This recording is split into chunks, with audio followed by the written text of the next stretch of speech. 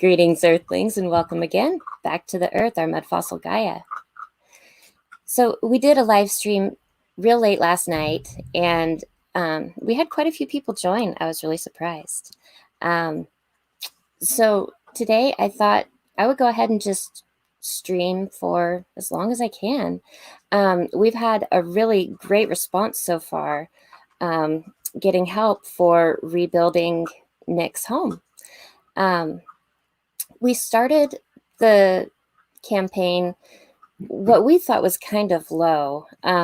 We started it at 10,000 because we know from purchasing our own tiny home recently what it's like on the market right now. It's like everybody was selling their properties and going out to buy RVs. So it was really challenging for us to find ours. And his was what, like twice the size, I think. I don't know if it was probably twice the size floor plan wise, mostly because it had the pop outs and the office space and whatnot for him. Then it had the nice TVs on the outside. It had he got it with the intention of using it for not only him and his comfort, but for use of the community was a lot of his mindset. Yeah, he's got about 3 or 4 other groups of people living in other RVs and some tents and stuff over there too.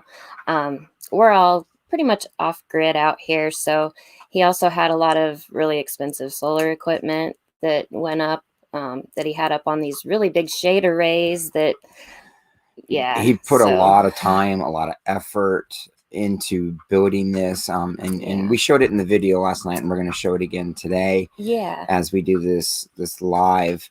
But of course, that's not also what we're going to cover in this live. We're going to go through a lot of the mud fossil topics as well, and would love your inputs on that. So this is not just a live stream for our Saint Nick here at Sacred Earth, even though that's mostly what we want it for, to spread the word, to get it out there. So hit that thumbs up, share this, spread the word. And I believe the link for the GoFundMe is also in the description down below. Yep. There's a link for the GoFundMe campaign. And then there's also a link for the video that we did last night, because we showed some footage of what the place looked like before and after. And we give a little more information of, what a sweet man this guy is. This is Sacred Earth's Saint Nick all year round.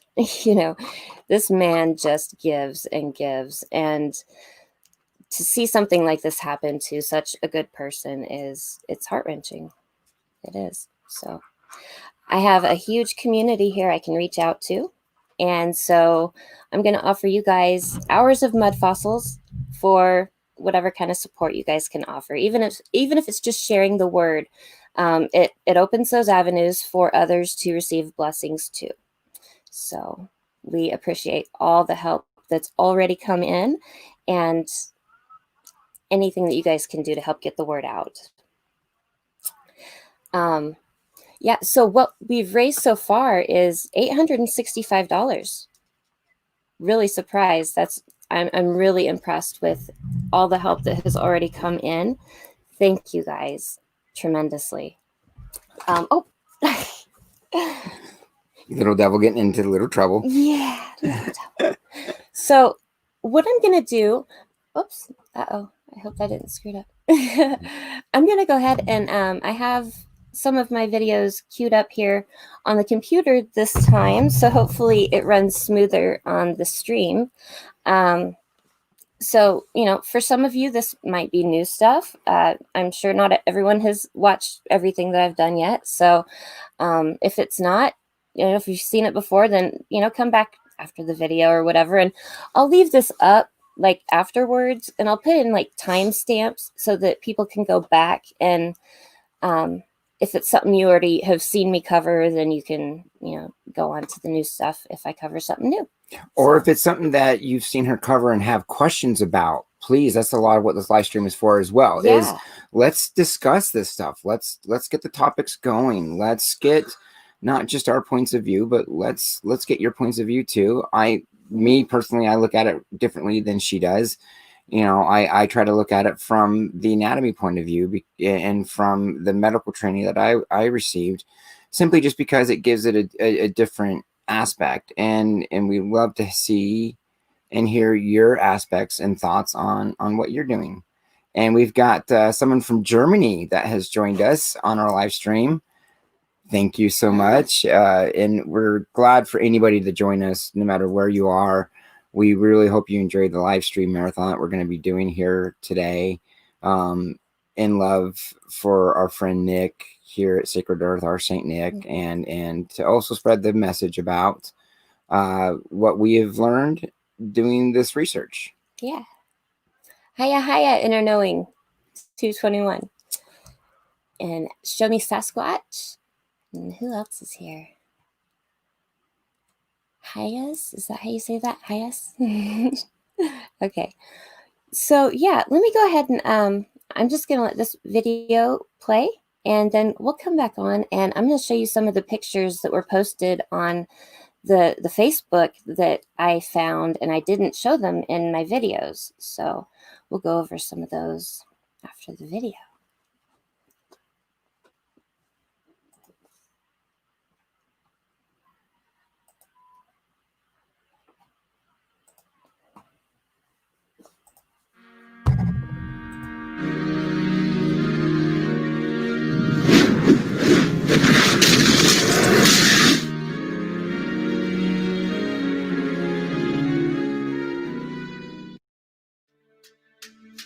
Greetings, Earthlings, and welcome again back to the Earth, our Mudfossil Gaia.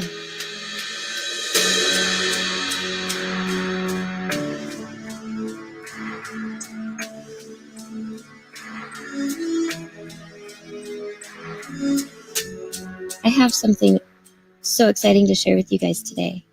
So I guess I'm going back over to what I call Nagaland sooner than I thought. My friend Pete, he sent me this message last night and blew me away. This mountain is covered in snake scales. Okay, so of course I went in investigating like I do. Turns out this mountain has a story, you guys.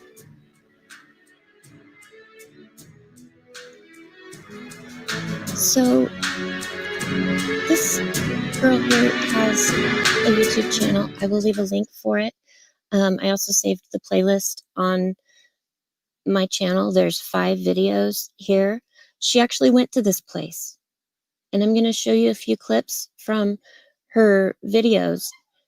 This whole mountain is covered in scales, and apparently over there, like this blog that she did, she's not trying as I do to prove that these mud fossils were real creatures. Over there, this is common knowledge, you guys. She went there because she knew what it was. And she's not the only one. Over there, they already know that these mountains and land masses are their gods. So she tells the whole story here. I'm going to go ahead and read you the story. And then I'm going to show you some of the footage from her video. And this one is not too hard to see the dragon. He is beautiful. So let me read you the story, and then I will take you and show you guys the evidence that I found on Google Earth.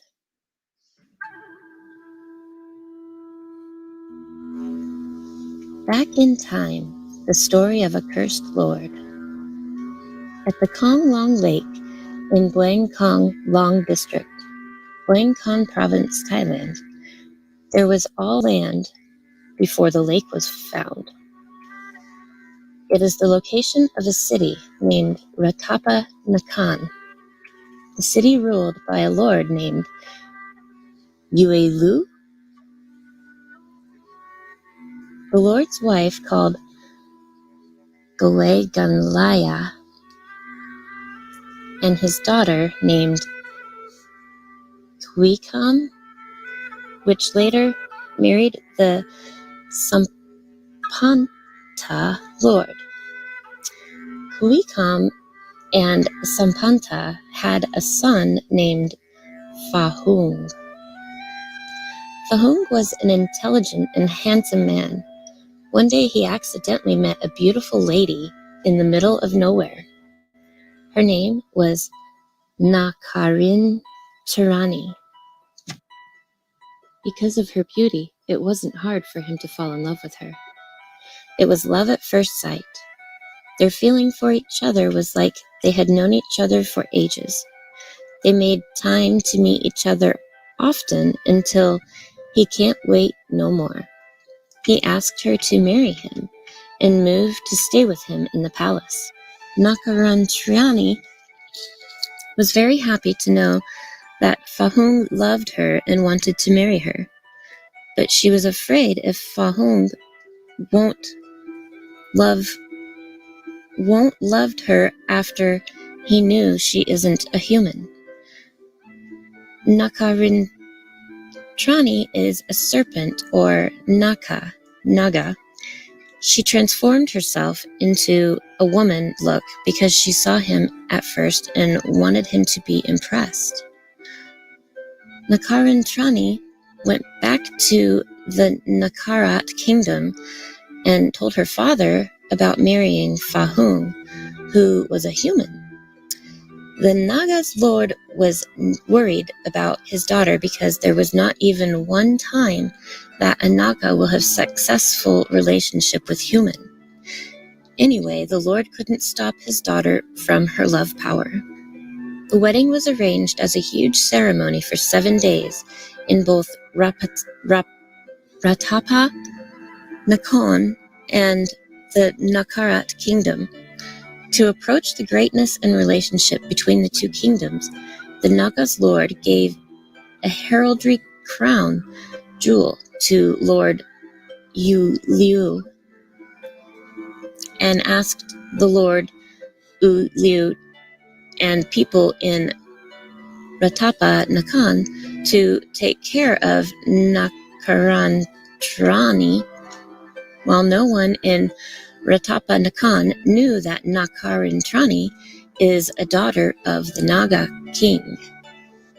3 years later, Fahung and Nakarintrani still had no baby because of the nature of serpent and human cannot breed together. That caused the suffering for both of them.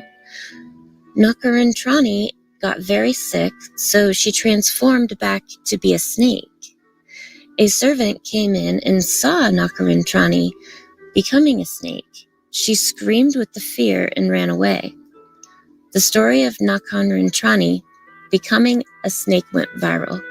People in Ratapa Nakan and the Lord Liu were very upset about Nakarintrani was a Naka. She tried to transform herself back into a human look, but it couldn't help to calm the situation. People, including the Lord Liu, depreciated Nakarintrani. Nakarintrani was evicted mindlessly. The Lord Liu sent a letter to the Naka's lord to come and take his daughter back. Fahung felt really depressed that he couldn't help his lover. The Naga's lord, who loved his daughter for his life, got very angry at people in Ratapa Nakan for treating his daughter in that way. He came to pick his daughter up and asked for the heraldry crown jewel back. The Lord Liu couldn't give it back because he already used it for making something else. That even multiplied the anger of the king of Naga. He shouted at the Lord he will come back with his warriors to destroy Ratapa Nakan and disappeared. At the same night, the king of Naka went back to Ratapa Nakan with his warriors. They destroyed Ratapa Nakan and killed Ratapa Nakan people. No one could fight the Naka power. Ratapa Nakan was drowned underwater. becoming the Kong Long Lake. The Lord U Liu was cursed to become a Naga and couldn't go out of Kong Long Land until the Kong Long Land will again become a big city. Nakarantrani didn't know that her father would destroy the city. She went there after the war to find her lover, Fahung. She was looking for him from Kong Long Lake to Song Kram River, but couldn't find him, and she went home with sadness. By the way, the Nagas did not destroy all the places in Ratapanakan. There were 3 temples that weren't destroyed.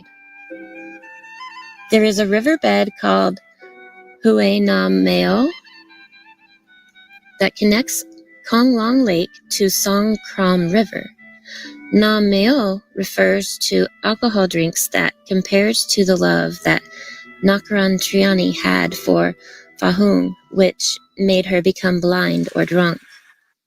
The giant Naga rocks are located in Langka National Park, Buangkan, Thailand.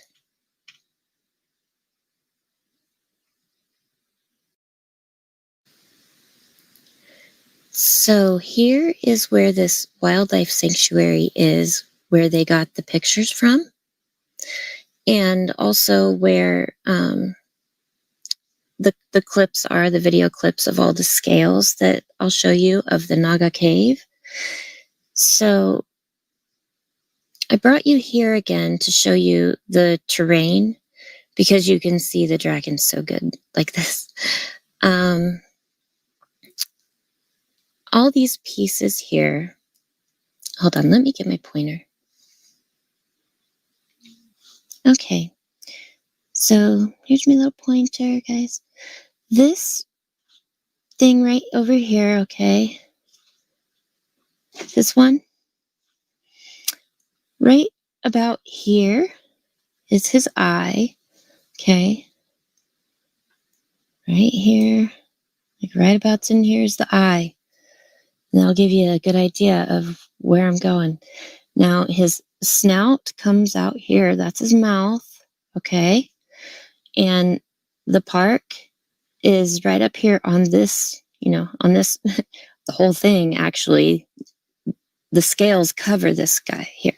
So this is his head, and it looks like a wing here, right? But for some reason, it looks like he's in pieces, and the rest of him lies over here, where we have more scales up on this mountain range here too. And also all the way down here, I think, is the tail. Okay. And that's just one dragon.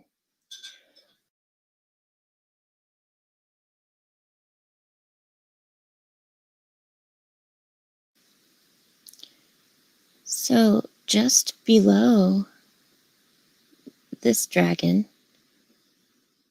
that I showed you, I think this is the lake from the story. And right here, we have another Naga. And what's really cool about this one, it has one of these anomalies that the Mudfossil community has considered being whales. You can see the lines, they go all the way up and down this creature. All these lines here. And it's really cool. Like the lines, they'll continue from here and then start again and start again. And the whales are on this guy.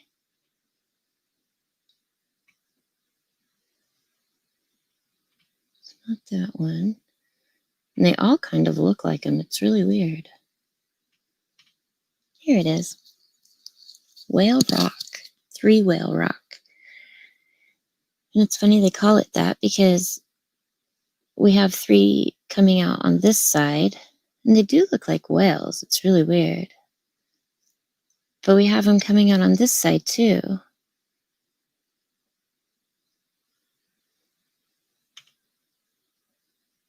So it makes me wonder, I think it's more like either fins or the feet of a naga. Like it could be the claws coming out one way and the other way there. Or some type of fin, because they do kind of go all the way up and down. See, there's a couple more right here. So I think there's some sort of like fins or appendages of the naga.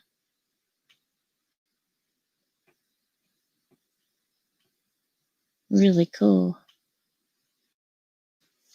So I'm going to go ahead and play some of the clips from this playlist and just let you look, because this is just, it is so beautiful. And the most beautiful part about it is that she's not there trying to prove that this is like a mud fossil creature. I don't think they even understand them as being mud fossils. These are just their gods. It's common knowledge there. That's what's so beautiful.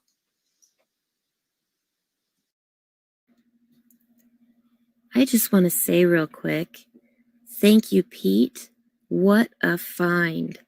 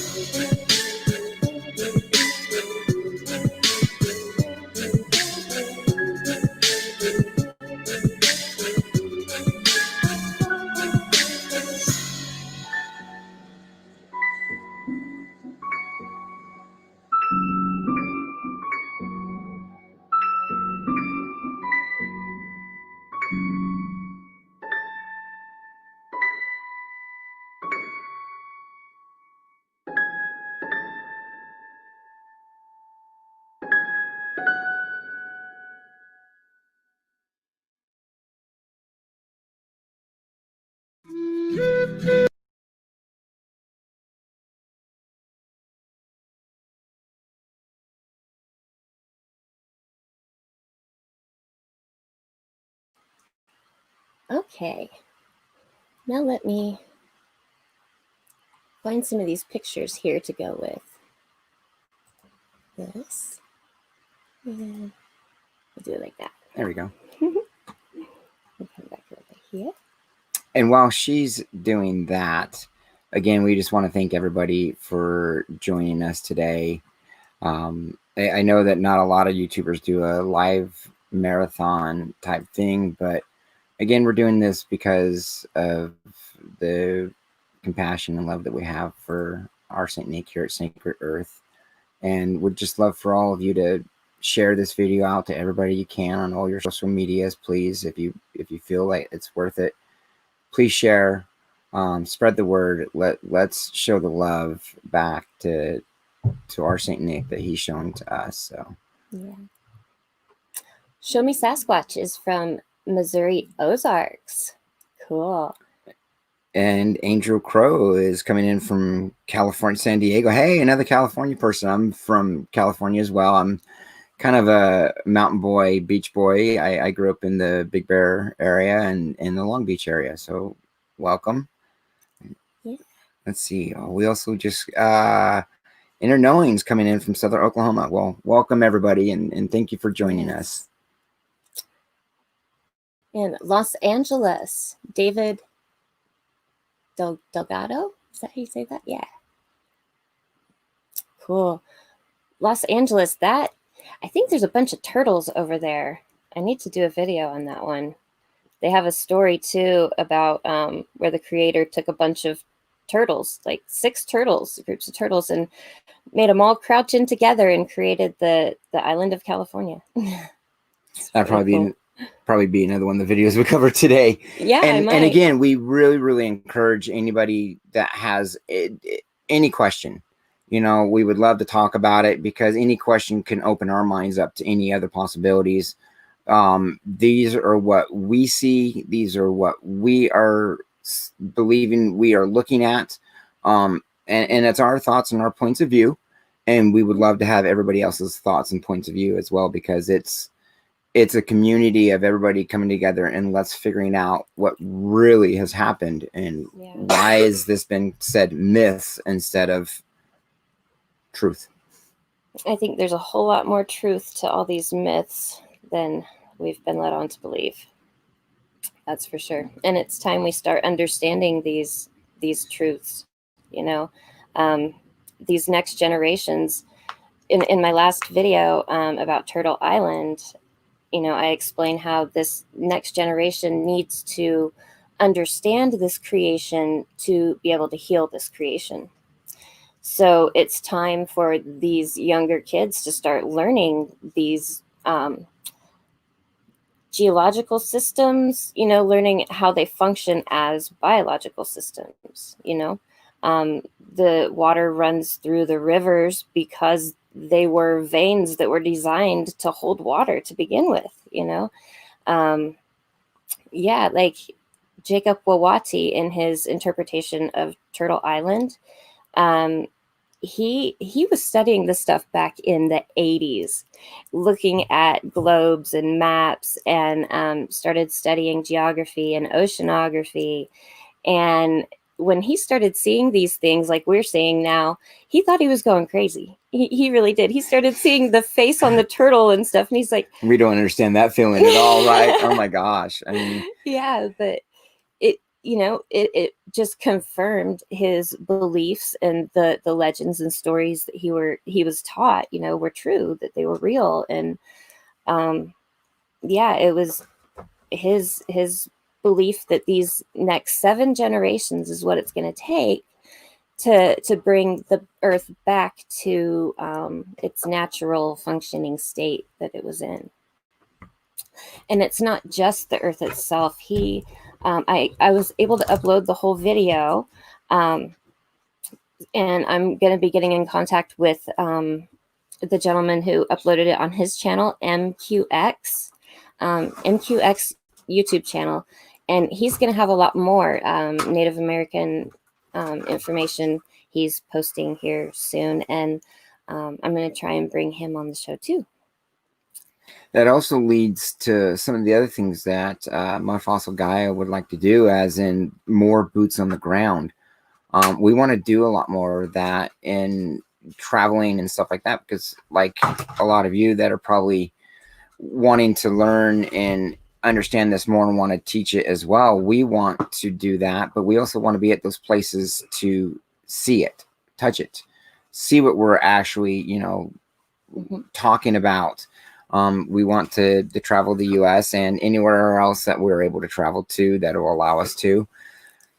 So if you got ideas, you know, give us ideas of where boots on the ground. If you want to join parts of boots on the ground, we're trying to get things like that going for anywhere and everywhere. If you've got stuff that we should all be looking at, let's build a community of this, and let's really start looking at this. I'm sure that there's more than just us that are educated enough to look at all this. There's probably some others out there a lot more educated on this, and we would love their input as well. That's the idea. Is eventually we would like for this to have professional scientists of, I don't know. We need a team. We need a team of geologists, anatomists. We need real people that have gone to school to learn these kinds of things, to look at them. I mean, I'm just little old me. You know, I didn't go to school for this kind of stuff. I see these things and I'm trying to understand them, but I know that there are well-educated people out there that can look at these things and understand them for what they are, if we just start looking at these stories with a scientific perspective, you know. And we also understand that there's other Mudfossil channels that want to do the same, want to get these studies out there, and we would support that as well. We want as much of this information getting out there, because the more that we can get them to see that we're trying to just to see if this is fact or fiction. And I think we all know where most of this stands, but we need to be able to have someone with that mind that's open enough to say, okay, I'm looking at this for the first time with fresh eyes, without any bias, without any reservations of what you think it might be. You're pulling something out of a box, you're looking at it from the microscope, and what are you truly seeing? Because right now, as an anatomist person, what I am looking at in this picture that we're looking at here on the screen is skin cell layers or reptile layers. There's two different things that we can really see. And so from there, well, let's take an anatomist and a person that studies reptiles and all that, and let's talk. Let's find out, what are we looking at here? Let's break those levels down, because as she's been looking at Google Earth and trying to find it in different layers, we can start to see some pretty unique things that really make you stop and go, You know, like I even considered, like there's these scales cover that whole mountain, and there are some pathways up there that have like hexagonal tiles that look like, if it got melted or something, that it could look like scales, right? But then when you come in here and you see this patterning, like right here, and then you see one up here like that again, okay, those are biological cell structures. You know, that kind of patterning would not have happened from a pathway being melted, you know. And so I am looking at these things with an open mind. Well, and also on the fact, go back to that last picture for a second. It's not exact, but you can see the pattern repeat up the scale body, which is also indicative of anatomy. What other word do you use for that? Nature cannot repeat that pattern over and over again by washing away. If the pattern is repeated, there's a purpose for it being repeated. Right. What was that? Logan Lanthrop. He's asking about the Ozarks. Probably dragons. I'll have a look at that. And then he says, portals and dragons, tunnels intriguing to me. That's funny Oh. because there's a dragon right down by the property we just bought. And on the top of it, it's got these places named Hilltop Paradise Portal. Or yeah, it's like, wait a minute. And that's, how can you go through and name these places and then zoom out, which, you know, you name these places, then we're able to look at it from above and say, oh, wow, the name happens to match the geographical area. yeah. I want to call a red flag on that play. No, let's call it a brown flag on that play because it is so full of we know what. And you don't name somewhere or create a map or put pen to paper and document something without a reason to do it. And with a lot of the historical or his story documents, they didn't just put it to pen to paper for just funs and giggles. They were what they would consider the elite, the highly educated, the ones that were allowed to do this. Right. So when we see these detailed maps of sea monsters and, you know, dragons, the details mermaids, of the monsters and what they do, you know, it's they wouldn't have put those things on paper unless it was important enough for people to know. You know, they're not going to put their name on something that they're going to be laughed at for. So yeah, and Show Me Sasquatch and Logan, you're both right on. I mean, if we want to talk about tunnels and stuff like that, we may need to take that to another discussion because there's discussions we can have just being a veteran, and then there's the natural layers. So wherever you want that to go is a couple different rabbit holes in itself. But you're right, there naturally are several different types of underground, undocumented pathways. And why would that be there? right. And, you know, a lot of channels right now are looking at these cave systems and tunnels and things as being like old buildings and things. And they see all these block work on the walls inside of it. But then we go back to something like this, and you get that same kind of block work in all cellular structures as well. And so I think that's why these mountains are falling apart in squares and blocks like that. And then they look like they used to be buildings because we're built in layers and blocks like that, you know? So it's just the cell structures falling apart, I think. And that very well could be. So what other picture? Here. Yeah, these ripples go all the way over the top of the mountain. You know, and at one point I considered, because there are these like stepped dams in Thailand, and there is a waterfall, 7-tier waterfall there in the park. But so, you know, it could have been some sort of a waterway or something up there I considered, but then again, you get these patternings again right here that is like cell structure patterning.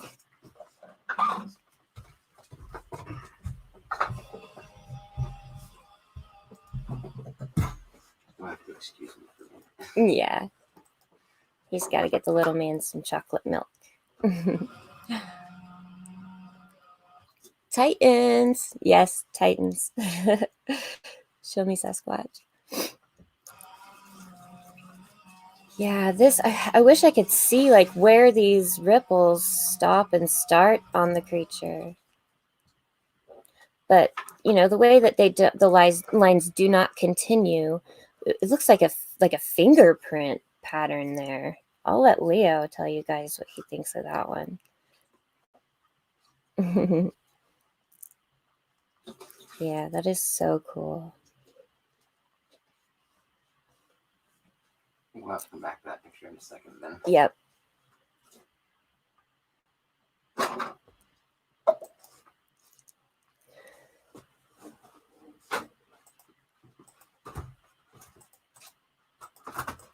And then these that we were looking at, right here, Roger did a video on the Serpent Mound here in North America. he said that that serpent mound actually used to be covered with these it's dolomite is what it is. And they actually removed the whole layer of scales that was on that serpent mound. And so now, you know, if these are also dolomite, I'm looking at that serpent mound like he could be right about that one too. Maybe that was a real serpent. I don't know. You were just thinking about the mounds. Yeah. So if these are dolomite and the serpent mound was covered in dolomite, these I can tell definitely that would have been a cellular structure. So it probably was too. That, or maybe they pulled them off of another dragon and put them on their effigy mound that they built because they knew what they were, you know?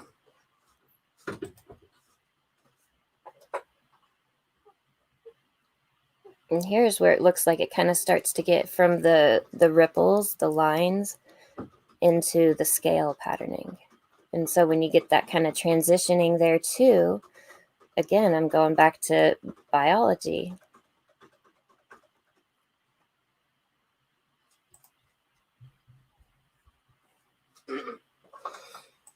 It's so incredible.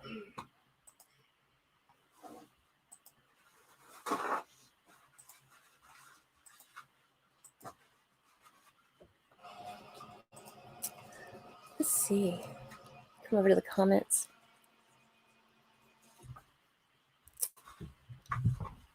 Spiral mounds. I haven't heard of that one. Oh, like spiral mounds? Show Me Sasquatch says, believe pyramids here under vegetation. Yeah, there's a lot of pyramids here in North America. Gosh, even, okay, John Levy has done a lot of videos on the Mormon Tartarian stuff, right? About the temples actually being like Tartarian buildings. Well, the Manti Temple actually has a pyramid underneath of it. And that temple they decided to build a star fort bastion onto because they said it honors the original builders. And so this one, they say they built with fortitude. So, you know, that says, right, the original builders would have been star fort builders if that's what they're saying, right? So, yeah, I started looking at that. There is a pyramid under that temple. And it turns out the angel Moroni had dedicated that land, that specific spot, for a temple site back when he was here in the Book of Mormon times.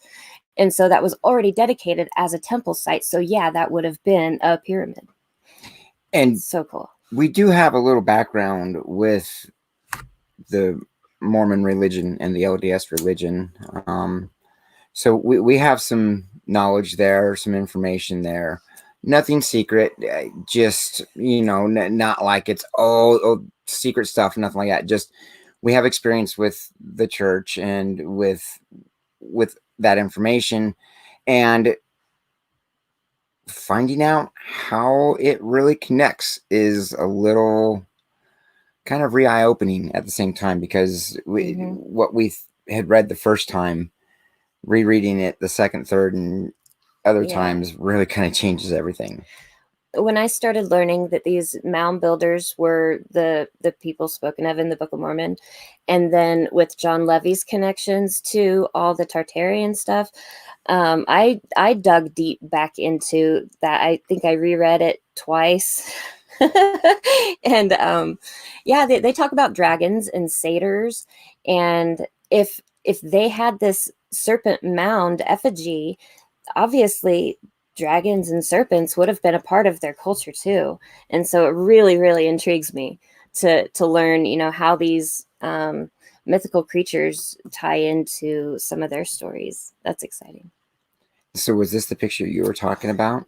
Yeah, this is one of them. You can see where these lines. And for you engineer-minded people out there, looking at that last picture at first, you know, I could see it being tracks or something like that from a vehicle at first, but then when you go to this one, you know, I don't know a vehicle that can do precise lines like that. I don't know waterways that do that, but I know anatomy structure that does that. Right. And muscle fibers and things like that. So then I come back and look at it. Okay, well, what am I really looking at?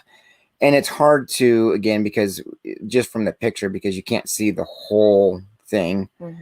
But if you just stop and take everything out of your mind about what you've been told and look at it and say, okay, what am I looking at logically? What is this? Is it what was described to me? Could nature do that? Could nature not do that? And I don't see nature doing that naturally. I would like to know what their reason, what the geologist's reason or explanation for this kind of an anomaly would be. I really would like to hear what they think happened here, because that looks like fingerprints. You know, that is so distinct and biological. So, Hyas, hopefully I'm saying that right, has mentioned another mud fossil channel. Yes, we have reached out several times to that channel and other channels, to be very fair, and we're still waiting.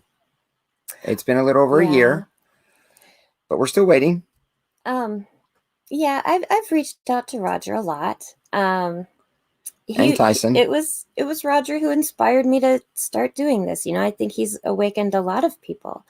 And when I started finding these stories and stuff to go with them, I really wanted to get the information out there. I was really excited about it. And this is odd for me, because I was like the flower on the wall. I was a very shy person growing up. And so for me to put myself out there, especially something so, you know, out there, it's really odd for me. So I think that it must be something important. But it's so fascinating to me, you know, to find these stories. And so I know I'm not the only one. So I just feel so compelled to share it with the world, because it is exciting. It is so fascinating. I mean, the whole creation of the world was done with creatures. You know, it's almost like they had to incubate a creature into this third dimension in order to get land for us to live on. You know, everything in this matrix had to be grown into it, including the earth itself. And, you know, I'm excited to start understanding these systems for what they are. I think it's super exciting. I also want to say thanks to Jay, who's in the chat. Glad he's mentioning he's glad to see our channel growing. Thank you to everybody that's helped made this channel growing. And a big shout out to Beyond the Veil, because they really helped make some of this happen. Our channel go over 1,000. It's because of the Beyond the Veil family that the word is helping to get spread out there. And we're hoping, again, and Amy doesn't like doing this, but we really need this shared. We really need the thumbs up on it, just to get it to go out there, just so people will see it, so we can spread the message of what we're seeing here. And also with this live, one of the big things that we're trying to do, again, is we have started a GoFundMe page for a very, very close friend of ours, someone that we see as family, our Saint Nick here at Sacred Earth. You can see that there's a link in the description below. We are trying to raise funds for him to rebuild and replace everything that he just lost in a recent tragic fire yesterday on the 6th. It was a heart-wrenching event, and I'm sure that everybody's still reeling from it. I know, Amy, anybody that would have gone through something like that, it can't just recover quickly. And so with the love that he's shown us, we ask that the love be shared. Please share this video. Please let everybody know that we're doing this live. We're going to try to keep this live going for as long as we can, just to try to get the word out there. We want to share the story about the Mudfossils, which we're going to do during the live, but we also want to share our St. Nick's story. We want to get him back to where it was, if not more, if we can, with the love of this community. So please, please, please share, and like this video. Yes, please. Enough about the pitch. Okay, let's see here. I'm gonna, does anyone have any requests for videos that we just had $100 donation come in from a crystal. Thank you. And I will try to do that as donations come in. If you folks are donating that are watching, if you're in the chat, if you're not in the chat, if people are donating while we're doing this live and I can see it, we will thank you right here on the spot, because that is love, and it's a blessing, a huge blessing. Do you want to put up his page real quick and let people see where it's going? Yeah. So far, let's see where we're at. We put our video out at midnight last night, and currently we have raised $965 thanks to anybody and everybody that has seen this. Thanks to anybody and everybody that has shared this. Thank you. This is happening because of you. We are only here to put the word out. We are only here to share the love that he has shared with us.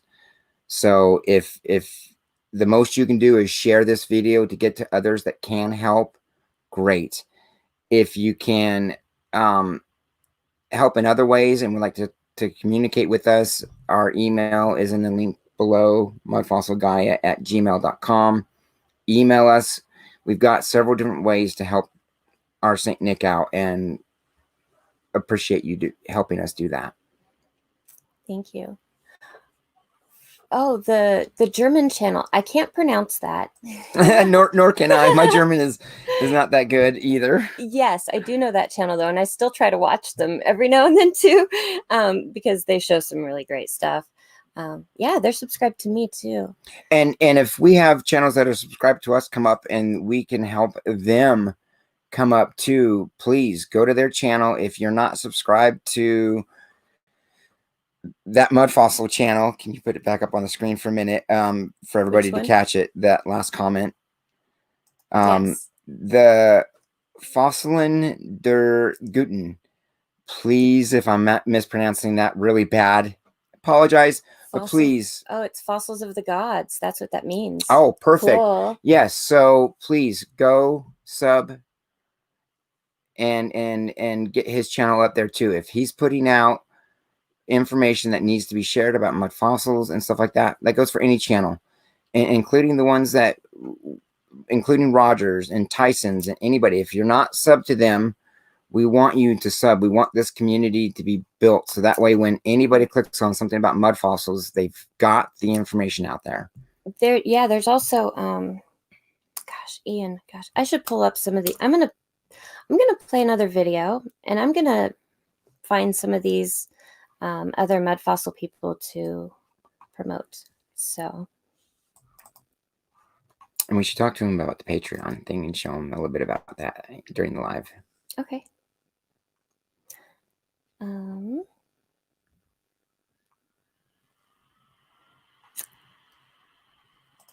Let's do this one.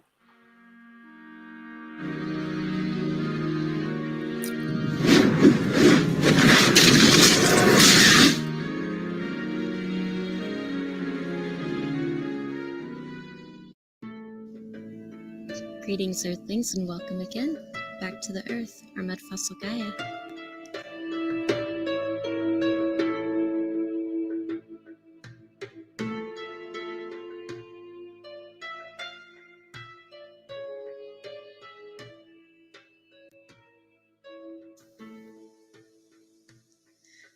Before I continue, I feel it's important to clarify a few things regarding the reality and the nature of these beings that I'm presenting to you.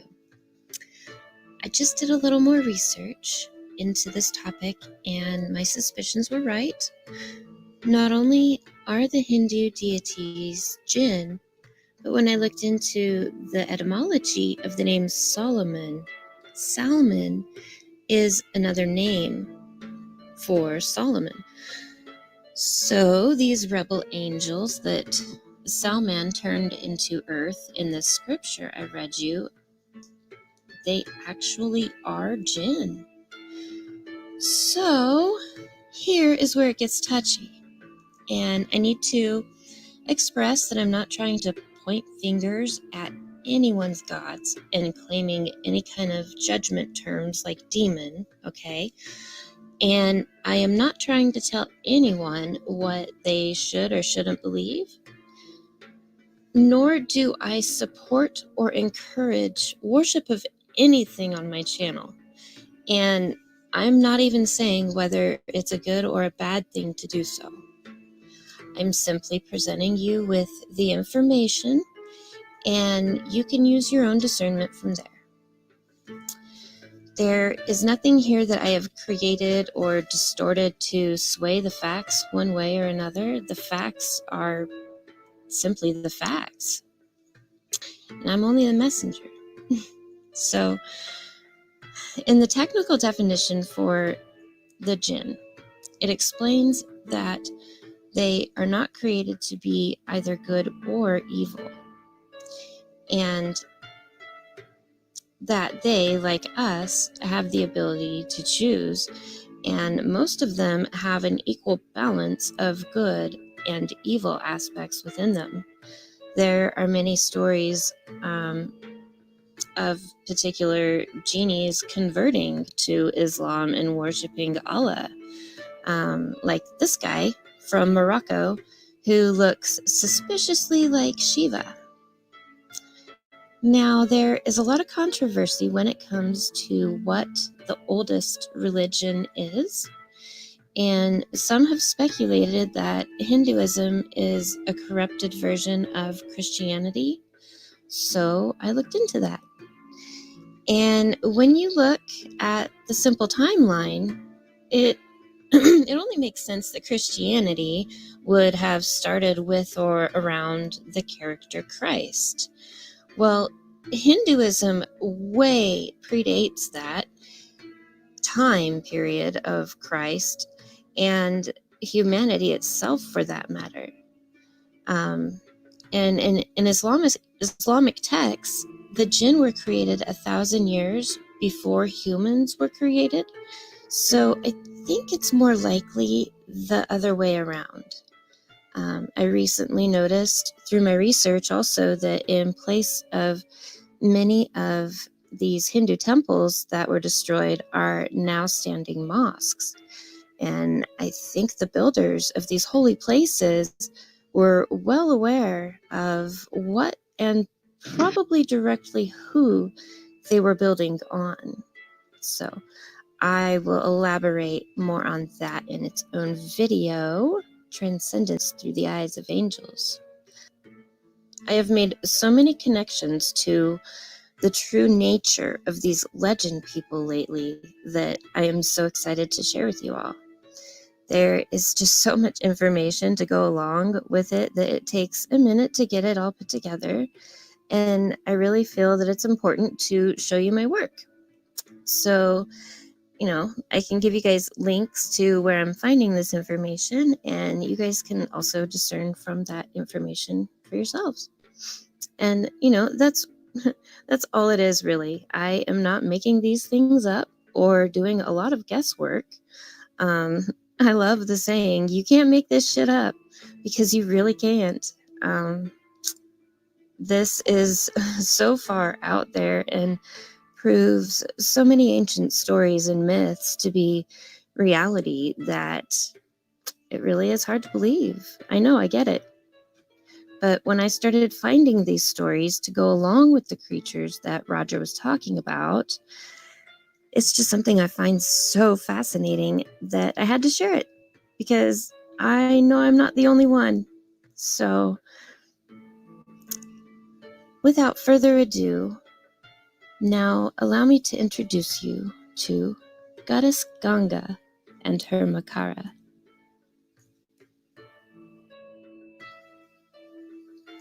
In Hinduism, the river Ganga is considered sacred and is personified as the goddess Ganga. She is worshipped by Hindus and Buddhists who believe that bathing in the river causes the remission of sins and facilitates moksha, liberation from the cycle of life and death, and that the water of the Ganges is considered very pure. Pilgrims immerse the ashes of their kin in the river Ganga, which is considered by them to bring the spirits closer to moksha. She is known by many other names that I will list, and I'm not going to try to pronounce. Now, the descent of Ganga to Earth has many different variations. I'm going to share with you here a few that you can find on Wikipedia. The Mahabharata narrates that there was war between the Devas and Asuras, which are basically, I told you, they're the jinn, okay? So the Devas are basically the good jinn, the Asuras are the bad jinn, but they're all jinn. So the Devas were becoming victorious. The Asuras hid in the sea, and the gods were unable to find them. They requested sage Agastya to help, and the sage, using his divine powers, drank up the ocean. The Devas defeated the remaining demons and asked Agastya to restore the water. The sage replied that he has digested the water and can't restore it. The world was worried, but Lord Vishnu assured them that the ocean would soon be filled. Several years later, a king named Sagara magically acquired 60,000 sons. One day, King Sagara performed a ritual of worship for the good of the kingdom. One of the integral parts of the ritual was a horse, which was stolen by the jealous Indra. Sagara sent all his sons all over the earth to search for the horse. They found it in the netherworld, or the underworld, next to a meditating sage, Kapil, tied by Lord Indra, the king of Swarg. So, believing that the sage had stolen the horse, they hurled insults at him and caused his penance to be disturbed. The sage opened his eyes for the first time in several years and looked at the sons of Sagara. With his glance, all 60,000 were burnt to death. The souls of the sons of Sagara wandered as ghosts since their final rites had not been performed. For the moksha of all the sons of Sagar, Anshuman, nephew of those 60,000 sons, started to pray to Brahma to bring Ganga to the earth till the end of his life, but was not successful. Then his son Dilip did the same, but did not succeed. When Bhagirath,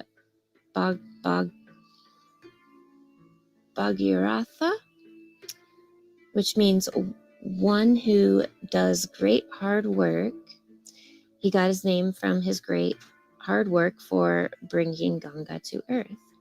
One of the descendants of Sagara, son of Dilip, learnt of this fate. He vowed to bring Ganga down to earth so that her waters could cleanse their souls and release them to heaven. Bhagirath prayed to Brahma that Ganga comes down to earth. Brahma agreed, and he ordered Ganga to go down to the earth and then on to the nether regions so that the souls of Bhagirath's ancestors would be able to go to heaven. Ganga felt that this was insulting and decided to sweep the whole earth away as she fell from the heavens. Alarmed, Bhagiratha prayed to Shiva that he break up Ganga's descent. Ganga arrogantly fell on Shiva's head, but Shiva calmly trapped her in his hair and let her out in small streams. The touch of Shiva further sanctified Ganga. As Ganga traveled to the netherworlds, she created a different stream to remain on earth to help purify unfortunate souls there. She is the only river to flow from all three worlds. Another name that Ganga is known by is Yanavi. Story has it that once Ganga came down to earth on her way to Bhagirath, her rushing waters created turbulence and destroyed the fields and the sadhana of sage Yanu. He was angered by this, and he drank up all of Ganga's waters. Upon this, the gods prayed to Yanu to release Ganga so that she could proceed with her mission. Pleased with their prayers, Yanu released Ganga, her water, from his ears. Hence the name Yanavi, daughter of Yanu, for Ganga.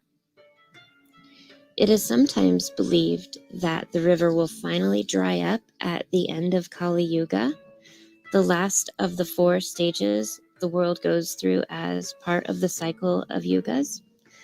The era of darkness is the current era. Just as with the Saraswati River, and this era will end. So next in cyclic order will be the Satya Yuga, or the era of truth. So I found this really great channel that I know you guys are going to love. Smoking in G Sharp. She is hilarious. You guys will love her. So these screenshots are from one of the videos that she did. She's got some really great stuff on her channel about melted buildings and giants, and she is really funny to listen to. So anyway, I just wanted to point out how interesting it is that these yugas actually line up with the Mayan calendar as well. Very interesting. She has a video here on it that I'll leave a link for you guys. So I believe what we have here, this sea dragon that I've been looking at, that I thought was like some sort of hippocampus, maybe like a seahorse. He has quite a long snout, and I think it's not actually a hippocampus, but more like one of these Makara creatures. And what's really cool, there is a Hindu god or king of the Himalayas who is the personification of the Himalayan mountains, who just happens to be the father of the goddess Ganga, who rides a Makara. So it kind of would make sense that her father, back in the time of the legend people, when they were all turned to stone, he was one of these Makara creatures, I think. Himavat.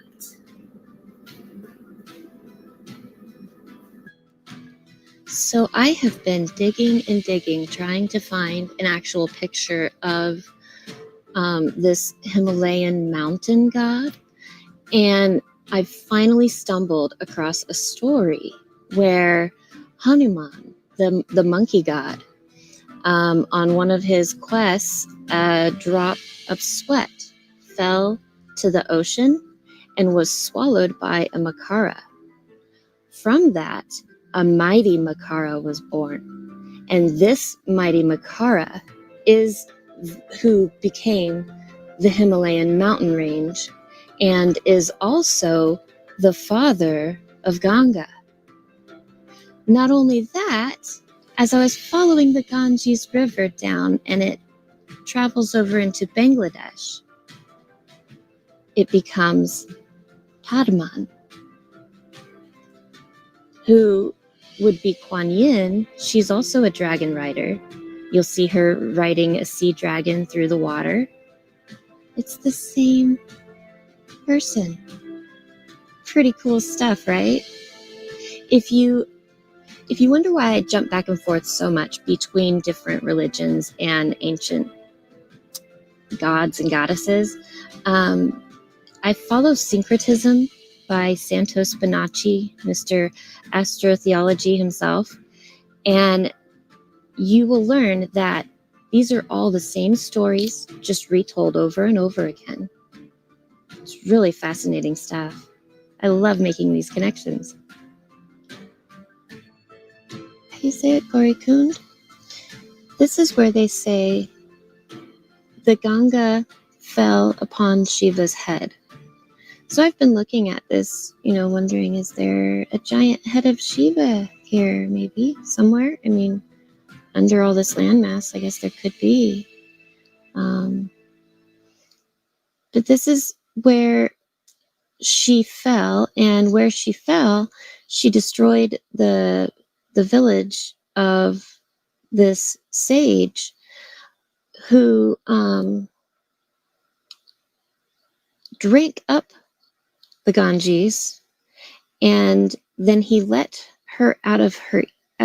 In the story, he let her out of his ear. Well, apparently, this sage is supposed to be also the father of Ganga. So that is the story that connects them there.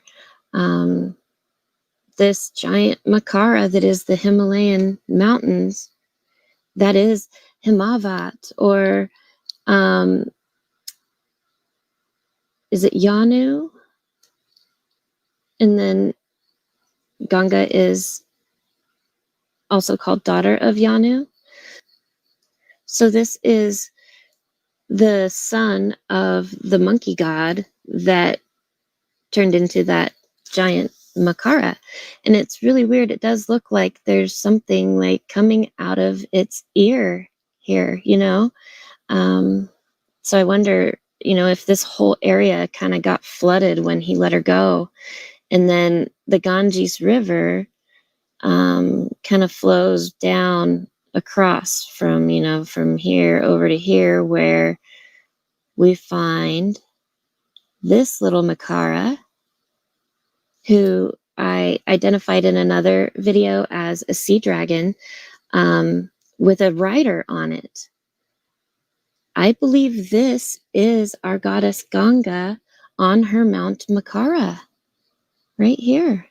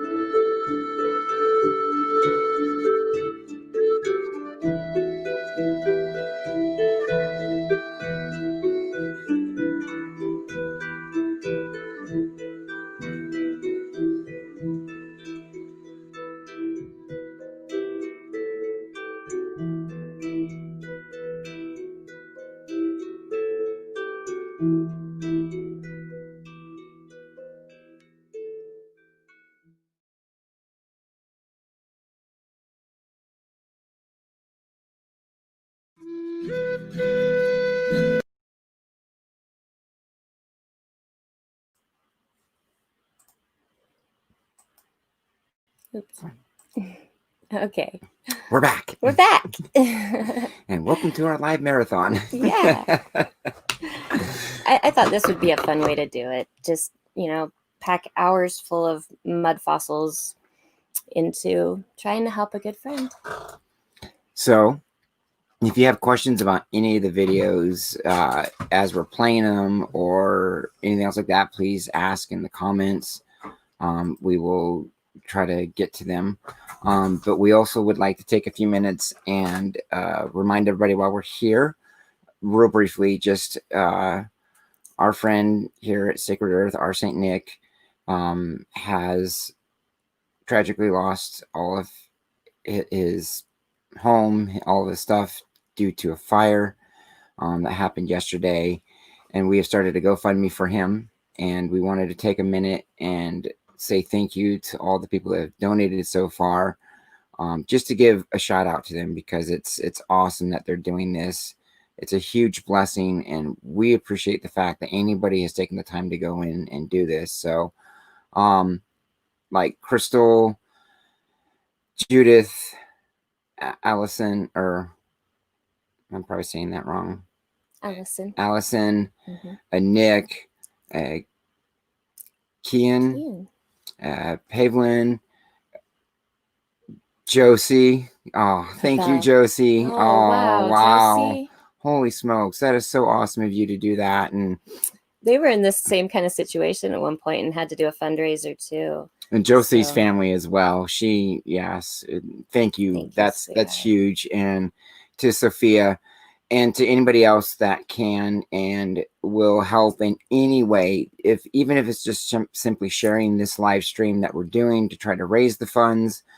to anything, mostly getting the word out there and sharing this to anybody and everybody that can, to help get him back on his feet, get him back to where he can be our Jolly Saint Nick again, with and have all of our fun events with him again. Yes, please. So now let's look at some of the Google Earth. I don't know how many of you have already seen that video I just played.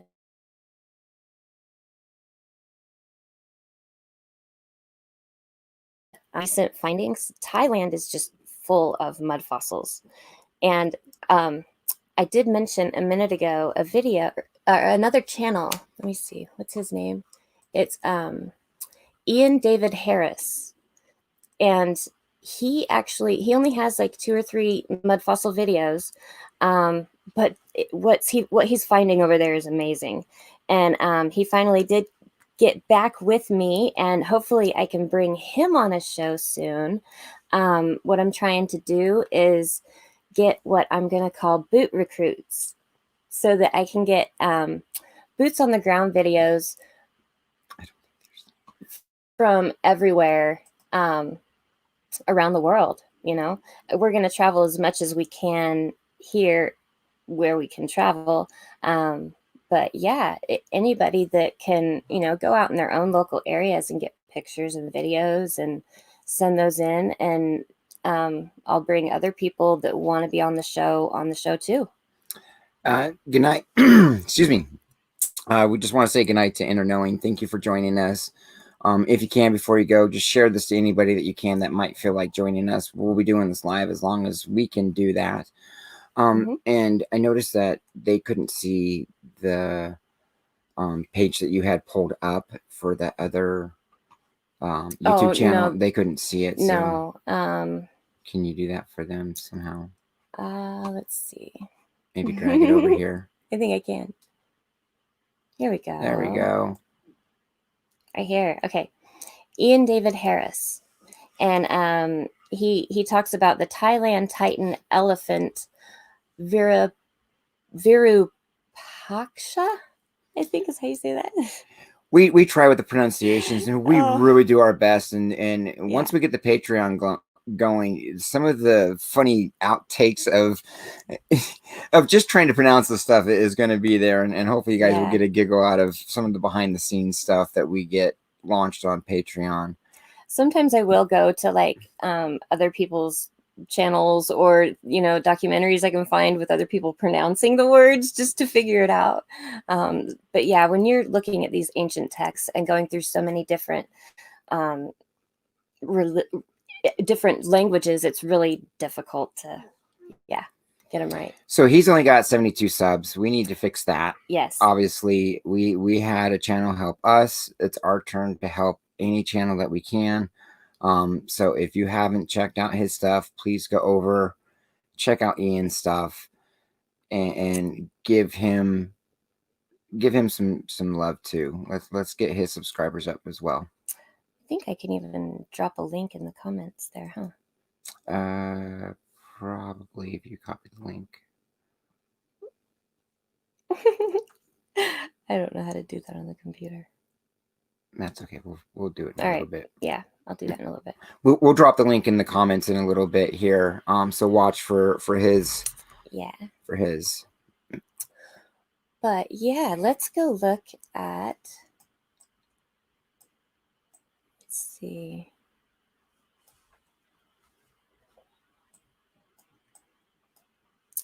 Thailand. What was his middle name?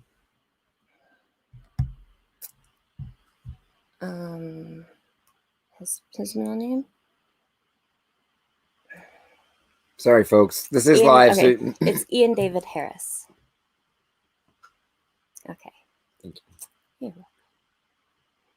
All right.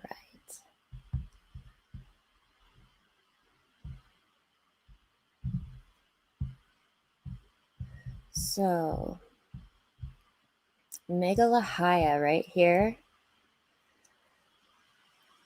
in the video, I mentioned that this is actually one of her names. They named this mountain after Ganga, Meghalaya. Meghal is one of her names, and they add the Aya as probably some sort of, god meaning or something. But yeah, that is her name, and that looks like a Makara to me. I mean, that snout, that's really cool looking. I always thought it was a strange looking dragon, very kind of pig-like or elephant-like. And then this was one of the first ones I found. It was like one of I think the third or fourth video I ever did of a sea dragon with a rider on it. And I didn't know back then that that was her name. But this right here, you can see about right here is her eye, and the nose is here. So her mouth is about here, and her head is like elongated. It's a big elongated skull. And her proportions are pretty distinct on here. You can see like her back goes down, and then right where the hip would be, all the right parts in all the right places, it bends in the right way and everything. It's crazy. And I thought at first it was kind of like fish-like, because it looks kind of like fins or scales or something, and almost like a fin type skirt around here. But in all the pictures of Ganga, she's always wearing the big flowy headdress and robe and everything. So I wonder if that would have been just the flowy stuff that she was wearing. But there is a definite pattern to the naming of these places. Like right here where the womb would be, we have all these Swai, Pani, Umpani. And if anybody knows the translations of the names the way they are now to what we would say is English, yeah, maybe there's another meaning that I don't know. But I'm betting that they're named like most other places intentionally that way. Right. Yeah. We have a saying here: coincidences are just things that haven't been connected yet. And there's no such thing. No such thing as a coincidence. A coincidence is nothing more than an unseen connection. So, yeah, I don't believe in coincidences. When at first when I started finding these places to have these names, I was like, huh, okay, that's interesting. But it's over and over and over again. These past 2 years, I've been finding these, and a lot of these places are named by the UN, actually. And some of them you can't even find on Google Earth, like the ones for Candlemas Island. Yeah, those I had to find on a volcanic website. And it was the only place I ever found them actually listed. But when you start looking at the naming of these places, this is her name. So I would say that's probably her, right? And Shillong. Shillong. A she dragon, right? Long is how like the Chinese dragons and stuff. And what's really cool is Ganga would actually be the same as Kuan Yin. Like a lot of these ancient pantheons, the dots connect across the cultures, and they just have different names because of different languages and pronunciations and such. So this would also be Kuan Yin, who's usually riding one of those long, they call him a long dragon, right? And at the time I did this video, the coolest part about it, and I didn't even know until the very end of the video that they were the same person, that Ganga was Kuan Yin. Oh, I remember when you figured it out. When I figured that out, yeah, because I was working on a statue of Kuan Yin. And I made her a dragon out of a horse skeleton, and I painted it and glittered it and put horns on its head, the mismatching ones, just like on Kuan Yin. And I even put a big ball in its mouth for like the pearl of compassion is what what the dragon gifted to Kuan Yin for saving him from the fisherman.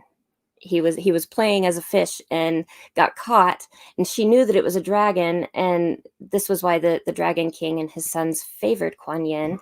And she spent a lot of time with them when she was in exile, I guess.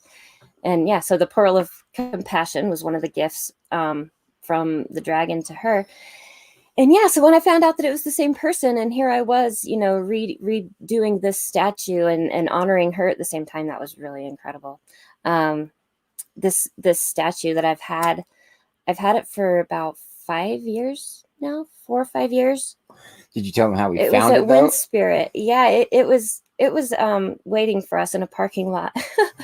We drove into the a store parking lot to do some of our what was it, semi-monthly trip into town, because Wind Spirit was a 45-minute drive, which we loved and had downsides too as well. But we drove into a parking lot out there, and there it was in the very, very back part of a parking lot in the parking spaces, just sitting there.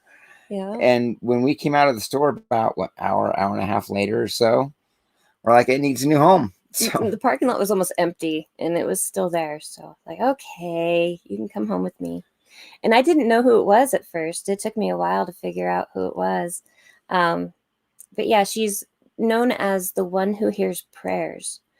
And I'll tell you what, ever since she's been out in my flower garden, my life has changed. That's for sure. So yeah, that was a pretty incredible find for me. also, I did drop the links in the description for Ian Davis Harris's YouTube channel and for Smoking in G Sharp's channel. Also, I'll need to find her link. Smoking in G Sharp and Lounging with Lisa do stuff together, and so does. I want to get your name right. Where are you? I know you're in here. If you're still listening, Show Me Sasquatch. Show Me Sasquatch also has a channel that supports us, and we want to show support to him. So, and anybody else that has a channel, please let us know, and we will ask anybody to go and support them. Yes. Because you're showing us support, we in return want to show you support in your channel. So please, if you have a channel and can send us a message, let us know, and we'll try to put it up on the screen or something for a minute or two, and or see it in the comments. Yeah. I could probably even yeah, I could pull them up here and show you guys the channels too, like Historology Petrified Past. He needs subscribers. Mudfossils, what is it? Mudfossils USA. He's got a lot of good stuff too. Yeah, I'll try to pull some of those up here in a minute too. Yeah, this guy, this big one here, I think it was like the second video that I did. And it was the first dragon I ever found on my own. And when I found this guy, I was so excited. I tried getting a hold of Roger. Who can see him? Anybody in the comments? Can you see him? I'm curious. Can you guys see him without her pointing it out?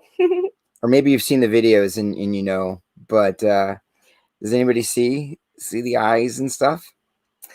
See, at first I kind of thought this was the eye, and it's still I can't really kind of tell, you know, but the snout is very long. And so that's why I thought at first like a hippocampus or a seahorse, you know, like a very horse-like snout. And I didn't know about the Makara. I didn't know there was an elephant dragon. Those things are cool. And apparently they were very common back there. You know, in all over down here in this area, in all the temples, they like hold the foundations of the buildings and stuff. They're at all the entryways, and yeah, so I see why. You know, Tibet is right here where the heart is. How cool is that? And this eye, or well, the eye could be the eye. This lake is supposed to be like some sort of mysterious healing place. Like all kinds of crazy things happen there. Yeah, the eyes of these creatures, I think that our ancients knew what these were, because there's places like the eye of this griffin here. He has the holy shrine.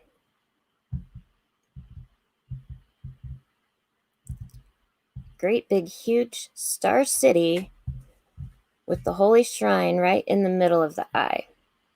And I don't believe in coincidence. Now, wait, is it over here? I also saw a pentagon shape back there a little bit as well. Yeah, the star cities. Here, put that back on so I can see it. There we go. Yeah. Global Vision did a really good video on the lost harmony of the crystal, is what it's called.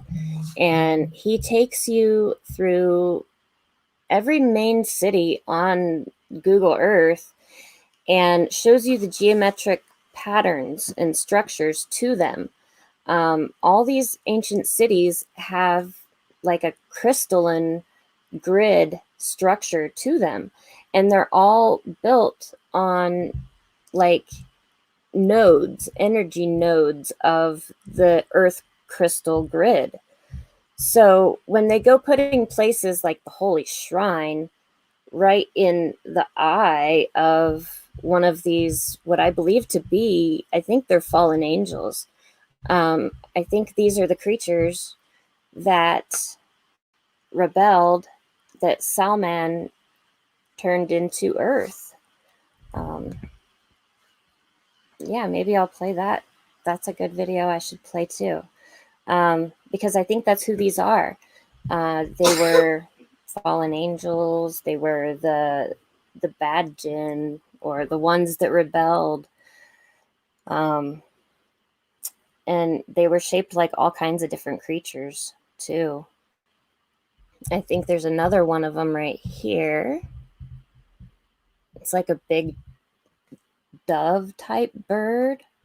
You have the beak right here and the head. And I'm not sure if this is the wing, because it kind of looks like an elephant too from another direction. And it could be both for all I know. Because it seems like he took all these creatures and jumbled them up and kind of mushed them all together into big land masses. I don't know. It's crazy. But this one also has right in the middle of the eye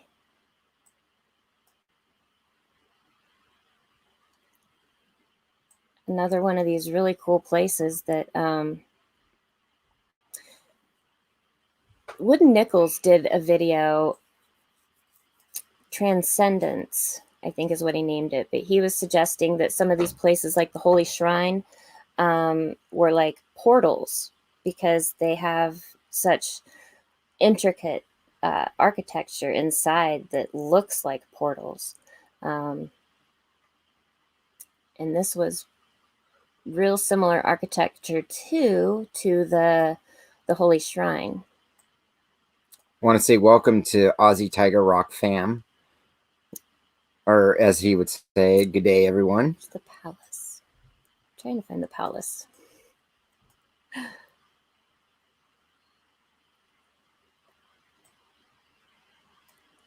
But yeah, no, they absolutely knew what they were building on. And I think they put these holy places in the middle of these star cities, you know, to focus the earth energies in specific ways. You know, they knew what they were doing. And I believe that today there's people who still know this information. And I think that's why a lot of these star forts and things have been a lot of them, you can see now they have Roman buildings on them, and government.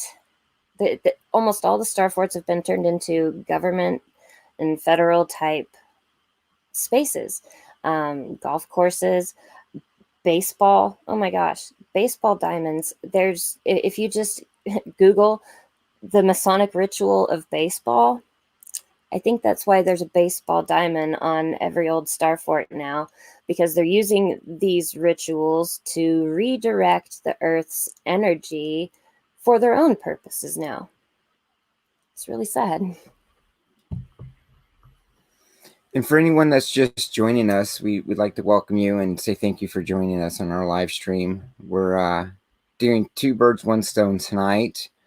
We're going to do kind of a live stream marathon, or for as much as we can take and handle, to try to help our St. Nick here at Sacred Earth, where we call home right now.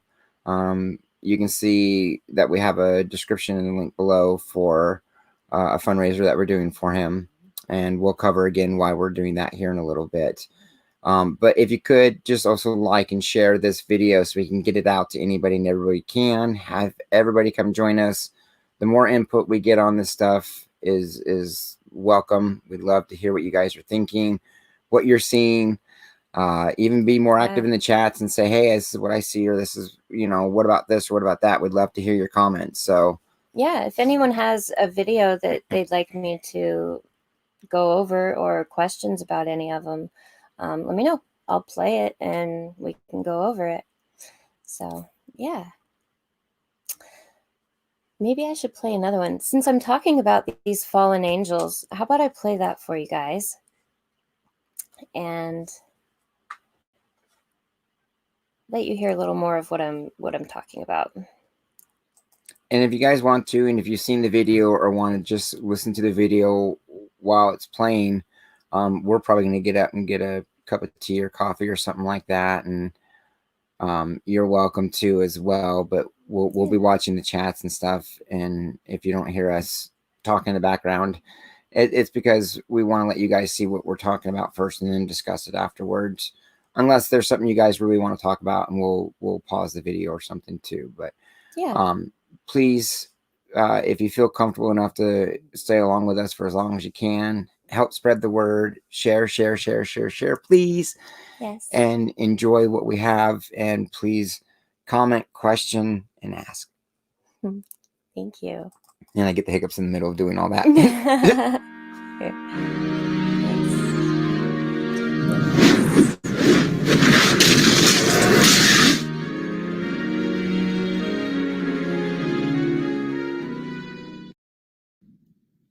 Greetings, Earthlings, and welcome again back to the Earth, our Mudfossil Gaia. So, what we're looking at here, this is the Great Dragon of the Outer Darkness. I introduced him in a video, and I've also touched on the dungeon rulers that are within him.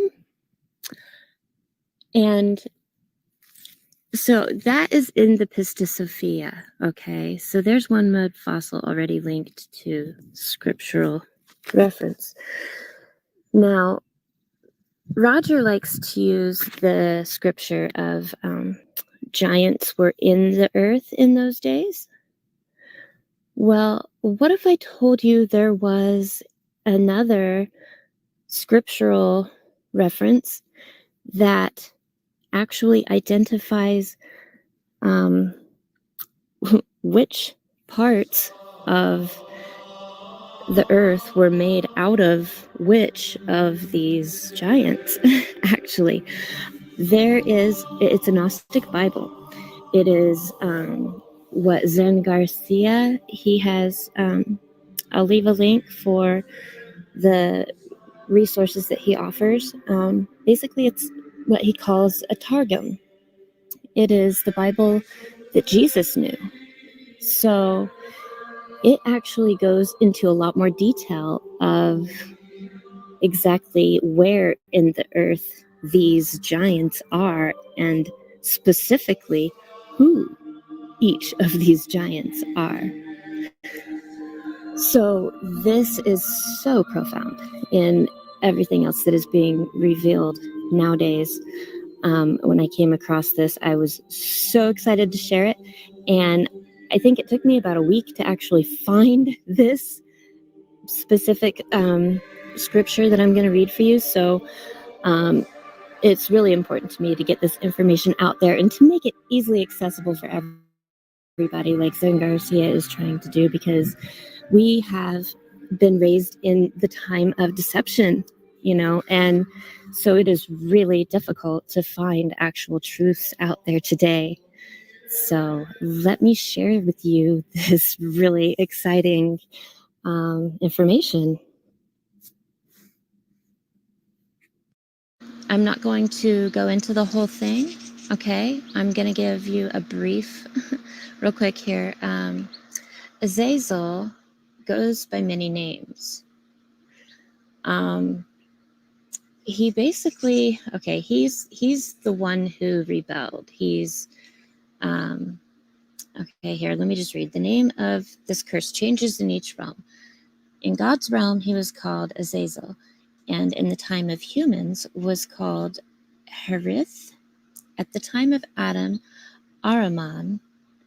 At the time of Noah and David, Suwa, which is really interesting because at the time of Noah, there was a medicine man here in America named Suwa, and he was Noah. Anyway, at the time of Abraham, at the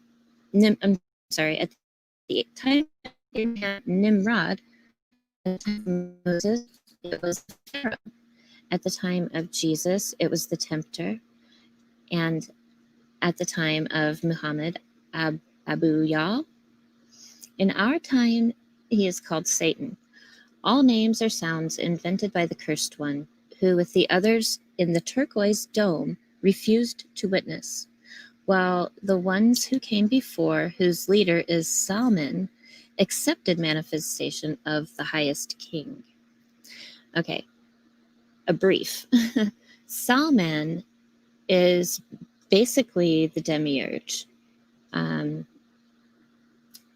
So he's the one who claims to be God, but Iblis or Azazel knows that there is another higher God than him. So he refuses to bow down to him because he says, I'm just like you are. We are of the same power, and there is another higher one out there. I will not bow to you. Okay, so because he's the one who rebelled against the god of this realm, who is the demiurge, he's Satan. He's the devil. He's also the advocate of man and the one who hid the fire within each one of us, trying to save humanity from this evil, wrathful, demiurgical force that has man trapped here, bound here in this realm. So anyway, he basically traps them in this realm for like 1,000 years, and he keeps coming back after 1,000 years. And he's like, okay, now will you admit that I'm God? And he's like, no, I will not. And he does this over and over again. And finally, 4,000 years, it says.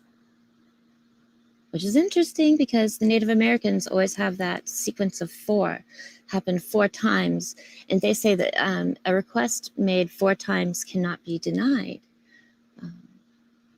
Super interesting. So anyway, this is, okay, the earth is created, okay? Then Yabir said, my Lord, what do you say to the commentary on the following verse from the Quran? Once we offered treasure that was to be entrusted to the world, to heaven first, then to the earth, and then to the mountains, Yet none of them make it his, since they were petrified. Some humans did, although it was sacrilege of fools. Bakir spoke, Yabir. The High King states in verse, we stored our treasure in heaven and they took it. we put it on earth, and they took it. I think here they're talking about the fire, the fire that is in each one of us. We put it on the mountains, and they took it.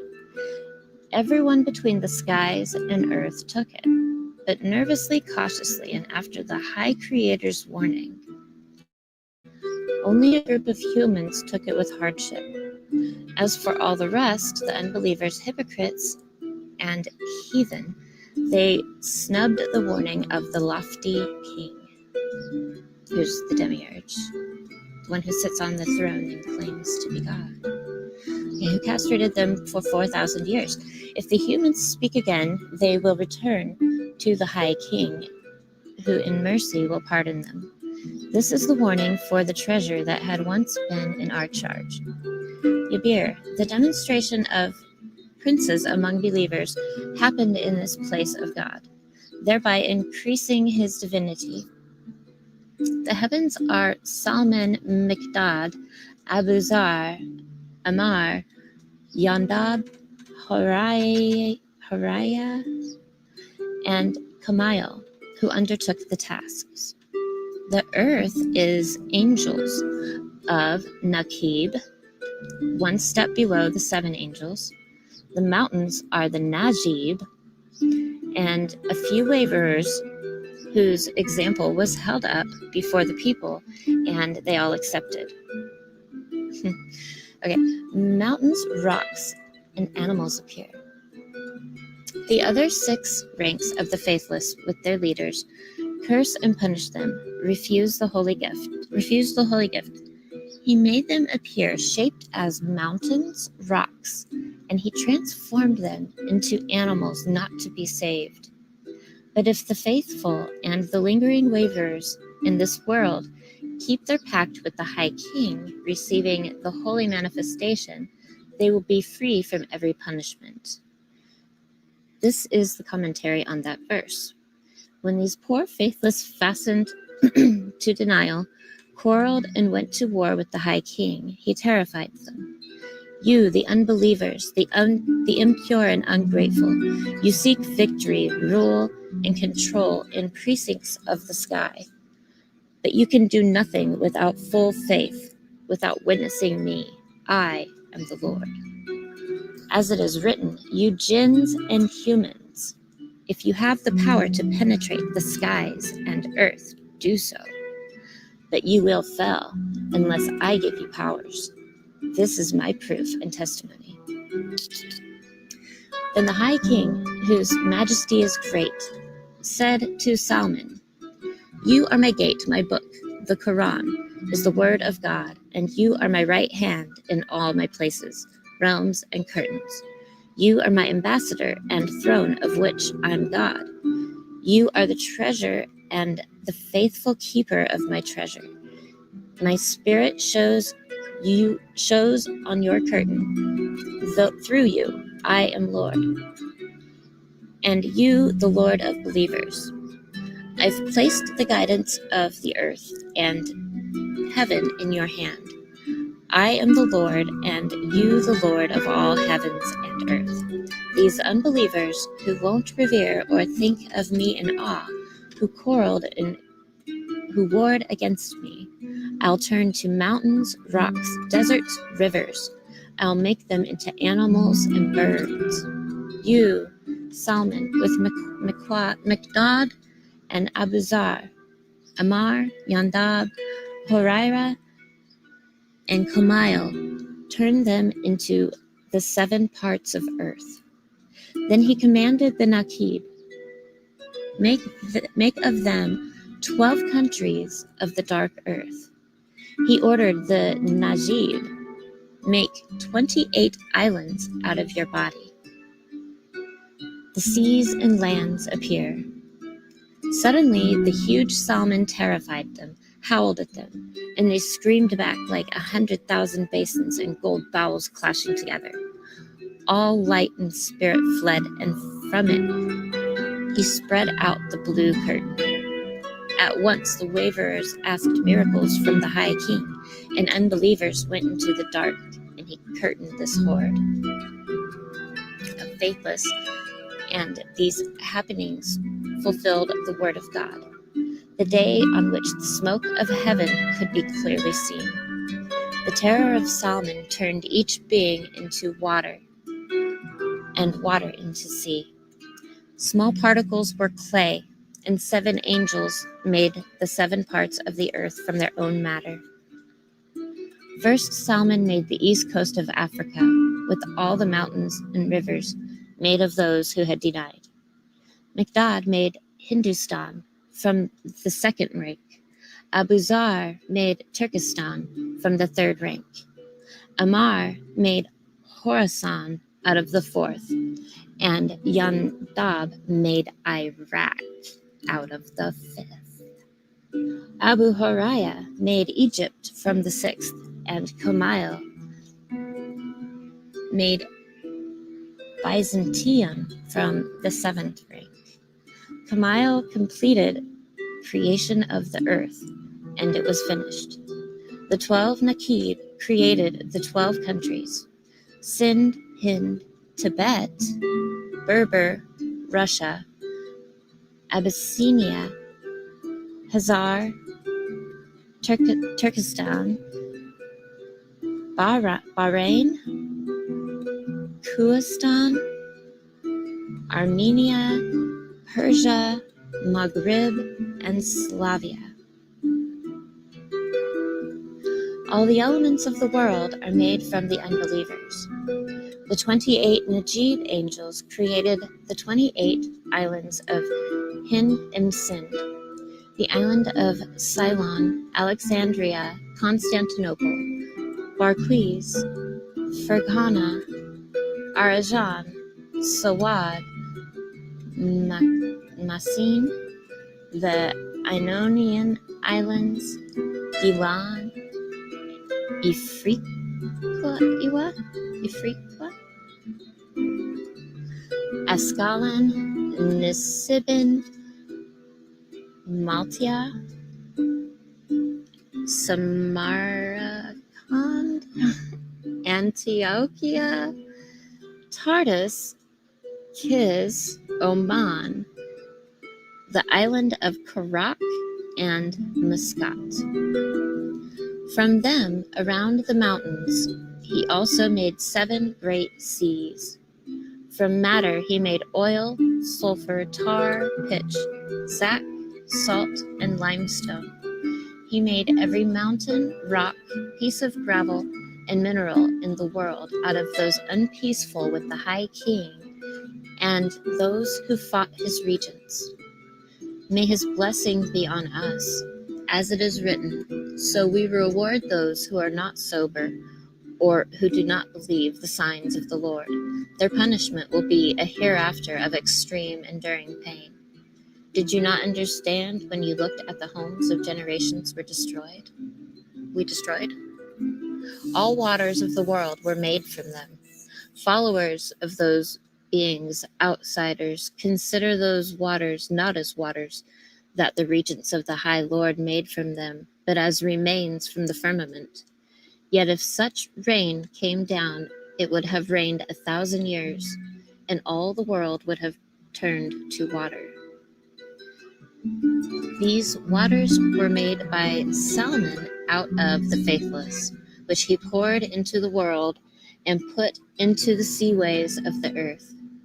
They flow through the earth's arteries, and 4 elements of nature rise into the air and fall as rain to keep the earth damp and fresh. All this Salman created, every mountain, rock, and beast, all vegetation and plants. Salman turns the faithless into elements and creatures. All those who fought against the High Creator, he degraded. All those who reproached the High King, he made into fine clay. All those who turned against the lofty king, he turned into bronze. All those who'd practiced soothsaying, he made into iron.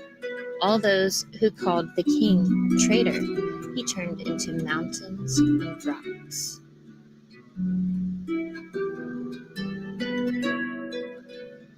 All those who said the king was a magician, he turned into the deserts of the world. All those who called the High King ignorant, he made as fire. All those who hurled insults at the High King, he turned into gold. So in this world, they could be minted coins. All those who turned against him in 6 realms, he made into a diner and 6 dames. All those who saw the High King as a sorcerer, he made into silver. All those who questioned the High King, he made into copper. And those who wondered who the High King was, he turned to lead. All who contrasted him were trees and tree trunks. All who treated the High King with violence, he turned into minerals of varying colors. All who mocked him became cattle, beasts, and wild animals. And all who called the king a trickster became birds. All who were boorish to the Lord were echoes. And all who did not hold the word of our High King in awe, he made as snakes. Interesting. Nagas. Okay. And all who called the High King arrogant, he made as fish. And all who uttered hateful things became small creatures. All who used stinging sarcasm, he made into wolves and hyenas. All who were cruel to him, he made as pigs and bears. All who turned the evil done to the High King into sweet presents for themselves were lions. And all who uttered shabby slurs were treated shabbily. If we keep telling all this, this book will be absurdly long. Wow. The world is made colorless. God made the world framed with appalling mountains, expansive deserts, profound seas, and beasts and birds from the substances of the 6 ranks of faithless. Then he took away the color of the world. Prolonged time passed without day or darkness. Then there was no time or name or any soul across the dry, cracked earth. The world comes to life. Then the High King flung out denying spirits of the faithless minds, flung them out of the kingdom down onto earth, and then he gave the world a breath, a spirit, and it came to life. Vegetation and plants sprang from the earth, and through his force, vegetation and plants were fashioned from the substance of the cursed, proceeding from the shout of Azazel. This vegetative spirit spread everywhere across the earth. And then the High King chose to regenerate the 7 colors taken from Azazel: red, black, blue, violet, indigo blue, yellow, and white. He called them clouds and returned water to the streams and rivers, scattering them over the earth, keeping the earth moistened and fresh. And steam in the spirits of the world And steam in the spirit's world became the angel whom the High King consigned to the clouds. He fulfilled his words. The thunders praise him, as do angels. But the beasts, mountains, and the rocks, the vegetation and the plants and bodies all issue from the pot of Ahriman. And even now, Ahriman comes with clouds and thunder, and obeying the High King, he brings his creatures their daily bread.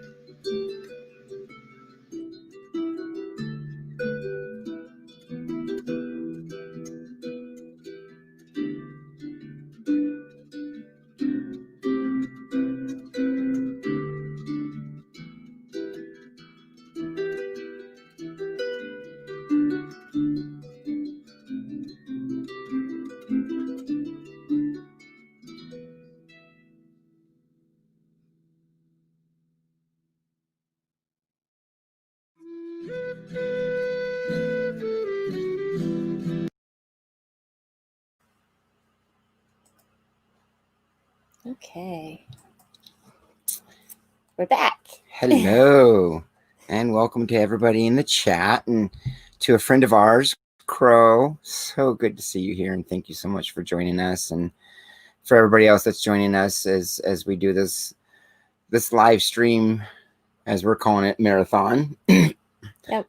To talk about mud fossils and the stuff that she's been researching, and also to coincide with doing a fundraiser for our friend here, our Saint Nick at Sacred Earth. And if you guys can, please share this video, share it to anybody and everybody can, just to spread the word so we can get our great friend here and family member Nick some help and get him back on his feet. So yeah. So yeah, I played that video because that's what I was just talking about. Let me bring this back up here. That these creatures, it's funny, in the story he even says that he turned them into animals that would not be saved in the flood. And everyone who's in the mud fossil community already is familiar with Roger. This is his theory, that it was the flood that they speak of, the biblical flood, that aided in the creation of these mud fossils. Basically all these land masses, just like it just said in that, it's a Gnostic Bible is what I just read from. But now we can look from above with the technology of Google Earth, which I think is amazing, and see these creatures, these birds, these, fish and animals that were not saved in the flood, just like it says. It's incredible. So when they went building these places like the Holy Shrine, right in the eye of this giant bird, I think they did that for a reason. And these places too are like, Wooden Nichols did a video on what he called transcendence, and he was suggesting that these holy places are like portals. And so when I look at these, where they put them strategically in the eyes of fallen angels, now it really makes you wonder, maybe they are some sort of, portals or something. yeah, What he was suggesting, because these dimensions that they have everywhere, it really looks like, he said, what you would see on the other side of, say, a Stargate, or once you pass through. So yeah, I think these places were absolutely strategically placed for that purpose.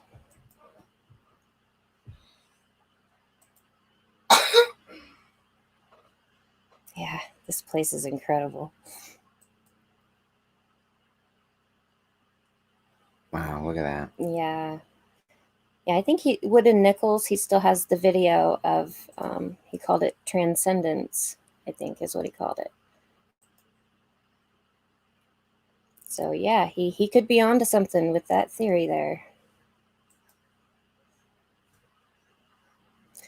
And I know that they don't go naming these places just for no reason,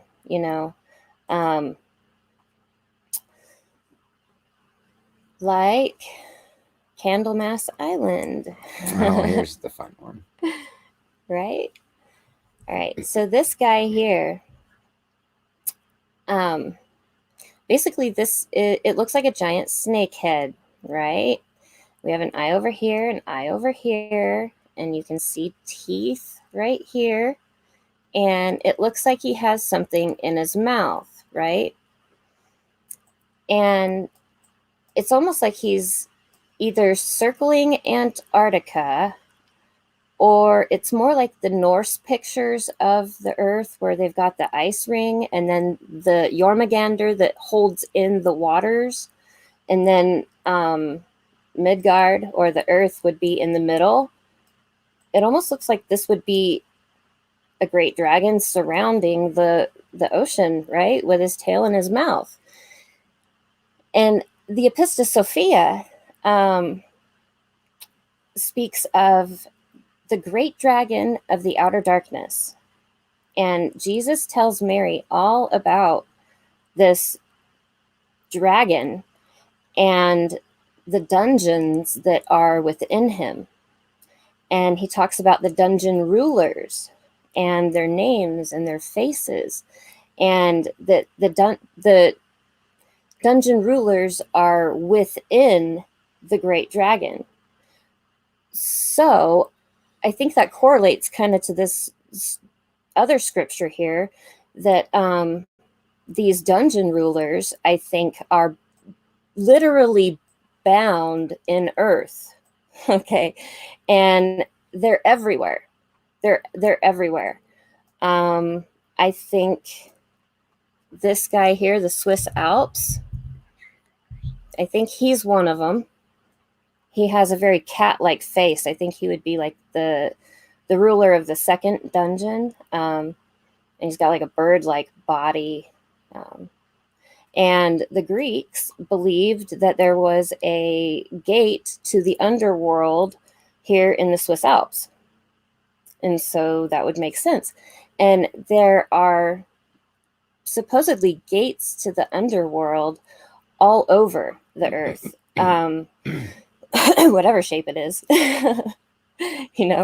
But yeah, there's another channel too, angelic particle matrix, and they go through and pinpoint a lot of these places that ancient texts speak of, and I've been trying to correlate that information to this, to try to pinpoint some of these dungeon rulers that are within him. And this is kind of talking, I don't know if Logan's still in the chat. I probably butchered your last name, but he was talking about all the tunnels and caves through, yeah, someone in the chat. I'm pretty sure it was Logan. But yeah, again, this goes back to all of that could be down there. Right. Yeah, excuse me. Yeah, like, okay, so right on the mouth of this guy, okay, I do a couple videos on, I do one reading from the Pistis Sophia, and then I do another one on the first dungeon ruler, which I think is right down here by the mouth.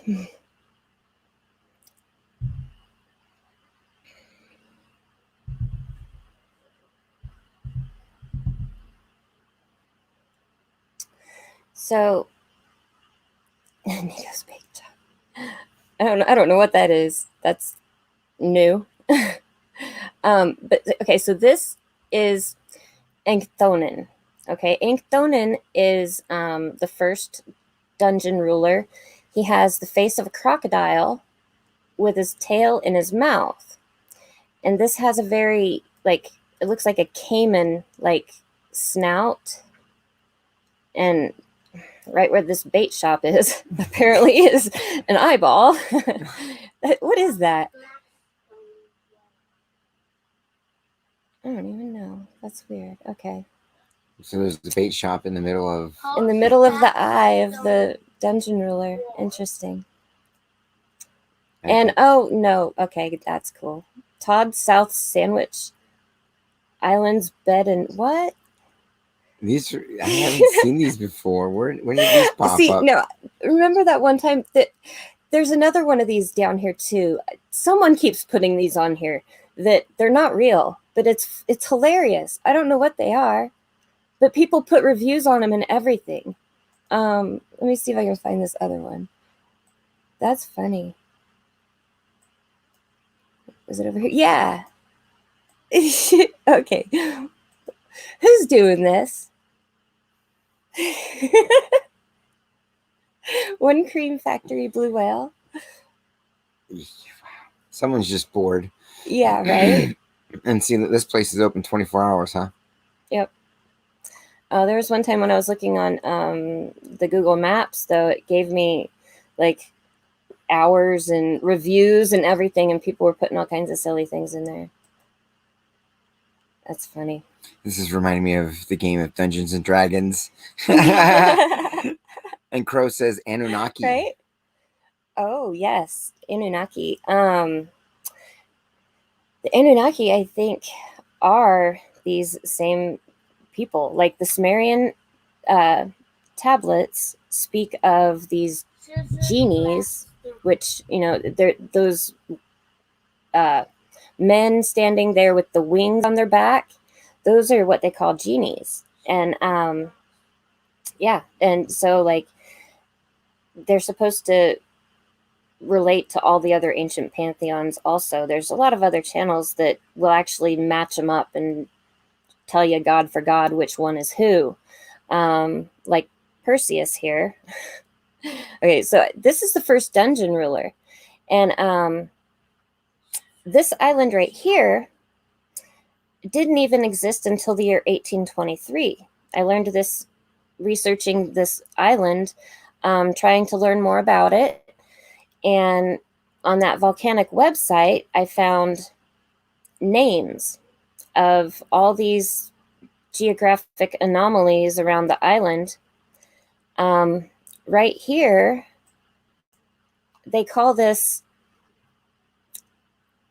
Lucifer Hill. It's a volcano, and it didn't exist until the year 1823. In the year 1823, they say this volcano, Lucifer Hill, erupted and created this whole landmass here. So this whole half of the island didn't even exist until the year 1823. Before that, they say they've never seen volcanic activity on either of these mountains here, but they named this one here Mount Andromeda. The UN named these, and named this mountain here Mount Perseus. There's a little rock sticking out in the ocean down here. They named this Boot Rock. Over here on this island, there's not just Lucifer Hill. They also named a little plateau up here Break Bones Plateau. So we have Break Bones Plateau, Lucifer Hill. Right here, we have Medusa Pool. Oh, sorry. So we have Medusa Pool here, and we have Gorgon Pool here.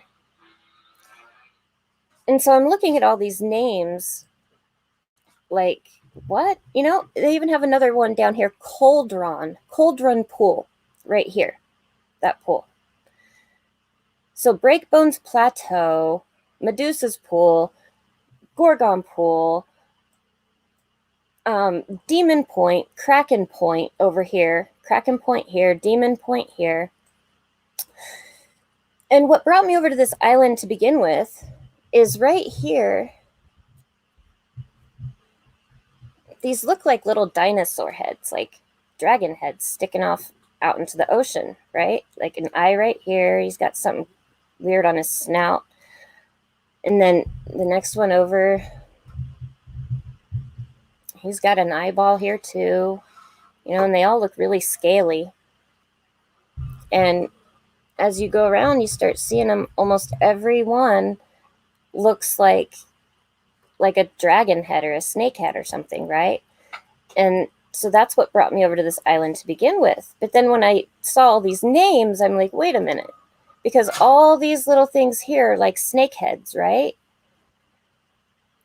So it's like, maybe that's the Gorgon. That could be the head of Medusa. We have like a little eye spot here. We have all these snake heads all the way around it. And then they go naming this Breakbones Plateau, you know, and I don't think they're going to go naming these things that just for fun. You know, okay, maybe they thought it looked like it, and so they were just going to name it that. I don't know. Looking at that from the ground. Right? So this one they call Mount Andromeda. And sure enough, there's an eye spot right here. She's got a very kind of Ethiopian type face. She's an Ethiopian princess. And her lips are also very Ethiopian looking. Chin, neck. It even looks like she has a braid in her hair here that kind of flows down, right? Collarbone. I mean, there's so much detail on this one. You can almost see nipples even. I mean, you can tell this is definitely like a female titan lying here on the beach, and they name it Mount Andromeda. Over here,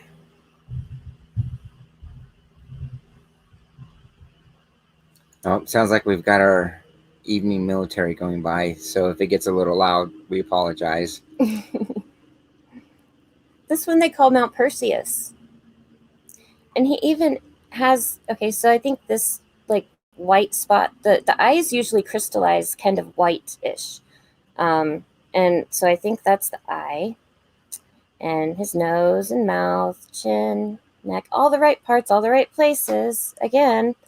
And I think the wing of the Pegasus is over him. I think there's like feathers laying on top of him too. And it looks like he's got that winged helmet on, you know? And then they go and name this boot rock down here. So maybe they knew that it was boots, you know, because there is a lot of controversy over whether it was sandals or boots. So, yeah, and this one just so happens to also be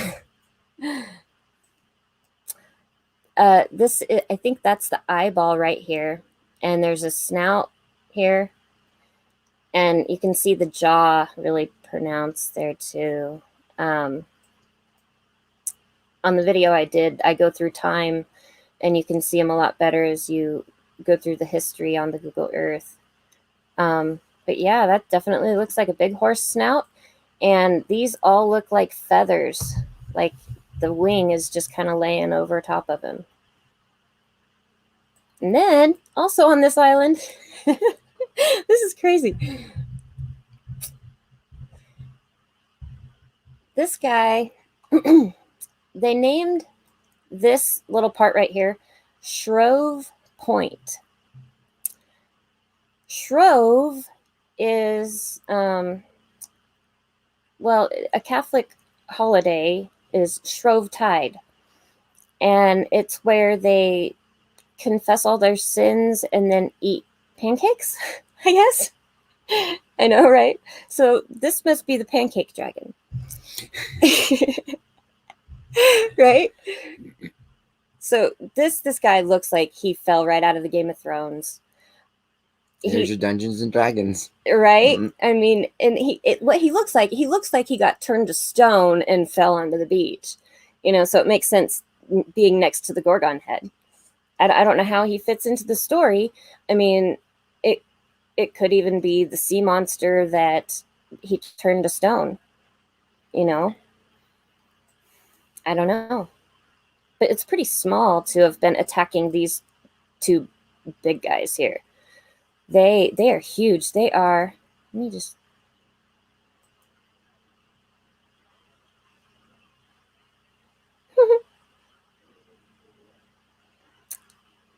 all that snow, I can't tell where her feet stop, but let's see.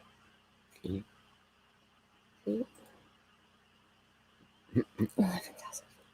Let's go with miles because I think they're like 2 miles, 1.5 miles.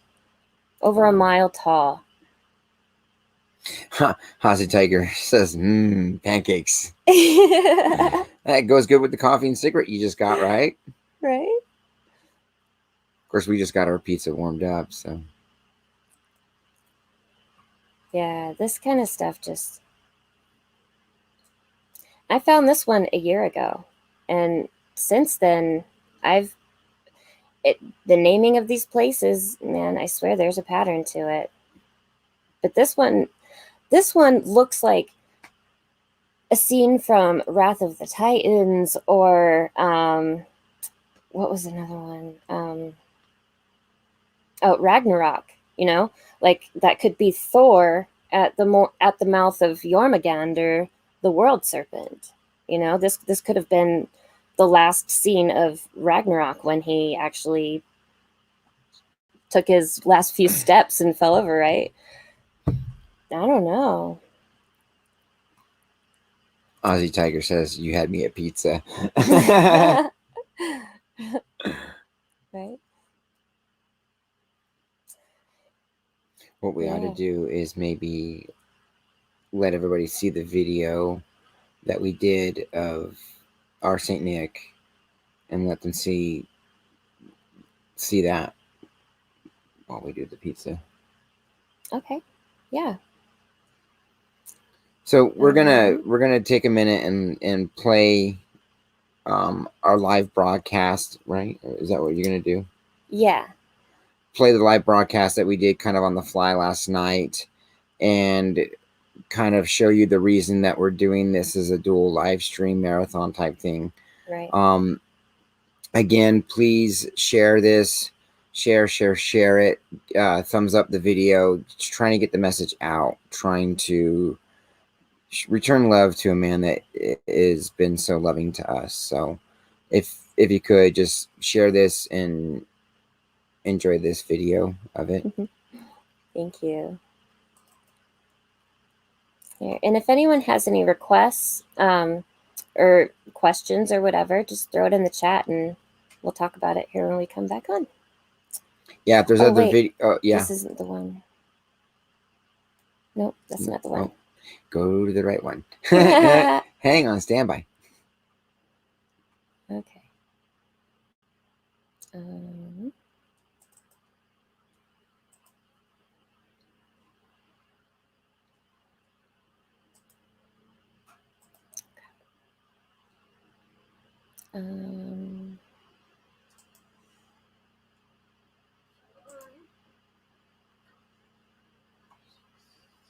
Where's my downloads, honey? Go, yeah, and then where did you save them at? I don't remember. Okay, so click on libraries. That's Stand by. We're trying to find the video she saved. Nope. No. Let's see.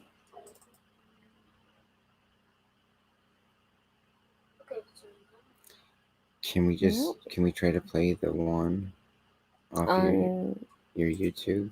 We can try. Okay, so we're gonna try to play the one off that we did last night off YouTube. Hopefully it'll stream for us. We don't have the greatest internet where we're at, but we'll try to get that to stream. And not that one, but that one.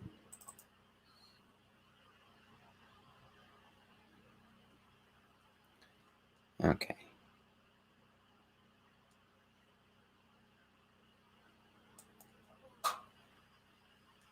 All right. Might want to unmute it.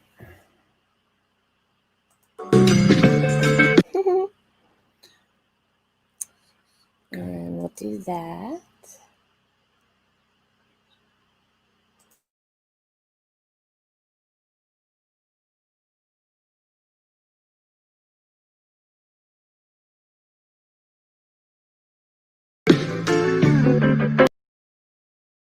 Okay.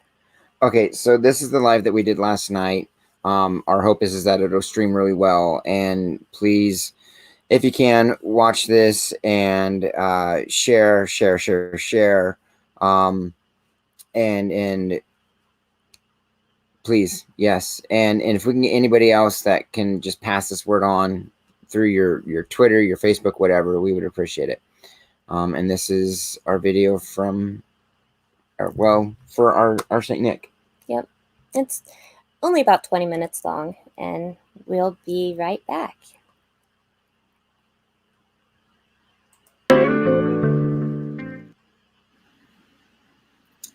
Greetings, Earthlings, and welcome again back to the Earth, or Mudfossil Gaia. So today, this is kind of a different live stream than my typical. A very dear friend of ours today lost everything that he owns within minutes. So as a community, we have set up a GoFundMe to help him rebuild what he had. So I'd like to introduce you to my Leo here.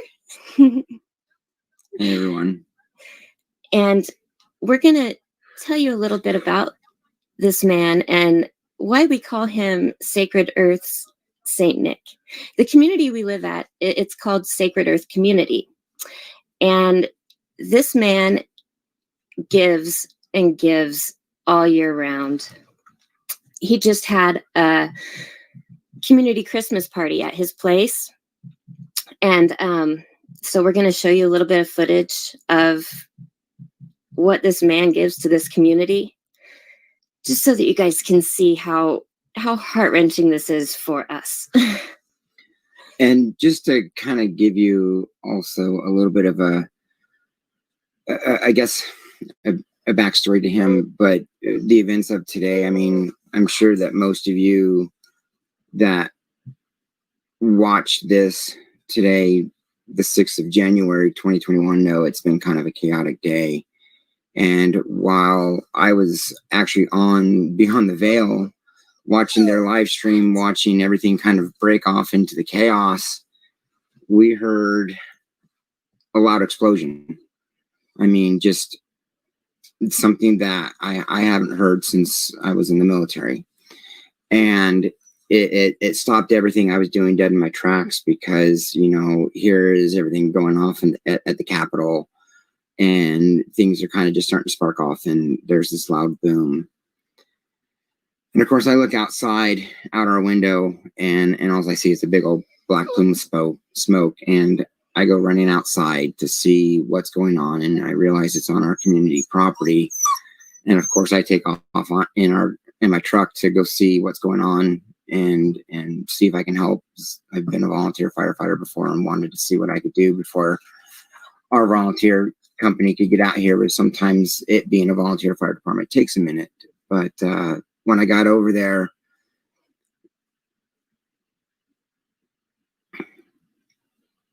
I found out everybody was okay. But when I got out of my truck, my heart was wrenched. This man that loves so much and has done so much for this community, more than I think our words could ever really express. And hopefully this video that we show will give you an idea of why we're doing this, why we feel like this man of all people really deserves to have the love returned back to him that he's shown to everybody else that we know. And I'm sure everybody he's touched. You know, we've all had these tragic moments in our lives. And this is one that we hope we can find the best way to mend for him. He doesn't know that we're doing this yet, other than his son. His son does know that we're doing this, does know that we've created the GoFundMe.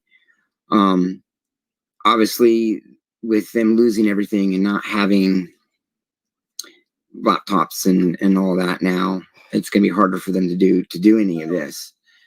But because we know that with the people that we speak with on YouTube and who this community is, which is beyond anything we've ever experienced, will want to see this and want to hopefully share in the love in any way that can be done.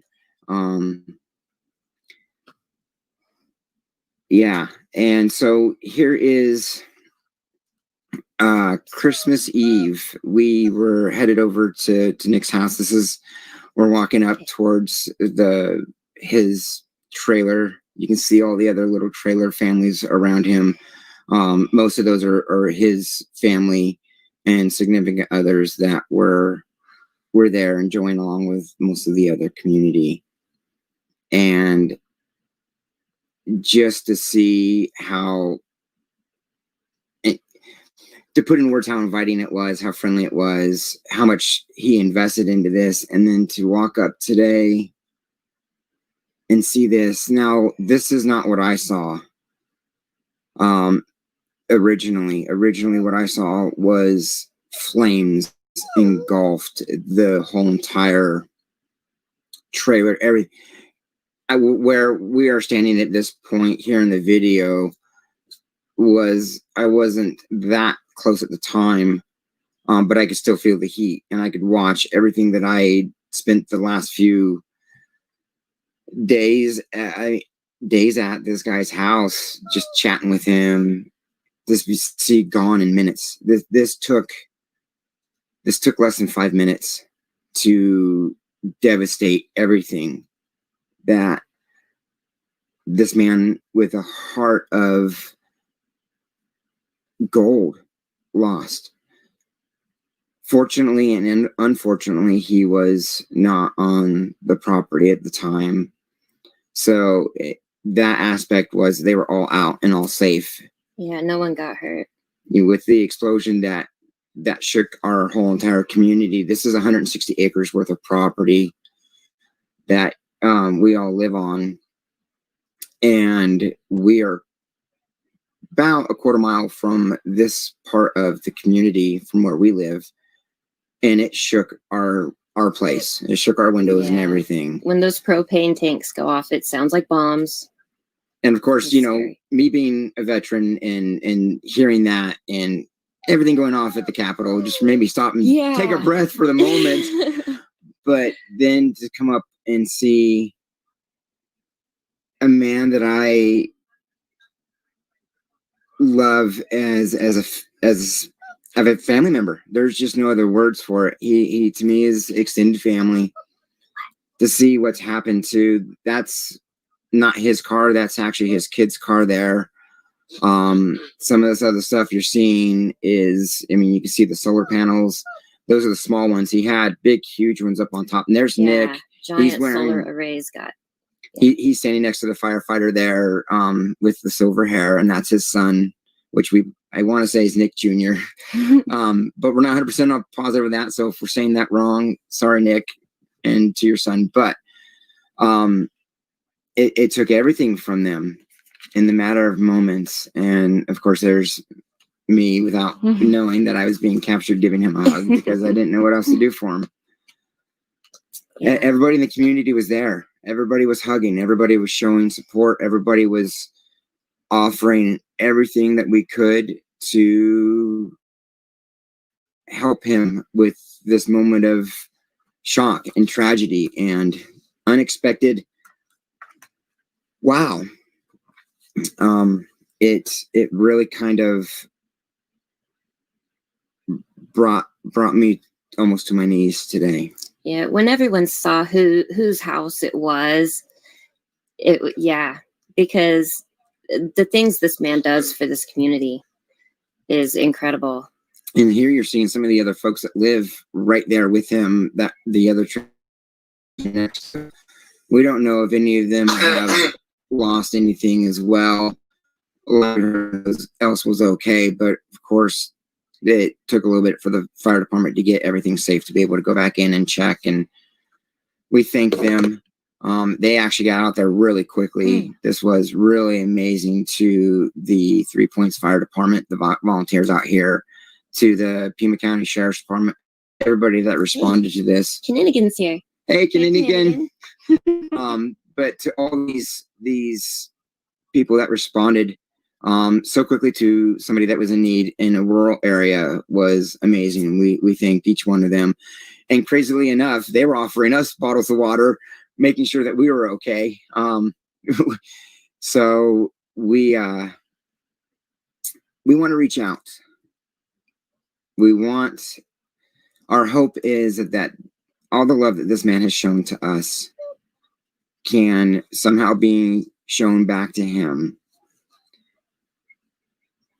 From what I understand, he took the last of his savings and investments to purchase all this stuff. The new trailer, it was used, obviously, but it was a newer one for him. Really nice. I was actually really kind of shocked, but it was beautiful. And then he took this time to build that shade structure to make it enclosed and comfortable for everybody to come and celebrate and enjoy and just be happy with each other. That was the biggest, this was the gathering, one of the biggest gathering spots in our community, because everybody loved Nick, because Nick loved everybody no matter what, unconditionally, no matter what. This man was there for you. He would literally be the man to give you the shirt off his back.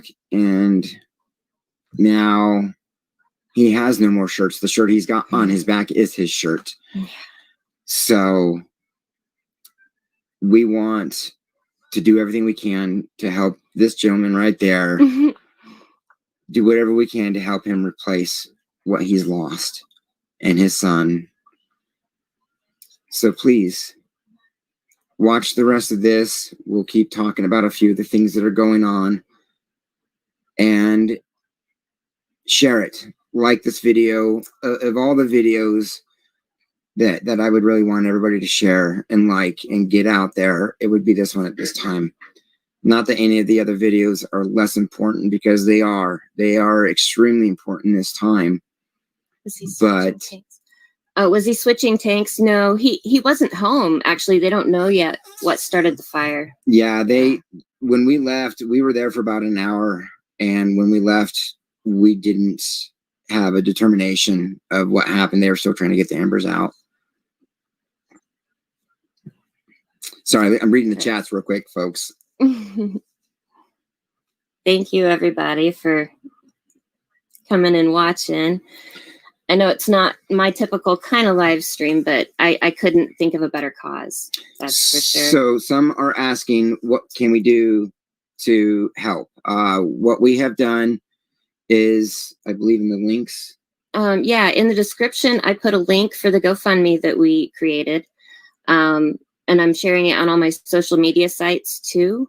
You can also contact us at mudfossilgaia@gmail.com.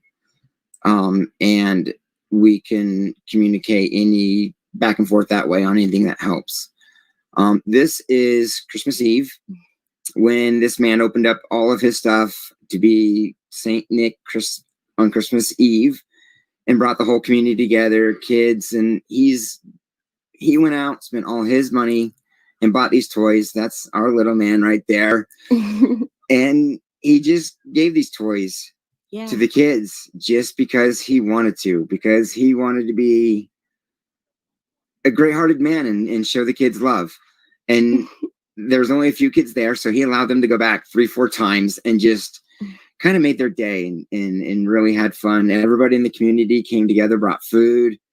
We all celebrated and just enjoyed each other's spirit and love and being there. It was such a great space he had created too. We live out in the desert by Tucson, Arizona, so it's really hot.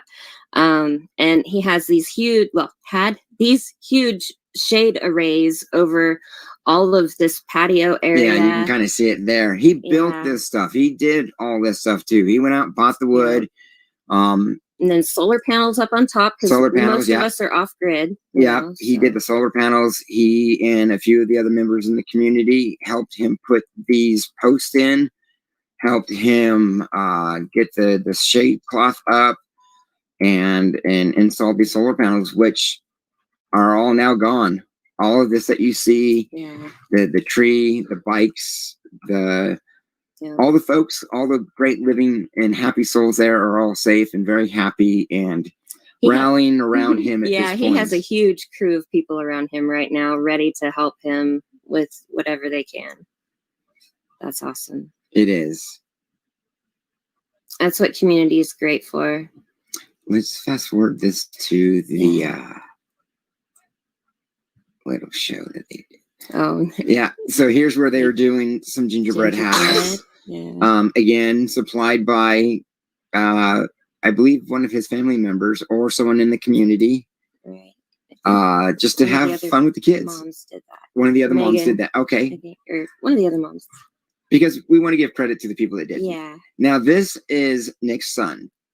And Nick and his son used to do this mad science show. And so what they've done here is they're doing a smaller version of that for the kids to make it fun, to have just a lot of just fun, you know? Yeah. And so he's taking the time to show they're using dry ice and doing all kinds of fun, cool tricks with it here. Yeah, that was so cool.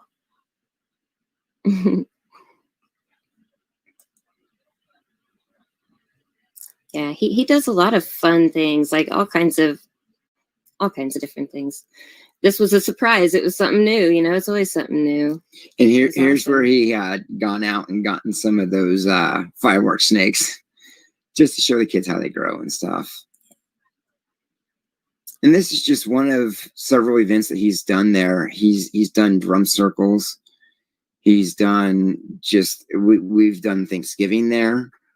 Just recently, we have done just community gatherings just to come together and have a meal together, which he lost all his cooking stuff too. I mean, he would make pizzas, and he opened up his kitchen to everybody. He used to have a pizza movie night every week for the community. Yeah. And of course, here's some of the other things that he did. And then the fire show for the fire dancer. Yeah. And this is a man that, again, just opened up his place to everybody to come and just share love and space. And we want to help him the best way we can to rebuild that. And the only way that we know how is to reach out to not just the community that we know and love here at Sacred Earth, but all of our other communities far and wide. And say everybody that understands this, that knows this, that feels the heartfelt that we felt when we saw this tragedy. Whatever you can do would be awesome. Hello, Kingdom Within. And smile. Is that how you say that? Inner Knowing 221. Thank you guys for coming over and watching. And again, we know this isn't probably what most of you expected from a Mudfossil Gaia video. Yeah. And we know it's last minute. And for us, this happened just a few hours ago. So we were doing everything we could, getting the GoFundMe set up, getting the videos put together real quick. And those of you that do YouTube stuff, understand that sometimes it doesn't always get put together as quickly as you want, but we wanted to get this out there as quick as we could too. So that way we could start getting any and all help we can back to him. So again, what you can do is check out the links in the description below to find the GoFundMe, or go to the Facebook page. The link's on there. We'll be sharing it to Twitter and Instagram, anywhere we can. And our hope is that you will do the same. And if you can donate anything, awesome. If you can get it shared out to those that might be able to do, awesome. And if any of those things don't work, again, mudfossilgaia@gmail.com. Right. Yeah. Even if you just share it to, your friends, whoever, on your social media, whatever, Facebook, just let people know. And then it opens avenues for other people to get blessings as well, So yeah, anything that anybody can do. We have a huge community that we can reach out to here. So I couldn't not do it. So thank you guys. Thank you. We're probably going to let this fire dancer finish up his beautiful little fire show here he does, and end this video, because for us it is midnight or a little later, and we probably need to get our rest with all the excitement for the day too, but we would really love any support and help that we can get for this. Sharing it, liking it, spreading the word is mostly what we ask. Thank you, guys. Until next time.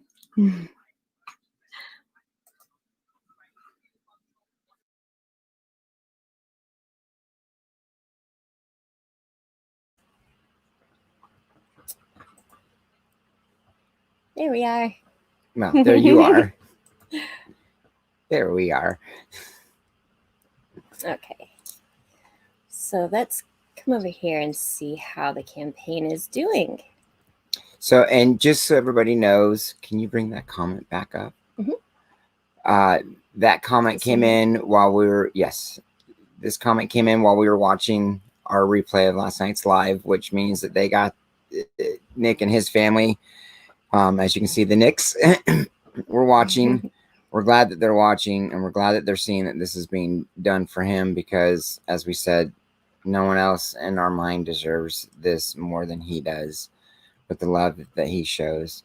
And again, we want to take a minute and thank everybody that has currently donated. And we would like and ask, please share this, share this, share this, share this. Just get the word out. We know we shot kind of low. Only just it's the low mark to try to help him get back on his feet, but we're hoping that this will go to everywhere, to anybody and everybody that can help, to help and surpass what we're hoping. I know that his trailer was far more valued than what we're shooting for, so we're hoping for more, and all his possessions. I know all of us feel the same way, that possessions can be replaced, and yes, they can, but they also hold a place in your heart sometimes.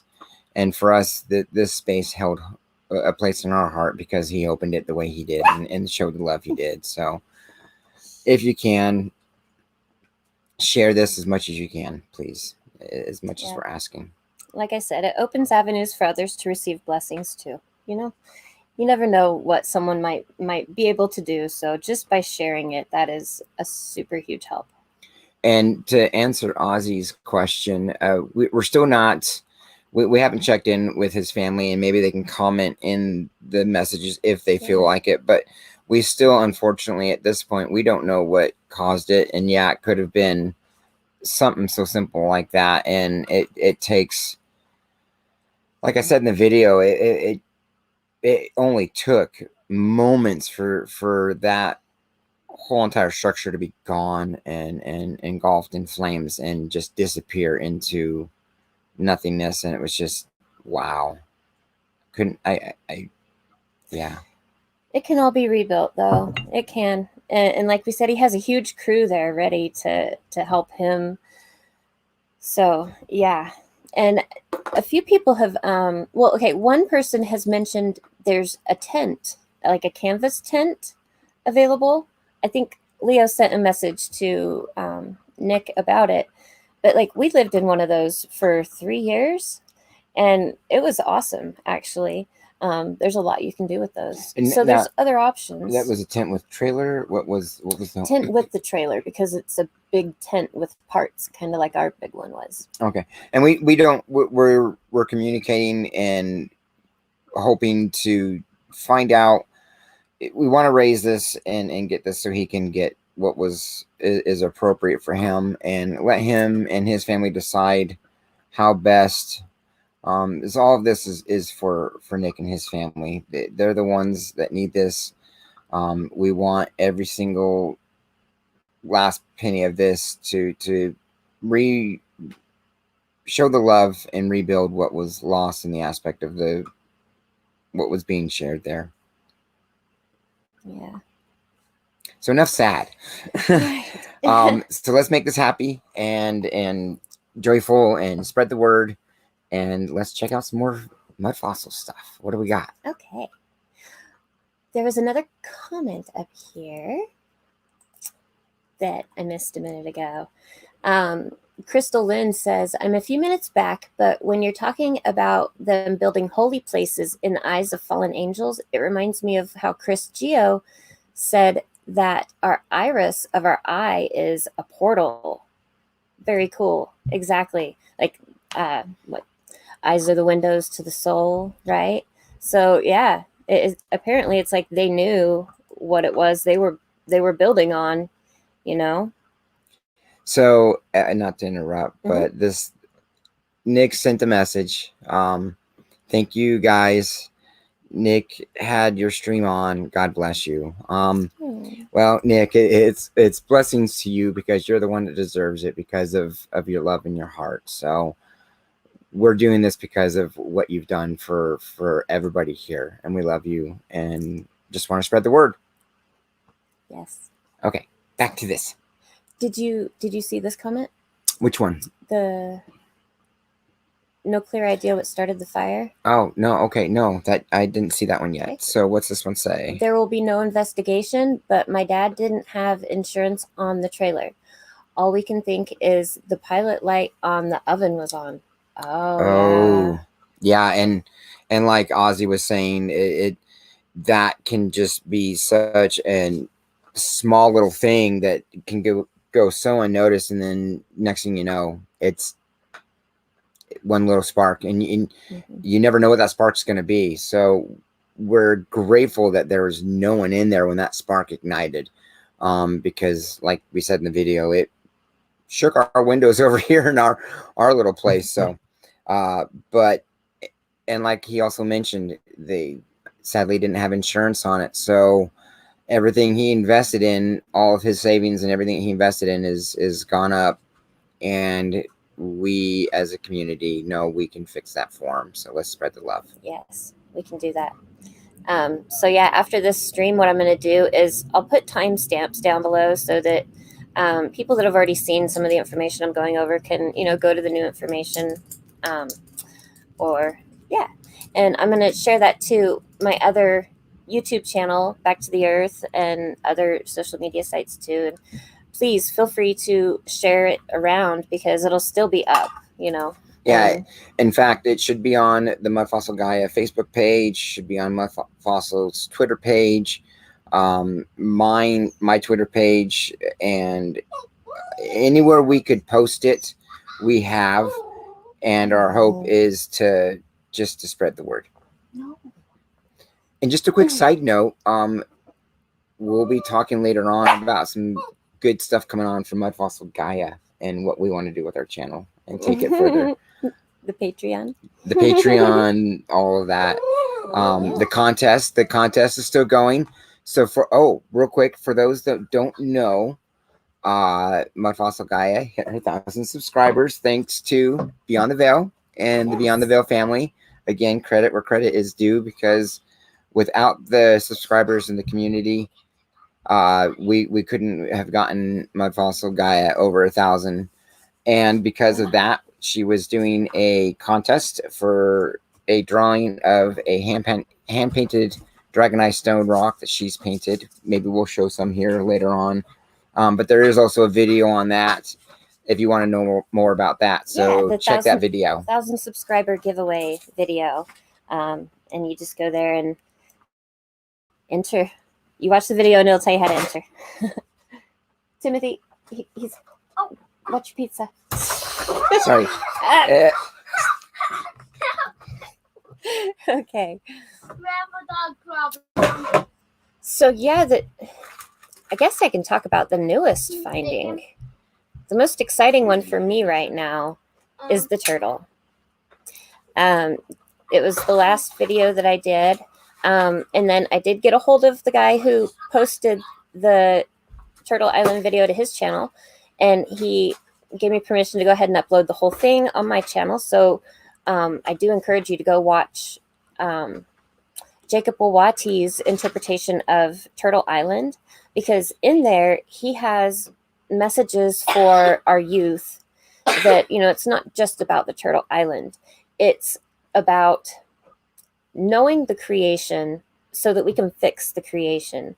Like we've been clogging the arteries of the turtle and stuff. Well, we've been treating our bodies the same way, you know, like we are what we eat, you know, and because of all this stuff that we've been altering and taking, you know, the true wholeness of that food and ingesting that instead, we're not getting all the parts of everything that we need. And he has a lot of really good wisdom in that video for the Rainbow Warriors, for these, for this next generation. Sorry, this is what we're, this is Little Devil. He is, oh, let me. A little devil. He is our son's puppy. Yes. Hi. Yeah, I know. I love you too. But look, all the people out there want to listen to us. They probably, you're right. They probably would rather hear from you. What do you want to say? Yes, we love you too. Okay. Yes. We'll tell them you love them. Okay. All okay. Right. There we go. Okay. Loves from Little Devil. Love. Lots of love. Okay. Yeah, I wonder if there's any portals on these eyes. I don't know. I haven't really looked at those yet. But yeah, I think that's funny when he saw the eyes on the face of the turtle there on both sides, you know. This was back in the 80s he was discovering this turtle, and he's like, he thought he was going crazy. I love that part. That is so cute. We have a question in the comments too. Will you remind me which verses of the Quran that mentions the mountains are, please? I don't know the that Quran. Are you talking about the Gnostic Bible, the one where Salman turned the angels into stone? What I could do, I think I have that, where I could just drop a link real quick.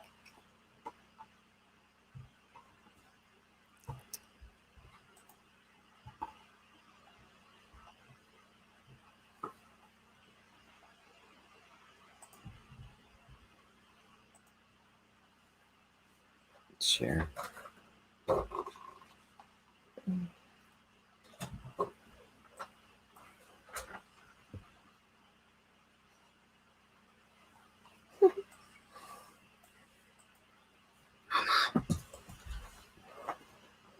Okay.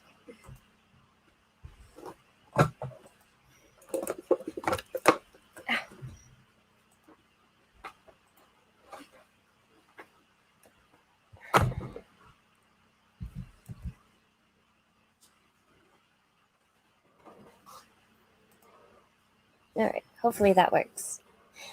Zen Garcia actually has a website, and he has all kinds of it's sacred text or sacredwordpublishing.com, and he has all kinds of these Gnostic texts on there.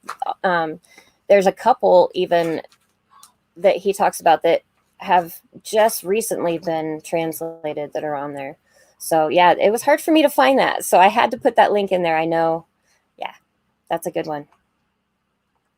But yeah, when he's talking, I mean, Salman is supposed to be another name for Solomon.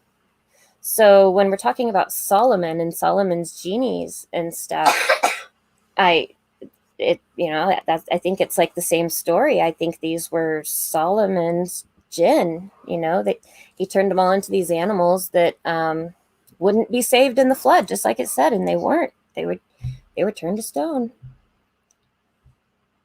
And the Native American stories, you know, they have stories of all these kinds of animals that are almost identical to the jinn.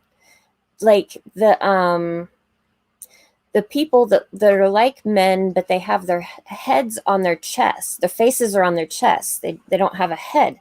Well, Native Americans have stories of creatures that look just like that, identical. My 2 videos I did on the Digest of Wonders, meet the legend people of our Mudfossil Gaia. It's another it's an Islamic text that I read from in that one, Akbar al-Zaman, or the Digest of Wonders. and it explains these creatures in extreme detail. And so I think it's all, you know, the same stories again, you know, all these, like when the Native Americans are talking about how back then the animals could speak, and we had, you know, coyote, and then the beavers were talking, and they were all giant creatures too, you know, they were, you know, bigger than people. It sounds exactly like those stories from the Digestive Wonders, you know, like the dog-headed men, the Cinephili. Yeah, coyote was a man with a dog head. So, oh, little devil. Speaking of dogs. Right? But yeah, so there's the big ones that all the land masses, you know, were started with. And then there's smaller ones on top, though. And so when they're speaking, like, all ancient texts also speak of, you know, us having several different worlds. Like, the Native Americans say right now, we're in the fifth world. Also, that's what the Mayan says. There's also Gnostic scripture that says the same thing.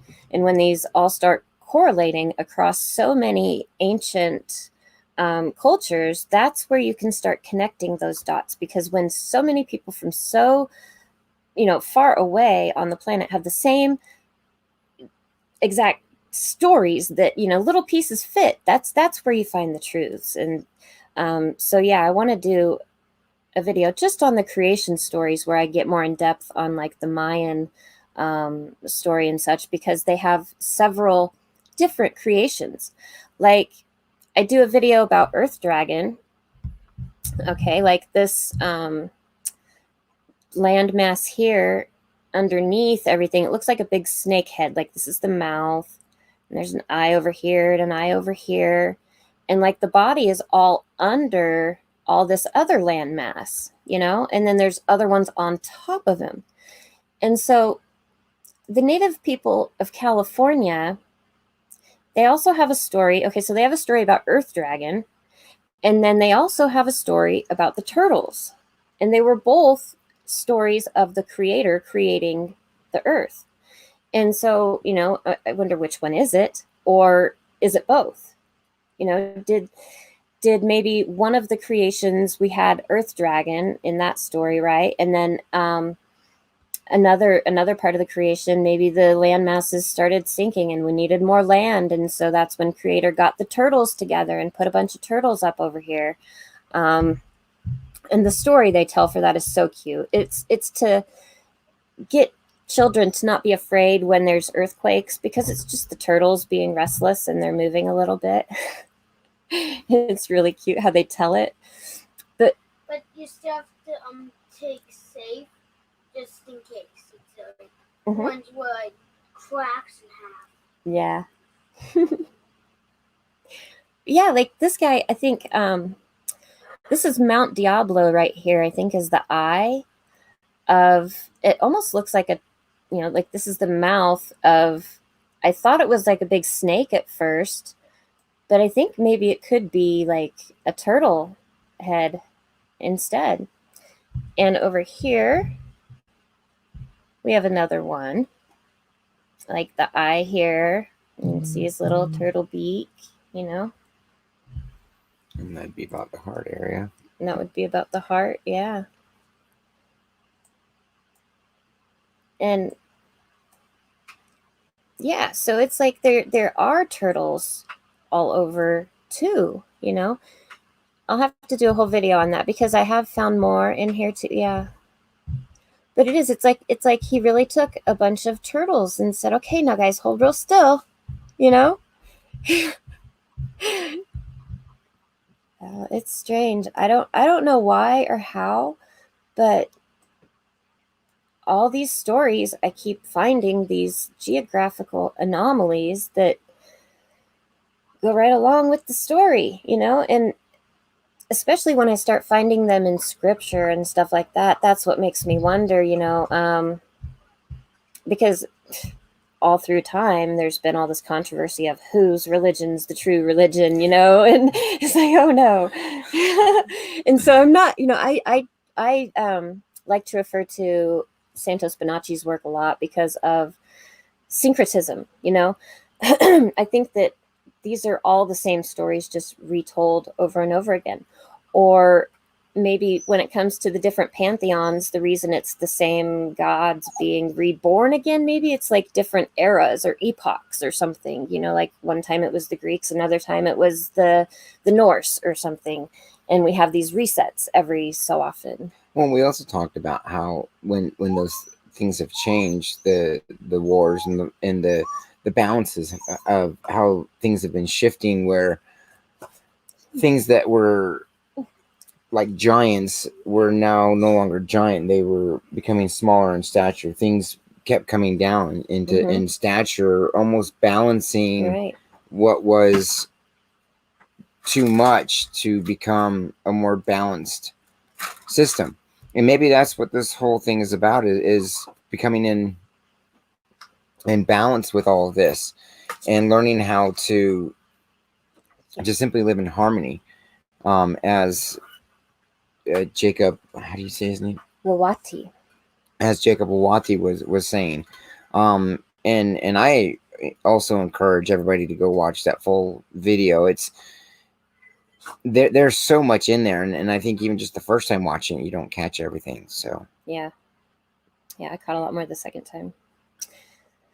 But yeah, I mean, the creation of the earth itself. Now, okay, like Beyond the Veil says, you know, this is a matrix, and so much scientific research has been done lately to corroborate that, you know, that our reality is a simulation, the ultimate gaming experience, right? yeah. And they also, okay, a lot of people believe this is like a closed system, and that the extraterrestrials are actually like interdimensional or intergalactic, probably go through portals, but it's more of dimensional as opposed to space being what they tell us it is, a big vacuum and stuff. But where was I going with that? Oh, so if it's a closed system, okay, the only way into this system is to be grown into it, you know? That's why we had to get bodies, these avatars, as vehicles to move around in this matrix with our consciousness. So they had to grow something into it for the earth. So they basically incubated Tiamat in this space, and then used that body, and then used her children, and then it was kind of a cycle of, you know, they needed the giant ones to build the space for the smaller ones. It's the natural process of the creation of this place. It's incredible. It really is when you think about it. But it makes sense. It makes sense. And so, yeah, like this would be Quetzalcoatl, okay? And he's also in one of the creation stories. And in the Mayan creation stories, they actually speak of using the bodies of the gods for the earth. And they also got smaller and smaller each time. So this could be just one of Quetzalcoatl's giant serpent avatars. He could have had another one somewhere too. Bring up that picture of the turtle with the dirt on his shell. Yeah, that one. Mm-hmm. So I think this is a really good representation of what she's talking about. And I'm going to ask you, where's your photos? I thought I had a... I don't know. It's a new computer. I thought I had a file for him. Okay. Anyways, so... Okay. In the... Let's see... Pictures. And of course it doesn't say. No, it's on my phone. Okay. I'm not going to have it on here. Right. Anyways, so the picture, I guess we'll have to imagine it, is a turtle that is coming out of hibernation. And when it comes out of hibernation, it has... Type in turtle emerging from hibernation.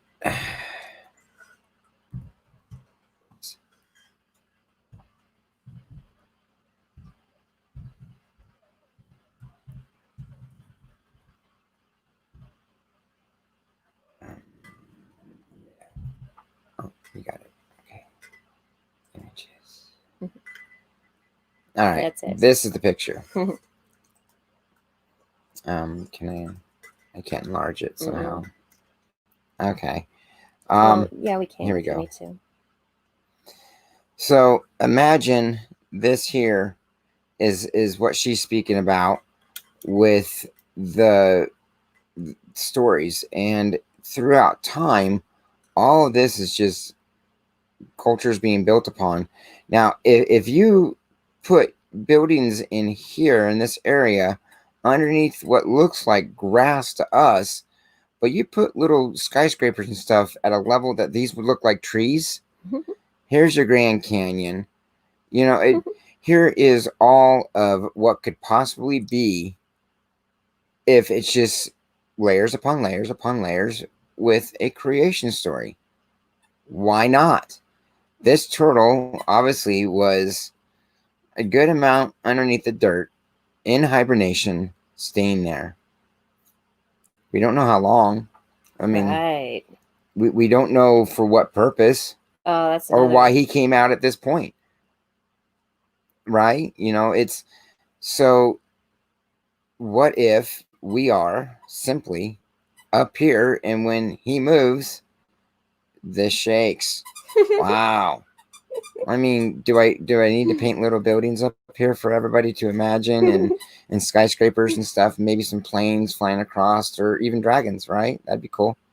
You know, someone left a comment on my video about what do they call it? Discworld, where these turtles are actually like space turtles. It's a breed of turtles, and they have elephants that hold up the worlds on them, and it's really cool. Like I haven't read the whole thing yet, but yeah, no, Discworlds, and they yeah, it totally makes sense that there are creatures that could live out in space, just like Farscape. Oh my gosh, I loved that series. The way that the Leviathan was a living vessel that they traveled in, you know, it makes so much sense. Like, what better functioning vehicle than something that can actually comprehend what you're, you know, speaking of and trying to do.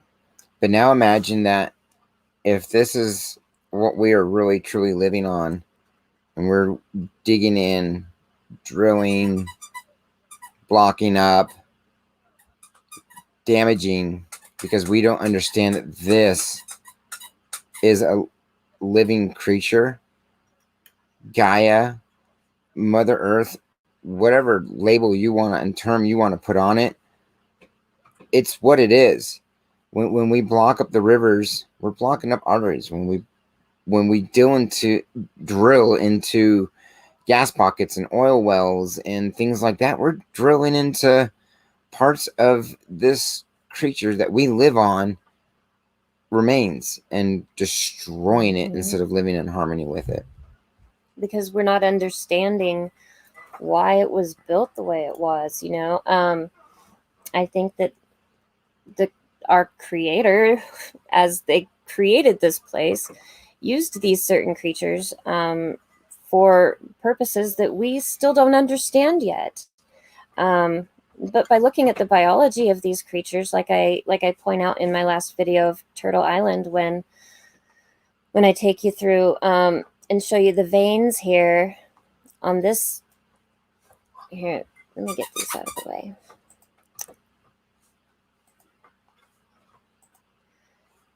These river systems that are all squiggly like that outline the creature, you know, it's identical to what snake skin looks like under a microscope. And it has these squiggly pockets that were designed to hold water to help them live out in dry, arid climates and such. So, it makes sense that they would have water in them. So obviously they were placed there to hold water. So for us to block those with all these dams, we're not letting the earth breathe and the energies flow like they used to. And one question I posed to her was, okay, if this is a biological creature that we're looking at here, then do we need to look at the way that everything flows and travels? Does it flow and travel like the blood in our own bodies does as well? Is it pumped by a heart that we're not seeing? And do they flow in directions that... See, and this is why I love having an anatomist in my back pocket, because he brought that up the other night. He's like, we need to look at these river systems, the arrows, and see which directions they flow and see if we can follow them to figure out, where they are coming from and going to, just like a heartbeat. Right. Does it match that?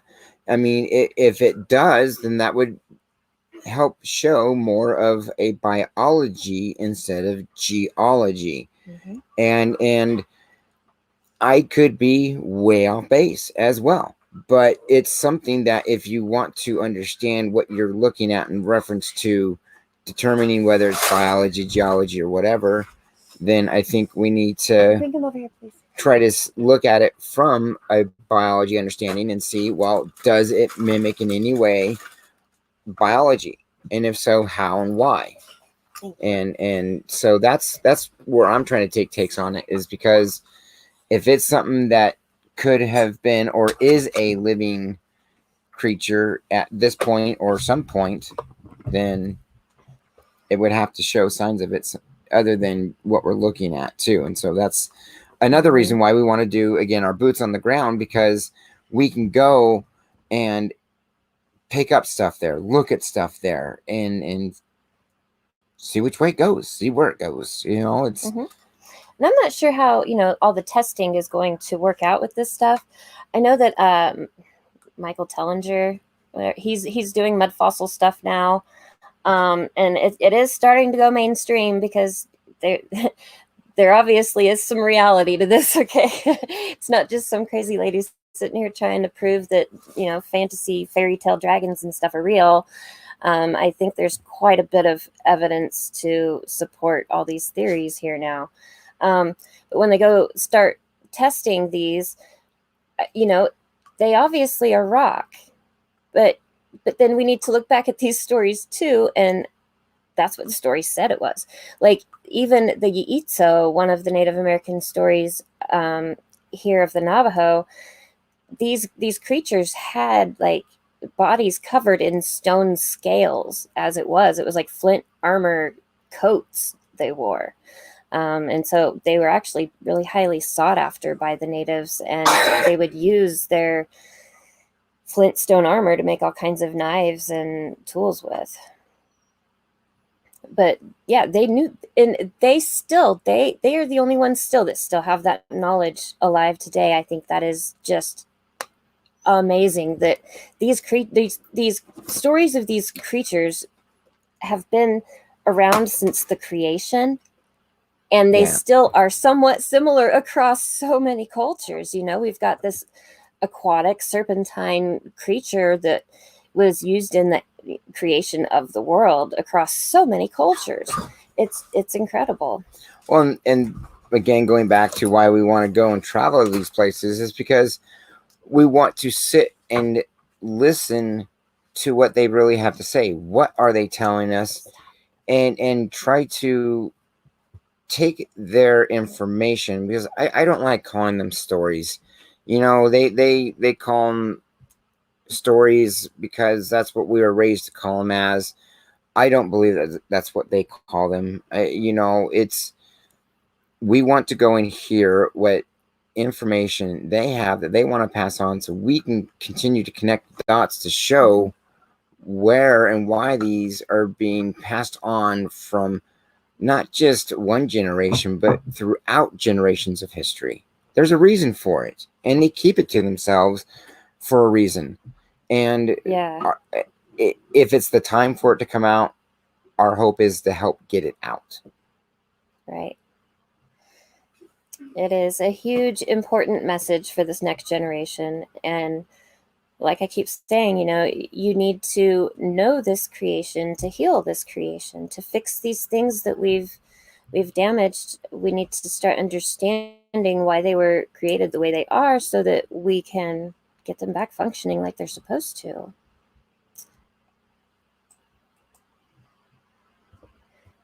Yeah, and almost every city, I think, you know, Global Vision, I'll try to go and leave a link for the video, but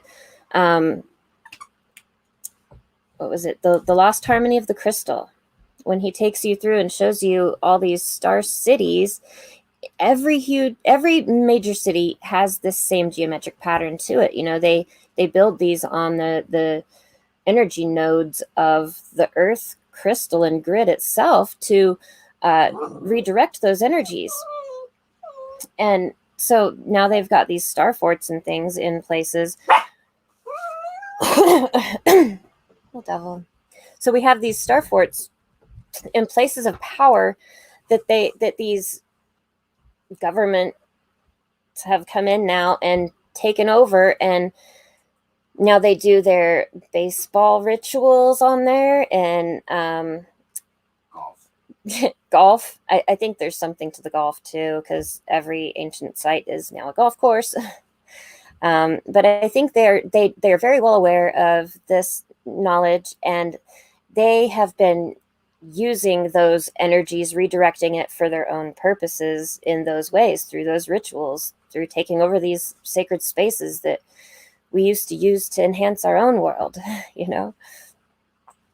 Yeah, even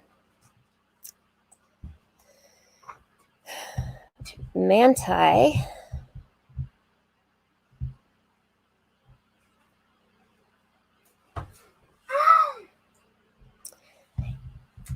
See, I really think that the people in the Book of Mormon knew about these kind of creatures and these places also, because Manti is the eye of what I think could be another dragon. Okay, Manti. Yeah, and then the temple that they have here was built on a site that the angel Moroni had dedicated himself. Here, let me.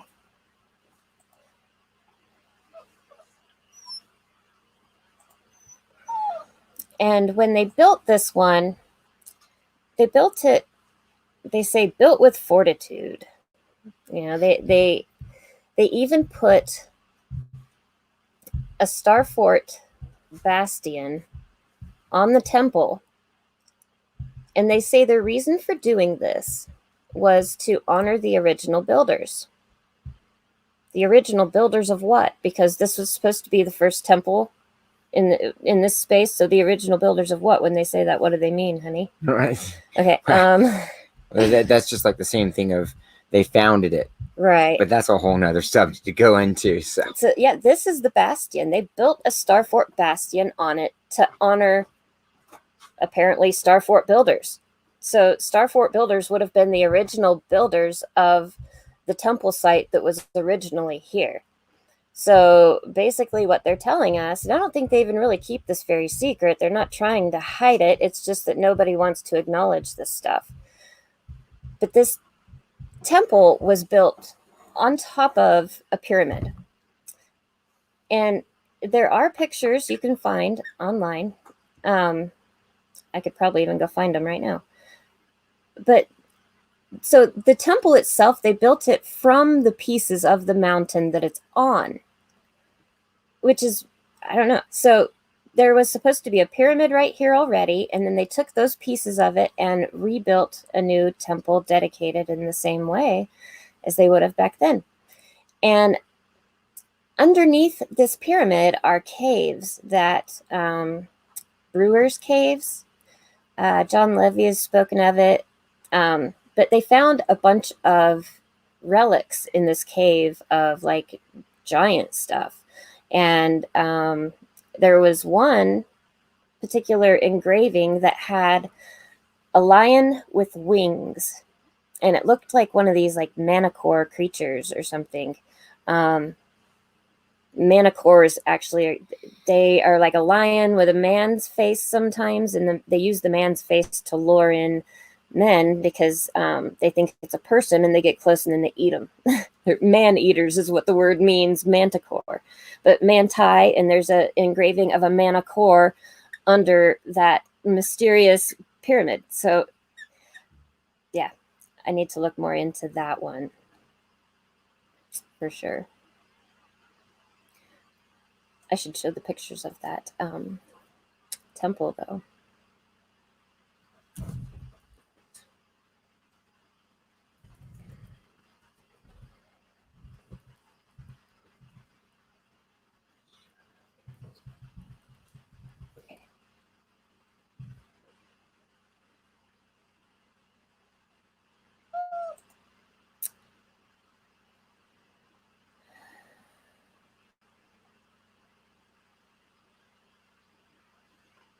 All right. I knew I could find it. They say this was a painting done by the same artist who painted the walls in the Salt Lake Temple. I think they found it. I think this is a painting they found in the building itself or around here, because this is not in any of the pictures, like of, you know, photographic pictures. There's nothing that has this stepped pyramid look to it, other than like the grass hill that's there right now. There's a few pictures you can see of bricks where it's just kind of all torn up, you know, and it you can see bricks falling apart coming down the steps of it in the old pictures, but you can't, I have not been able to find any of it actually being done. And what they say is this was just a rendering, you know, someone's idea of what they wanted to do for it. But what I think this is a picture of what was actually under that temple.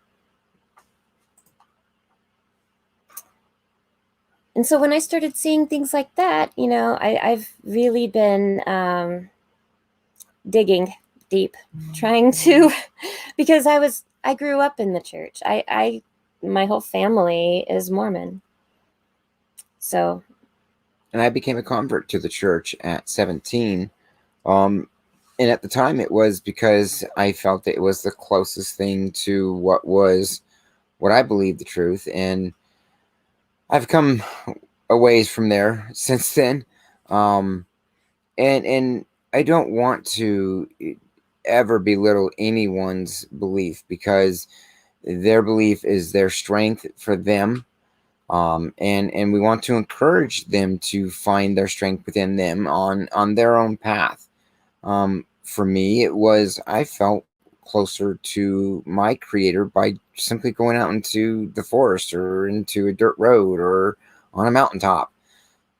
That was for me, and communing that way and being in harmony with it. That was what worked for me. But I mean, the LDS people are really good people. They're very integral people. And knowing the kind of people that, you know, I grew up with, if there's so much secretism there, whatever they're hiding, there's got to be good reason for it. That's all I can say. If they are the builders, you know, the original builders of these kinds of places, then yeah. Now, one thing we can say is that the information that is in the Book of Mormon relates to a lot of factual research she has been doing in a lot of her studies, in finding places that match up with what is said in the Book of Mormon. So that in itself is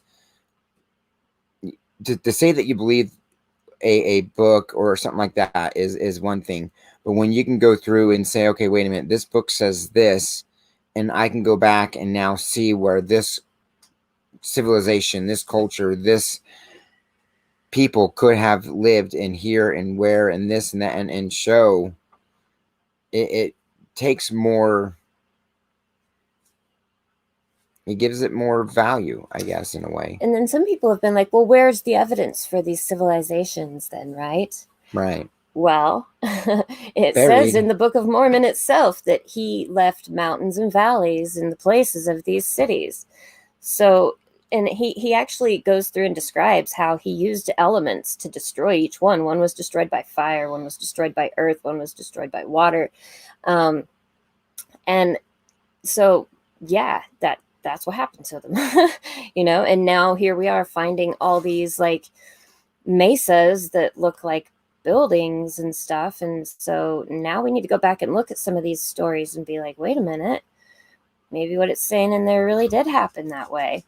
And, you know, just proving the archaeological evidence still does not prove the doctrine. I will put that out there. And a lot of the members that are proving these archaeological truths, they'll say the same thing, you know, proving that this is historical does not necessarily still prove the doctrine to be true. It proves them to be true stories, you know. And so take what you want from that. I'm not trying to tell anybody what to believe or what not to believe. That's not what I'm here for. I'm here to present the evidence and let everybody make up their own mind. And if that's what you believe in, keep following it until you find it guide you into another truth. And that's the important thing. Is we're not saying that what we found is truth. What we're searching for is truth. Right. That's the distinction of what we're trying to accomplish. Is his story, history, is been written by the winner, and the winner doesn't always write the loser in very good light. We all know that. And what we want is to go back, get the truth, both sides. What was there? Why was it there? Why is it now the way it is? Right. And what did that? So that way, if it needs to be corrected, it can be. Or if it needs to be built upon and made new to live within harmony again, then that's what we need to do as well. Yeah. Do you have a video you wanted to show them? I could. Does anybody have any requests? You guys have been kind of quiet in the chat in the last little bit, so we've been kind of talking a little bit here. Does anybody have any questions or something that they would like for us to kind of cover?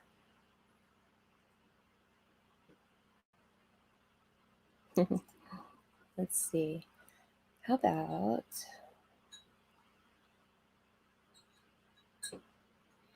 And for all those that are with us still on this stream, if you've been with us from the beginning, we appreciate it.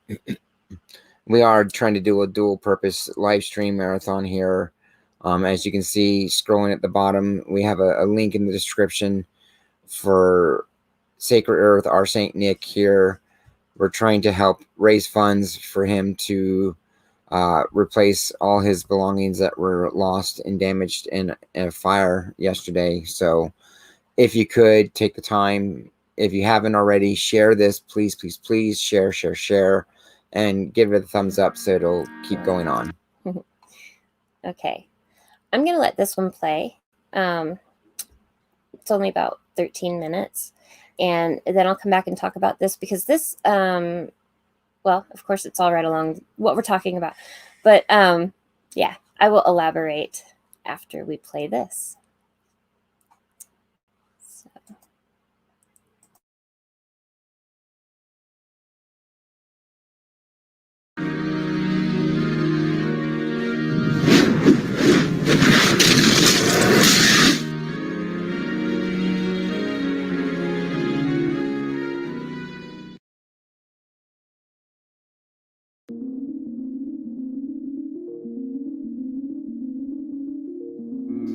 Greetings, Earthlings, and welcome again back to the Earth, our Mudfossil Gaia.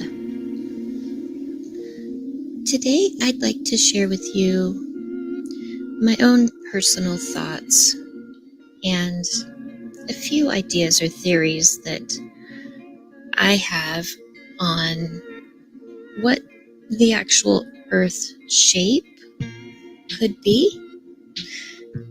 which, well, as multi-dimensional as this place is, I really believe that it is all of the above, and the shape of your particular realm depends on your level of consciousness and what you are able to perceive within that.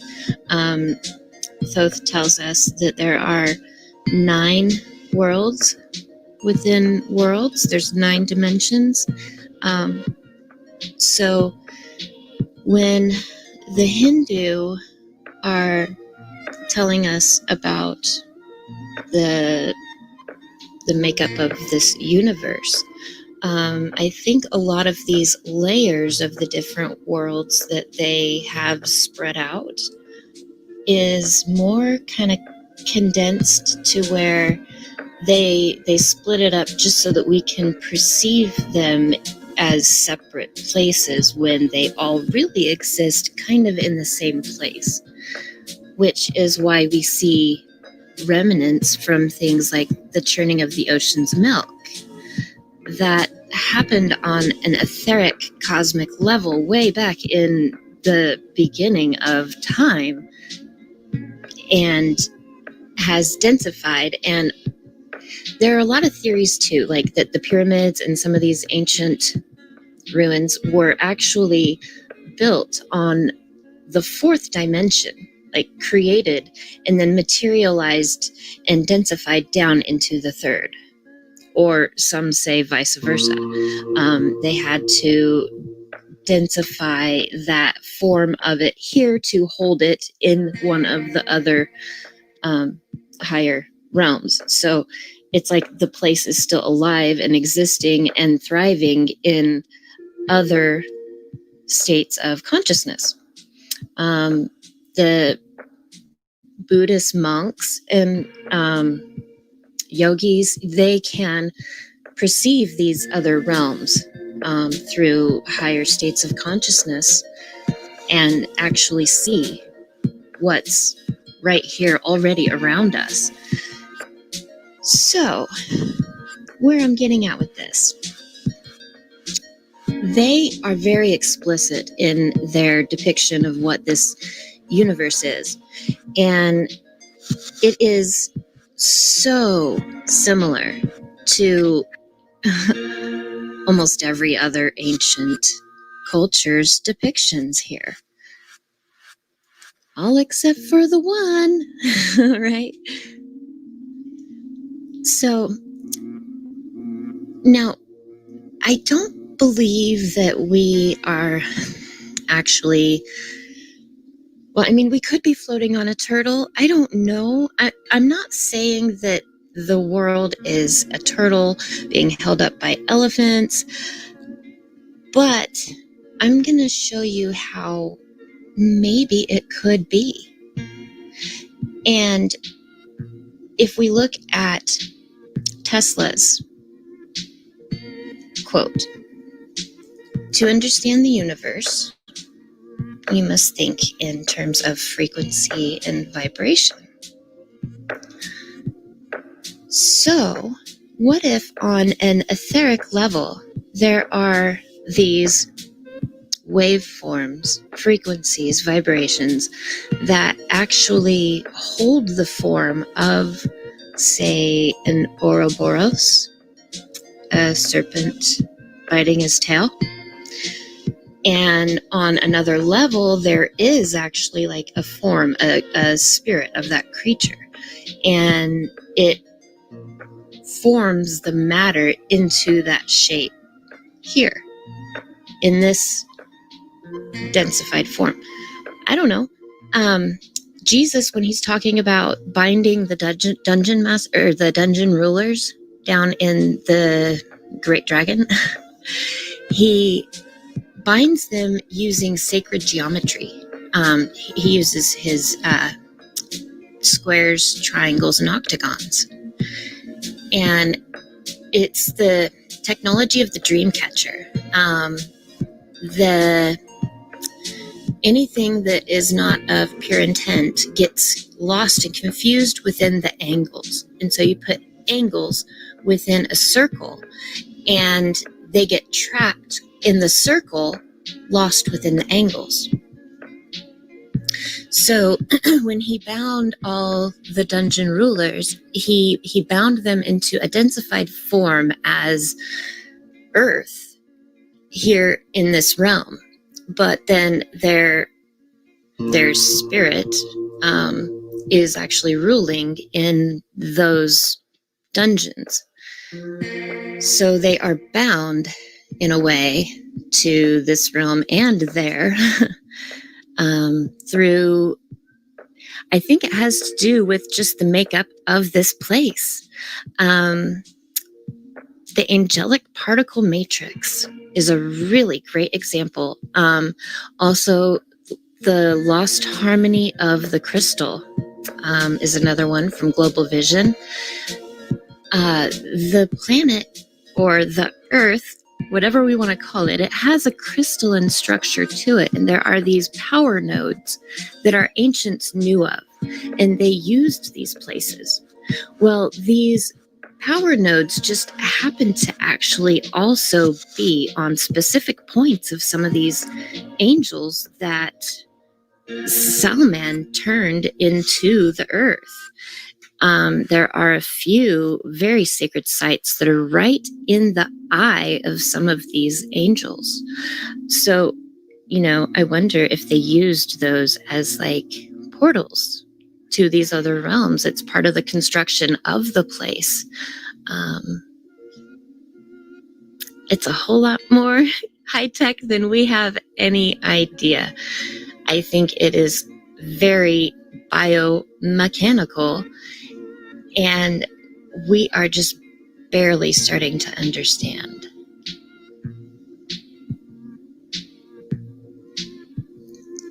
These are a few screenshots from a video of a channel I just recently found, Electric Universe Eyes.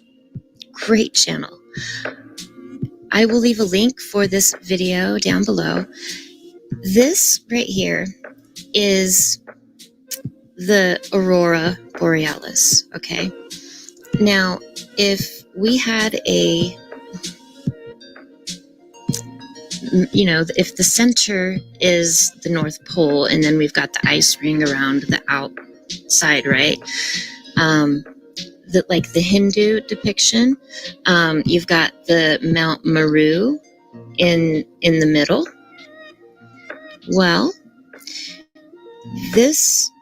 the Ouroboros, okay, what we are seeing in the sky is just the very bottom points of these plasmic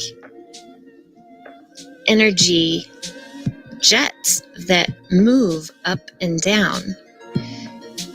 And they just happen to form the shape of Mount Meru.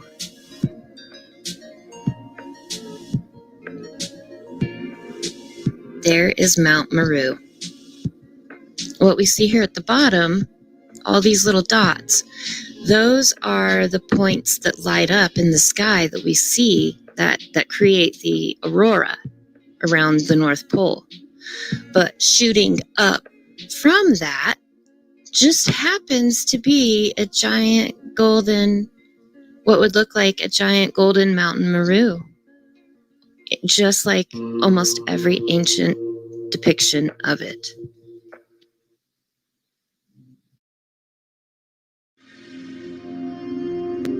The earthly and subterranean planetary systems rest upon one of the hoods of the gigantic divine serpent, Shesha. Shesha, in turn, is held up by the colossal transcendental tortoise, Kurma. And Kurma resides in the ocean that fills half the universe.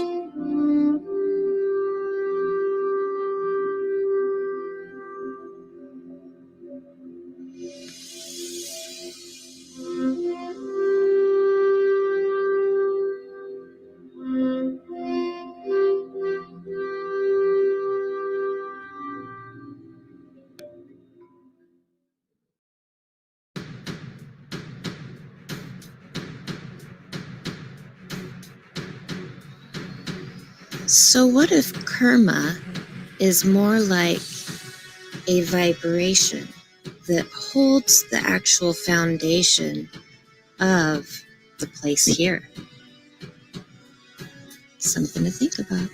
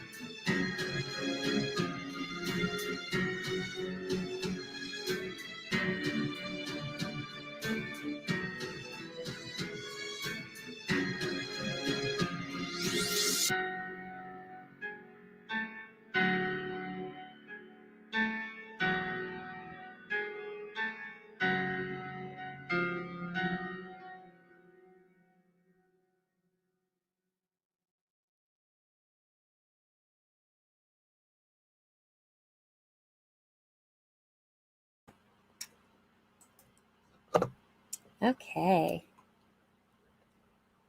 So we're back. we're back. So, oh, that doesn't work very well here. There we go. Scoot over. Oh.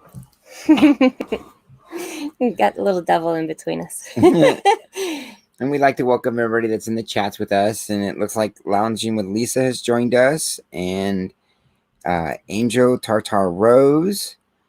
Welcome. Welcome. We're all glad to have all of you here this evening with us.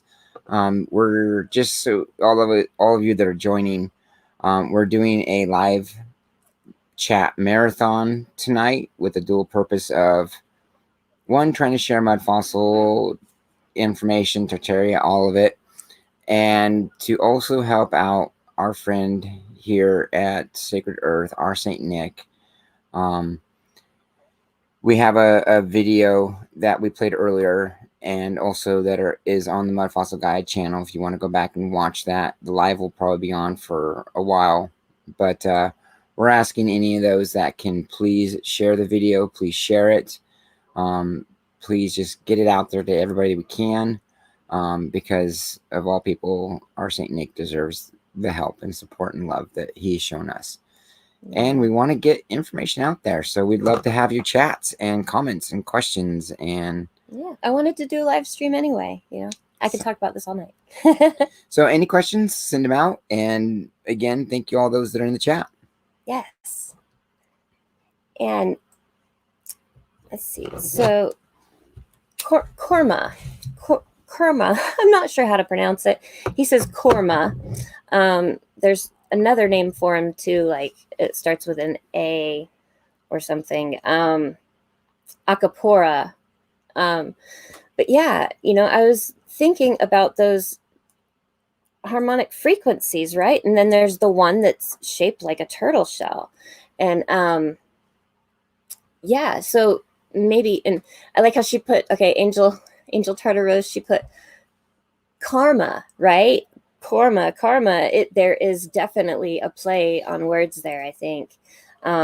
Absolutely. Yeah, we've been learning that there's a lot of play on words with a lot of information, like myths, the my stories, his history or his story. We could go The on. real stories are in the my stories. Yeah, the real stories are in the my stories, as we're all learning, it seems like. The great my story, the great mystery. Oh my gosh, the Native Americans, they even speak about the great mysteries. And they have a sign language, a universal sign language for Native Americans. And whenever they would leave, their leaving greeting would be, may the great mystery, which is two serpents coming out of your forehead, always make sunshine in your heart. And so the great mystery, and this was before the colonialists came here that they had this, okay? So they've been calling this the great mysteries ever since the beginning of time, just like in the Gnostic texts and scriptures and everything too. So, the great my stories, the scripts that we left for ourselves, the scriptures, because every time we are regrown into a new avatar, part of coming back in here is you have to forget. It wouldn't be any fun to play the game if you knew all the perks to it, right? It's just part of how you got to play it. So we left all these scripts behind for ourselves, these great my stories to help us remember and give us some kind of guidance, I think. And so this korma, maybe the world is actually on a turtle, maybe, yeah. Maybe we have like the big turtle, okay, that he says, right here, how he says, this great turtle is swimming in the great deep, right? And then there's Shesha on top of him, and then the earth plane is right up here, Bumandala. Well, maybe Bumandala has smaller turtles too, so there's North America is just another small turtle up on the korma. Yeah, and just before you came on, Angel Tatar Rose, sorry, I said that wrong. We were talking about and showing a picture of a turtle. I don't know if you still have that up, of just about how we could be living on a turtle. And I was showing an example of the mud on the back of the turtle. It was very possible. I think it's pretty incredible that, all the way from China, they say it's like a turtle dragon. Okay. And then there's the Mayans. They say it's an alligator and a turtle. And then all the way over here on the other side of the world in North America, they also say it's a turtle, and they have an elephant involved in the turtle story. Coincidence, though. Just a coincidence. Yeah. You're right. Yeah. No, I think it's pretty incredible that they've saved these stories, and we can still match these truths across different cultures and generations and stuff. If they didn't match, yeah. It's just the stuff that's been kept from us. I know. Like, this used to be common knowledge. Yeah. They knew this, and for some reason, this gnosis has been taken from us. Which is why, like, the one gentleman you were talking about earlier is trying to get it back out there and get the videos out there of the teachings. Yes. So the last video I did about Turtle Island is from another YouTube channel. He's a professor in Ottawa who actually teaches Native studies, like, to I think it's a college students. But so yeah, he understands the importance of getting this information out to this next generation, because we're not going to be able to fix this place without understanding what this place is, and we have been doing so much damage to the natural systems of what was designed, and it's not going to keep functioning like it has been for much longer. And he goes into really good detail as to why and what we're doing. And it's these next 7 generations, he says, that it's going to take to heal not just the planet, but the human race, even because of what we've been putting into our bodies. We haven't been giving it the whole nutrients that we need. You know, we take certain pieces out of plants and put them in others, and because we're not getting the wholeness of everything that's supposed to be in it, our bodies are very lacking in many places. And to get them back, we need to, you know, it's going to take about 7 generations, because you have to regrow all of that stuff back out of you. And yeah, so. Well, just like every 7 years, our skin refreshes itself. Mm-hmm. You know, there's a cycle to it for a reason. Yep. And, you know, maybe that's, like you just said, oh gosh, you know, maybe with the creation stories, maybe that's why there's several creation stories. Maybe like one of them was a shedding of a skin or something, you know, like, well, a shedding of a time, yeah, or of a knowledge that we finally understood and finally needed to move on to the next understanding. right. And maybe as we were doing that, we forgot to shed as much as we needed to, and let it build up. Who knows? Maybe we just need a really good bath. Real good bath. Right. But yeah, when I started thinking of the frequency thing too, it reminded me of that Electric Universe Eyes channel, where, you know, that is the shape that they all speak of, you know, all the ancient texts about Mount Meru being this giant golden pillar. And it just happens to be right in the middle of the planet, right at the top, where they say that Mount Meru is. But in order for it to match all of the ancient texts, you would actually have to spread it out into a disc, your Bhumandala disc with the serpent around the outside. And then you've got your giant Mount Meru in the middle. That's incredible. And we can't see these parts. We can't see the cone part. All we can see are the lights that glow at the bottom. That's the aurora borealis. But I think it's a little strange too that it's not exactly right in the middle. Like if we were looking at a flat earth map here, it's over to the side more. Up here, I never noticed that before. That is really strange. It's almost over like the head of the turtle. Oh, See how it's not in the middle? yeah. Interesting. So that could mean maybe the angelic particle matrix research is more right on with where they're going with their they have another flat earth map theory where they've put a lot of research into it, and they've placed the center of the earth grid in a different place, which I think is more like where this one is. I'm going to have to look at that and see if it correlates. Yeah. I'm glad I rewatched that. Yeah, I was looking at the comments.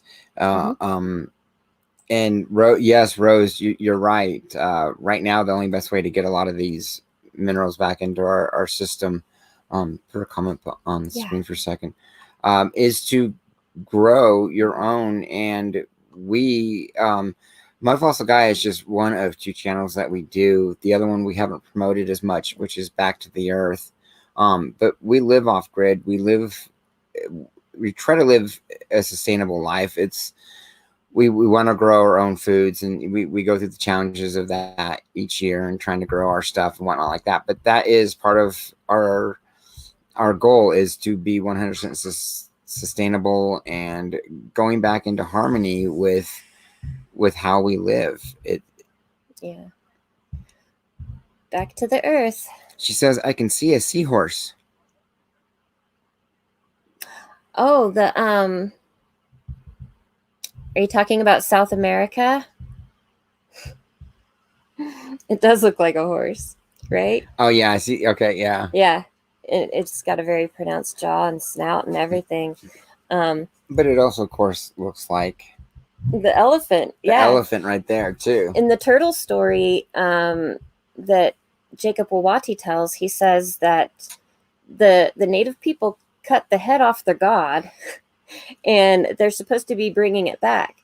So they tied the head to the tail of the turtle. I can take the comment down now, too. Oh. Yeah, they so this is supposed to be North America's a turtle, and then we have an elephant here, and then this is supposed to be like some sort of ribbon or something that they tied the head onto the turtle with. You should show. Do you have a picture of that, or Of how they drew it on the globe? no, well Okay. they didn't draw the they only draw the turtle. Oh, Yeah, the one I used for the screenshot. So yeah, apparently part of the world, I guess, could be a turtle. And then there's probably several of them, like I said, there's another Native American story. I know. There's another Native American story where a group of Native Americans were led to a series of turtle islands. And this was all over in the northeast side of North America. And they give very specific pinpoint locations of where some of these turtles are supposed to be. And they also believe that the Earth itself is a turtle. So they call these smaller turtle islands because the Earth itself is also an island or Right. a turtle. And so she was saying it was a little bit earlier that she saw the turtle. Oh, okay. Oh, it's okay, Lisa. I'm reading a comment from Lisa. Uh-huh. We're just glad to have you here in the live with us, and enjoy having you just here. Yeah. Thank you. How long have we been going? 4 hours. Oh wow, we've done okay. Yeah, Well, that's pretty good. yeah, that's for an on the fly live. Oh, we're gonna do a marathon thing. This is turning out good, and we're happy that everybody's been in the chats and sharing this. And again, I know I've said it a lot throughout the video, but we really appreciate anybody that can share this video, get the word out to help our Saint Nick. We appreciate it. I keep seeing a bird here too. Now, ever since Max Vision from Max Vision remote viewing class, he said he thinks North America looks like a bird. Right. And so now every time I look here, I keep seeing this like a beak here and like an eye here. And it looks like some sort of like cardinal like face. And now every time I look at America, that's what I keep seeing too. I see the turtle, but then I can see a bird here, and I can see a dragon down here. And the whole thing. I know, right? Pareidolia. Yeah. But now our ancients did not have, well, as far as we know, they didn't have Google Earth, okay? So these stories did not derive from people looking at these things like we are, okay? So how did they know they were there? That's what I want to know. They were all full of hot air. They were all full of hot air. Balloons. Right.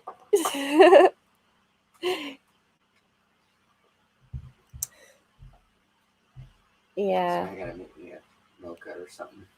That's okay.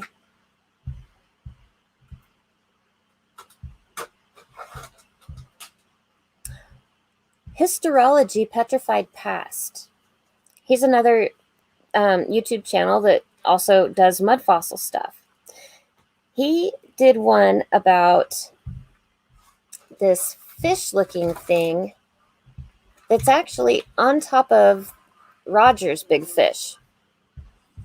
And it looks like an algae eater is what I'm thinking it probably is.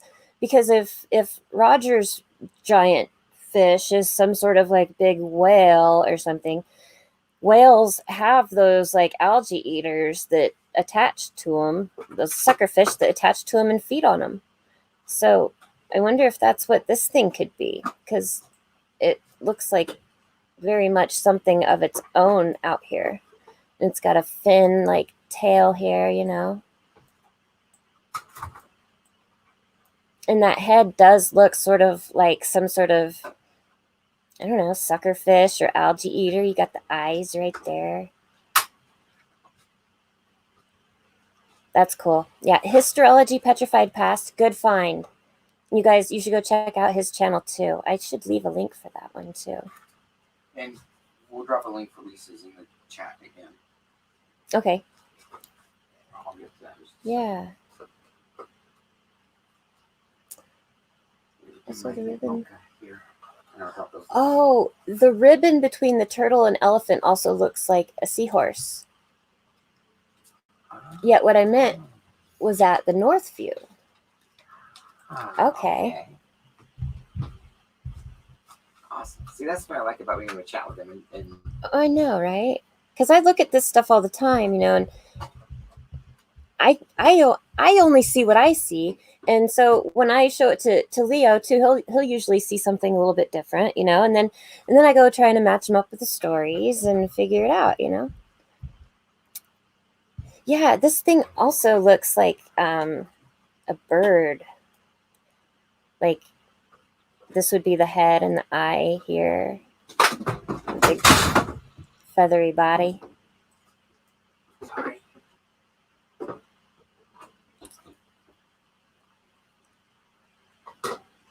I don't know how the seahorse would go.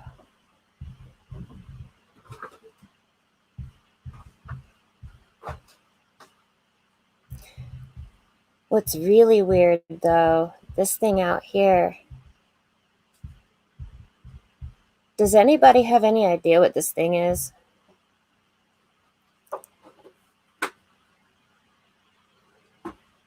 It looks like it has columns and like you can go inside of it. But then it's got this like skull-like face with an eye and an eye.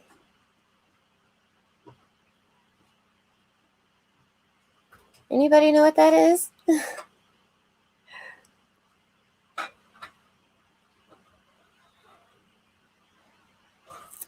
Yeah, it looks like, I don't know. See, it almost looks like tracks, but then we don't have machinery that wide. They're 4 miles wide. Yet again, we don't have buildings that are 4 miles wide either. So what's going on here? How do we get such distinct shapes like that on the ocean floor? Okay, so some people say these markings are from high-tech ocean floor scans from boats that go over that part, right? And they collect this data and then they put it in there and then we get this strip of super high detailed ocean floor. But why would the ship be traveling in this kind of a pattern? How could a ship doing that make this, if that's what these are supposed to be?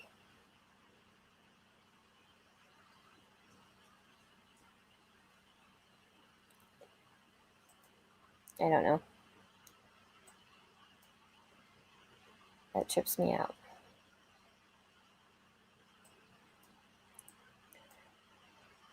And then up here, this thing is really weird.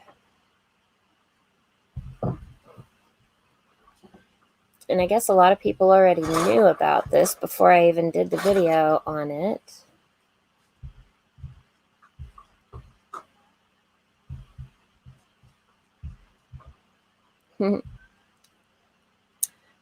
It kind of looks like this thing does. These columns are almost a mile tall. Perfectly spaced, right? And it looks like you can fly right in there. If that's a mile tall, it looks like it's almost 2, let me see. this one I thought was like a military type. Yeah.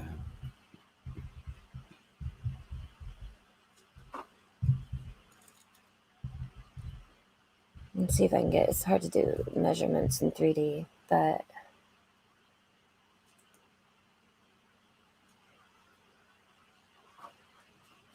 okay, so that's a half a mile. Still. Yeah, still a half a mile wide entry. Well, you know, the spaceships are kind of big, so they got to have room for them to land. Right? Nanu. Nanu. Shout out to our friend at Leap Project. Right? Or Shout out to Rex. That thing is, yeah. And so after I saw this one, I kept looking around out here, right? Like, if we've got that one right off the coast of LA. Is that where it's at? Yeah, right by LA. What else do we have out here? Well, apparently there's a ton of it. And what it looks like is a bunch of structures, you know, underground city structures or something that they kind of covered with sand, maybe. And you can still see the openings, but it's got all this sand on top to kind of hide them, maybe. now, if you want to, Hidden Reef? Seriously? I'm talking, okay, see what I mean with the naming of these places, right? Hidden Reef. well, and see, if you just want a veteran's point of view, that could be a military installation of stuff. Stuff. I mean, what else do you say to that? Yeah. I mean, exactly. It looks like mermaid land. Under the sea. Look at that. They're everywhere. There's another one that's like a half a mile wide open Look entry. how round that hole. Yeah. Yeah. Super round and smooth. Like it's just got a layer of mud on it. But nature did that, sweetie. I want to know how. Just like Nixon made a phone call to the moon. I still want that phone service. Right? I want that phone service. Oh, wow. Look at that. It looks like Rome. Maybe it's Atlantis. Maybe it is Atlantis. America, they think, could have been. Quirinio, he found some Yummy mocha. he found some books that have coding in there for Freemasons. Toes of And the earth. one of the biggest codes is that when they speak of Atlantis means Old World America. And Angel Tartar Rose is saying Pillars. pillars of the earth. Yes. Yep. Yeah. Exactly. No, and all joking aside, no, I really think That's, when and it look at comes the down to it, layers. it looks too structural. Yeah, it has to be of design of some reason. I mean, yeah. I don't know. I really don't honestly believe that our military could be capable of doing something like that to that level. These are with even our technology okay, no, today. And I you could be look- wrong, okay. but No, but look at this island. Look at the size comparison, okay? We're talking land masses the size of cities. now what would be the chances that, because look how it's on top of this, and you probably can't see where I'm pointing, folks. So this island here is is actually on top of that landmass, right? So are there underground here? Where's there? Are underground who knows? Yeah. Yeah. I would like to know what's under here. I'll bet there are like tunnels or secret entryways or something on there. They have an airport. That's usually a good sign of an old star fort. Well, is that an airport or is that a military installation? Oh, really? It probably is military, isn't it? I No, don't you're know. probably right. I don't know. It doesn't have a label there, so I don't know what it is. Oh, you're probably right.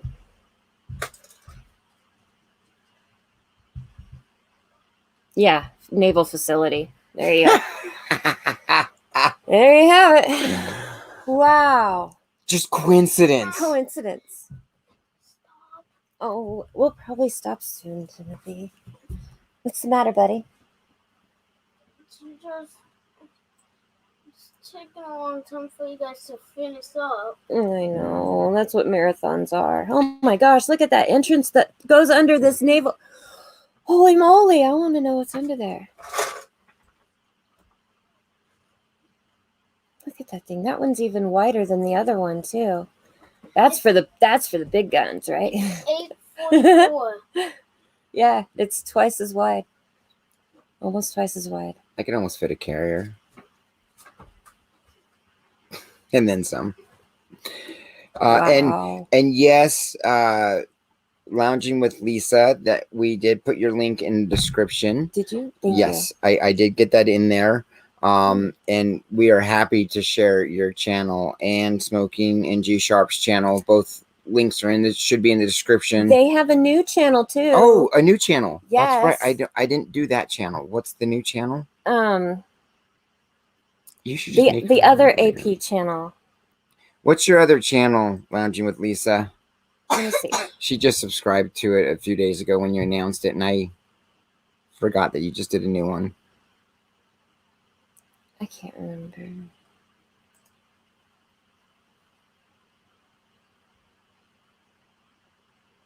Yep, they're Smoking and Lisa. AP something. Alternative possibilities? Yes, that's it. Yeah, okay. So I will find this one.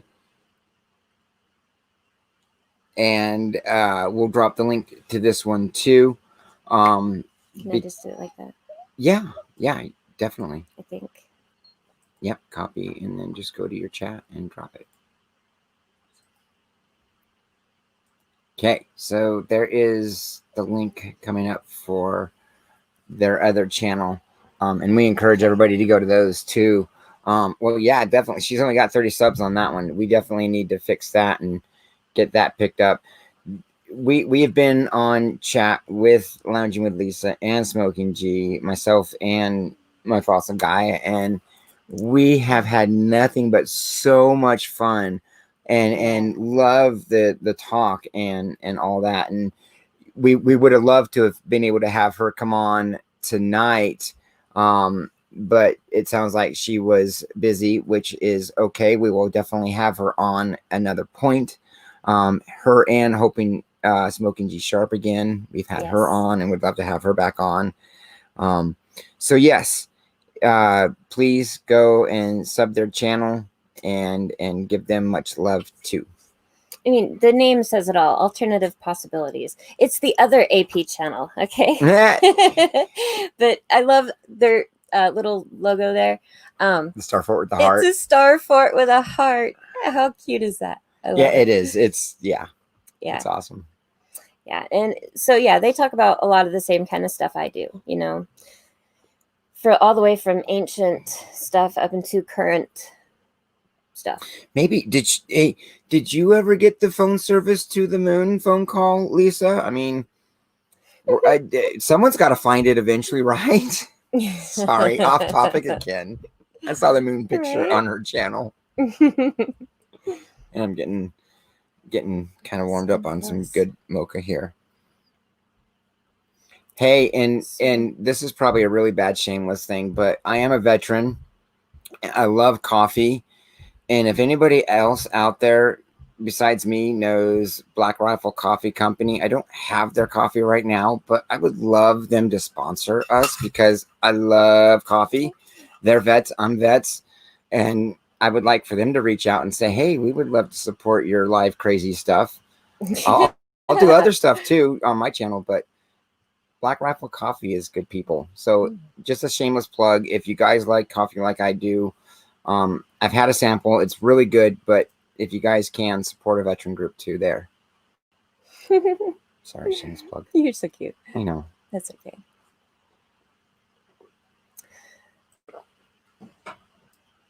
Well,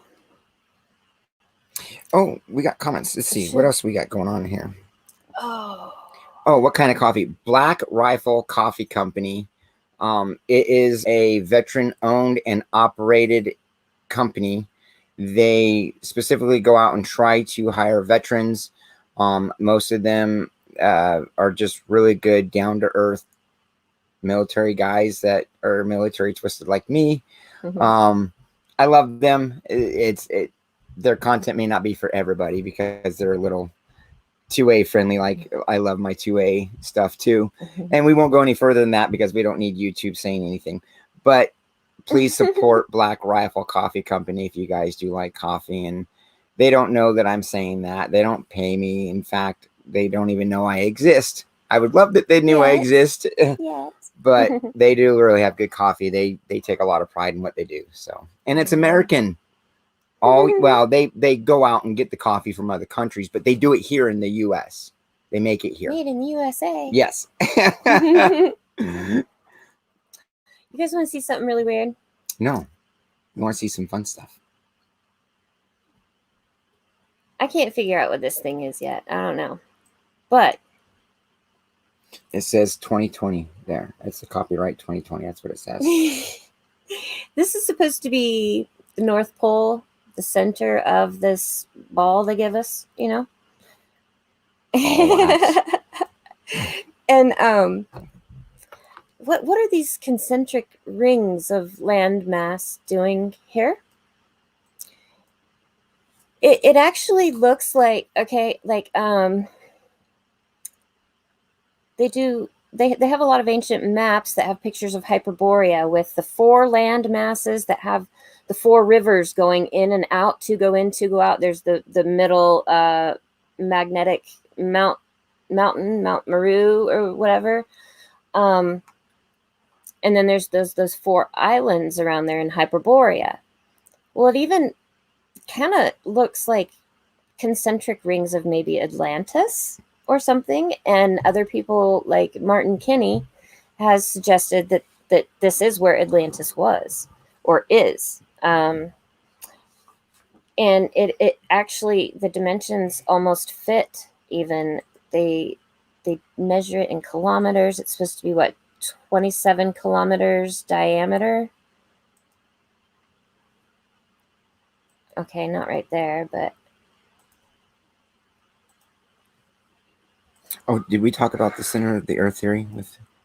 Well, you're probably covering that. Ms. Lounging with Lisa asked about that there too. oh, okay. I think it was 27 miles then. Was it I remember the number 27. Yeah, it's 27 miles across. That's what it was. I remember that from Roger's video. Because he was suggesting the Rickott structure. There it is, 27. Okay. See? She goes, oh my gosh, Mudfossil Gaia. I literally just said that. Martin Kinney. Right? Well, look at that though. I mean, it's the 27 miles and it's got your concentric rings, just like they say Atlantis was. And what's really weird, I looked at this, like for a long time, I was looking at this area, you know, looking for stuff like this. And I didn't even notice this till like just a couple weeks ago. I'm like, what is that? And then there's this other stuff under here too. More crazy, weird stuff everywhere.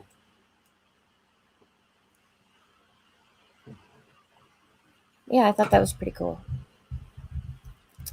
And then up here too, there's these really weird lines that look like those detailed scans of the ocean floor, maybe. Maybe we'll find Admiral Bird's plane here somewhere. Yes, I said Admiral Bird. We all know he found it. I don't know. But you can definitely see there's land mass creating those shapes there. You know, like some sort of mountains or land mass or something creating those there. Or what it could be is a crater from an explosion that they destroyed whatever was there. Just a theory. Could be. Just a wild theory. I don't know. It's a wild theory, but Hey, zoom in that line again. What is that? That? Yeah, look how. I know. I don't know. I've looked at that thing for a long time, wondering what that is. It's strange, anomalous. Well, that almost looks like an impact site, but It does kind of, doesn't it? but a trailing impact site wouldn't swerve. Wouldn't zigzag. Not like that. I mean, look at the corners Right. it took and the cuts it took, and it looks like, wow, what the. That looks like an eye. Like a giant serpent, something. I almost see like a tusk here. Mm. In the back. They can't see what you're pointing at. Oh, sorry. He's pointing at this like a tusk or something. And I don't know that that's what it is, but It could be. But see how it kind of goes back, kind of like a mammoth does with its body. Yeah.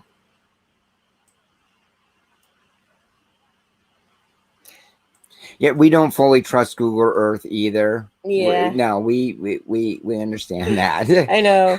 It's all okay. Yes, we'll leave it at that. I have fun going through what they've given us to go through. Okay, you know.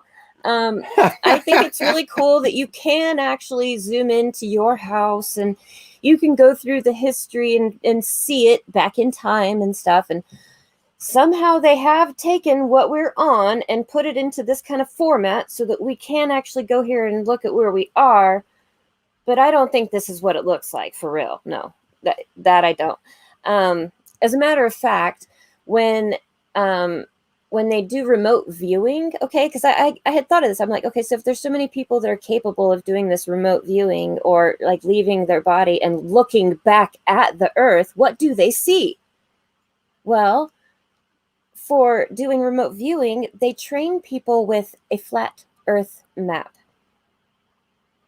so that they can pinpoint the locations accurately. Their reason is because it makes it easier. It makes more sense. Well, you can't it makes guide more somewhere sense to where because you're it's supposed to what be. it is. You can't guide yourself to where you're supposed to go to unless you know what it is, where it's at. Of course, they have to use it. Come on. I know we got good stuff to smoke, but wow. Yeah. So, exactly. Anyways, I want to take a quick second. It looks like we have been able to generate a couple more donations on the GoFundMe. A Lisa, I'm guessing it is Lisa that is on with us that donated, and a Susie that has also donated, and I don't know if we have anybody else, but thank you guys. It is going up. Yes, it was Lounging with Lisa. Thank you. And Susie and Chris and Crystal and Judith and Allison and Nick and Kian. Kian Benton. Kian's from the other community here. Remember? Okay, yeah. Kian and Pasha? Yeah. And Pavel, thank you. And of course, another family member, Josie, who is part of our extended family and community here. All you guys are what are making this possible. And Sophia also donated. We appreciate you guys. We love you guys. And we just asked, wow, we're actually over 1,000 for them in less than 24 hours. Great. Thank you. Spread the word. We love this. We're excited about this. You guys rock.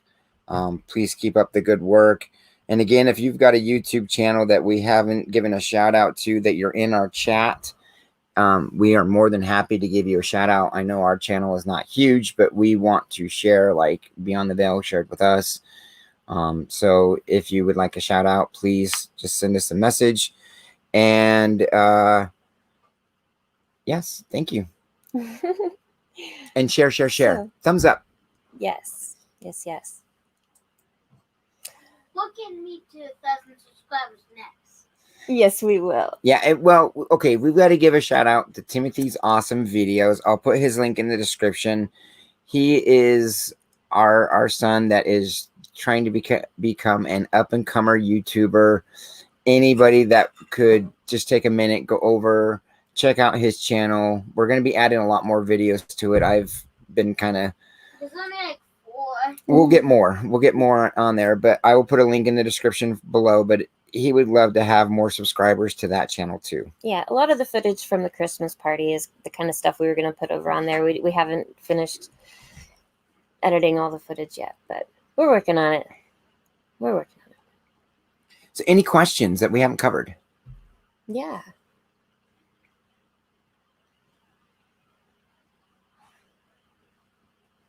So, oh, thank you, Lisa. Let's see. I'm gonna play another video. Okay. Do you want to take a little break and Show the one of the turtle story. the turtle story? Yeah. The last one I did? Yes. Oh, that one I don't have on here. Oh. Okay, we'll do a different one. And That then one I we'll, don't have. Yeah. we'll see if we can get that one put on then. Or you could play it off your YouTube thing. Yeah.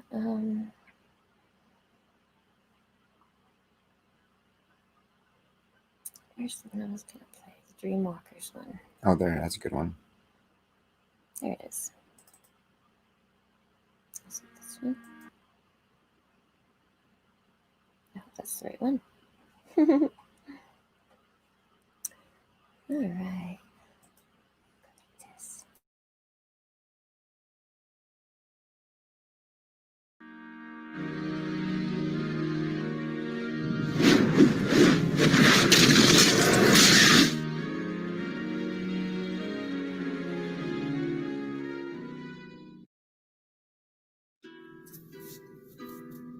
Originally, many thousands of years before you believe your planet even existed, it did exist, and you manifest within consciousness here. You chose the elements of your world and how it would be manifest physically. You chose to manifest all of your creatures, all of your plant life, your rocks, your sand, your water, your atmosphere. You experimented with these elements also. You moved through consciousness, non-physically, not manifest. You are within continuous interaction with nature as you have created it. As you moved through your time element, which you also created, you created different expressions within this physical world. You created what you viewed to be a universe around you. After a period, you blinked out as a species, moving to other worlds and creating them also. Blinking back into this world, you became dreamwalkers. This is where we incorporate your seers. The seers are what you might view as dreamwalkers, as we have expressed previously. If you are thinking within physical terms, within your time element, you may think these essences began your physical expression. Although, be remembering, these are figurative terms, for there is no beginning. But for the purposes of understanding this evening, we shall be incorporating your ideas of your time element, and therefore working within its confines. Therefore, you may view temporarily a beginning of your seers, essences not entirely physically manifest. These essences, within this particular family of Sumafi, were directing experiments within consciousness to be physically manifesting, as were all other families within their respective equivalents to the seers. In this, you may visualize to yourselves these essences within a state of blinking in and out, as you do, but knowing of their blinking in and out, therefore not directing their attention so singularly and so selectively. In this, their awareness is very wide within their partial physical focus. If you were imagining these... Oops, I'm sorry. That was the wrong one.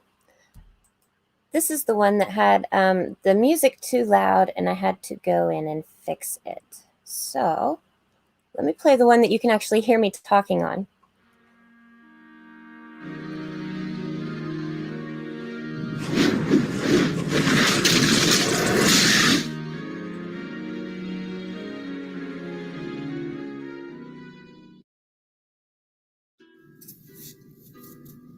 Originally, many thousands of years before you believe your planet even existed, it did exist, and you manifest within consciousness here. You chose the elements of your world and how it would be manifest physically.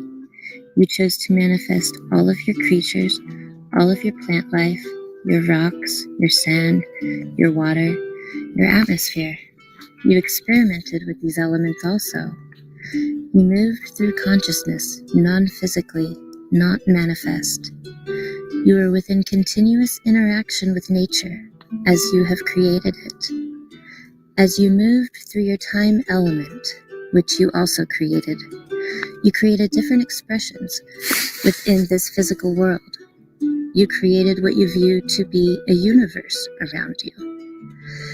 After a period, you blinked out as a species, moving to other worlds and creating them also. Blinking back into this world, you became dreamwalkers. This is where we incorporate your seers. The seers are what you might view as dreamwalkers, as we have expressed previously. If you are thinking within physical terms, within your time element, you may think these essences began your physical expression. Although, be remembering, these are figurative terms, for there is no beginning. But for the purposes of understanding this evening, we shall be incorporating your ideas of your time element, and therefore working within its confines. Therefore, you may view temporarily a beginning of your seers, essences not entirely physically manifest.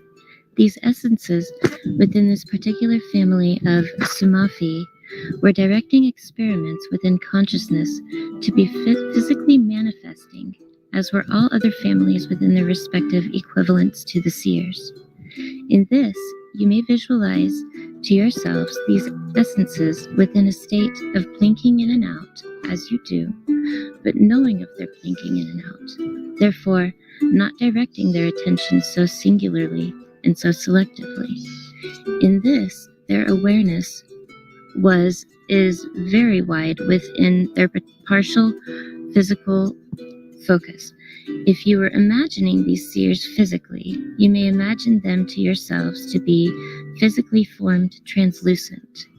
This may give you a picture to be creating a more realistic idea for yourselves of these essences, to which presently you do not view in actuality as real.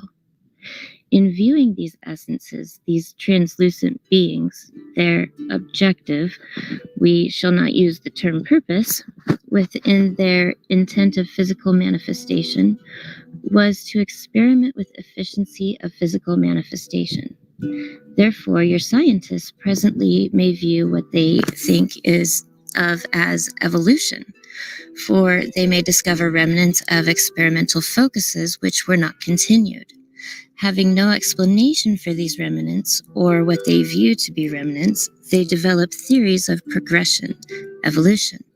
In actuality, there was great experimentation within different actions of physical manifestation. Now, the subject matter concerning seers is quite difficult to be expressing to you.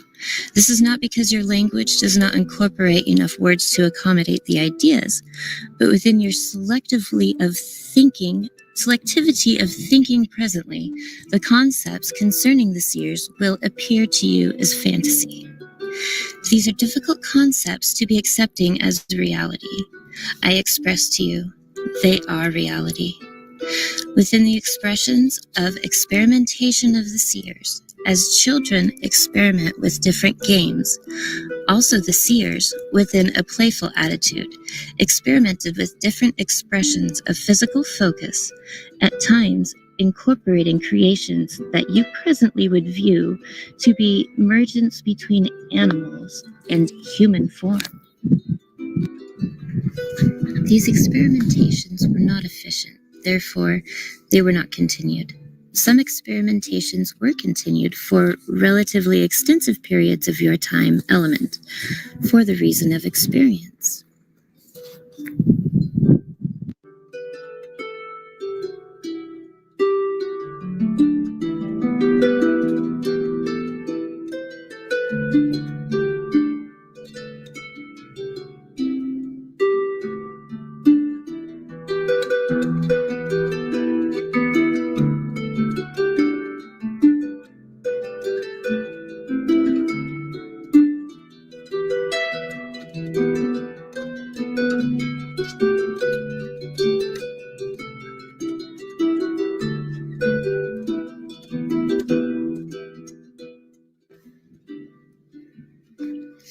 Thank you, Niven, for that most amazing comment.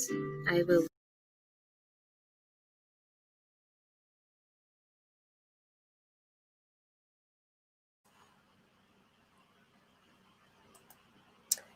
Okay. Yeah, that's. There we go. Yeah, sorry, I started the wrong one first. I forgot I had the sound too loud on one of those, and I had to fix it. So, sorry about that. Yeah, I wanted to play that one. Niven left that as a comment on one of my videos, and when I read that, I just thought, wow, that's exactly what we're seeing. It's like our scientists are perceiving it as evolution because they don't know how else to fit it in, but when in actuality it was great experimentation, and that a lot of these creatures actually probably were us. So yeah, basically that, we were the dream walkers. So yeah, I've often wondered how many of these could have been me. You never know. You never know. Yeah, and Lounging with Lisa commented 3-4 years ago, I would have thought this sounded nutty. Yeah, Right? Yeah, we're right there with you. It's probably taken me a little bit longer to come around than Amy, because she's been doing the research and all delving into this. But when you're faced with all this and it's right there in your face, you kind of can't deny it. I've really been trying to look at it with a scientific perspective too, and when I start finding correlations in these stories, like for instance, the genies, okay, the jinn, they manifest in a pillar of smokeless fire, which sounds a lot like plasma. And in on electric universe eyes and thunderbolts theory, they do these experiments in labs where they capture pictures of the Z pinch. It's plasma in different states of their, what they're doing to it. And it's creating the same shapes that we find in the petroglyphs all over the world, like the squatter man and stuff. And they say these were things that they saw in the sky, these plasmic events and such. Well, what if these creatures, these genies, these jinn, what if they kind of had the same kind of etherical makeup or whatever? Maybe they are this like swirly type plasmic changing form until they choose something to be, turned into, like when Salman turned the angels into these creatures that he made into earth. He says he turned them into animals first. So maybe he turned them into these animals that were not to be saved, instead of them just choosing what they wanted to be, type thing. And Dylan has a good point. There's no coincidence, only synchronicities. And exactly. We both agree there's no such thing as coincidence, only things that have not been connected yet. Yeah. There's been too many things kept from us, and fibs that have been just buried too much. Yeah. And then okay, so the thunderbolts theory, gosh, I need to get my pictures to really show you guys these things. But these patterns that they saw in the sky look identical to things like the churning of the ocean's milk. where you have a row of, it looks like a row of men on both sides with one in the middle, you know, like they had Indra on top of the mountain on top of the turtle, and men on each side were pulling and churning. And there's a lot of allegorical metaphor to that. They say that's, you know, what drives our own body engine. You know, it's a toroidal constant balance or battle of the good and evil. Also, they say that is like the structure of the earth itself, and it's that pull of the duality back and forth that drives the energy of the planet still. And they also say like the ocean of milk is the Milky Way. So a lot of these stories were supposed to have happened like in what we would call a time before time, the past epochs of creation. And so where was I going with that?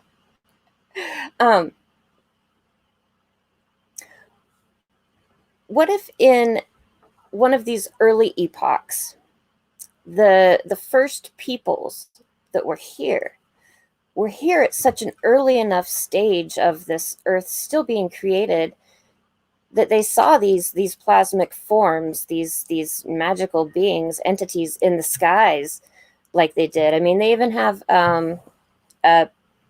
they captured a picture of a Kokopelli in the lab.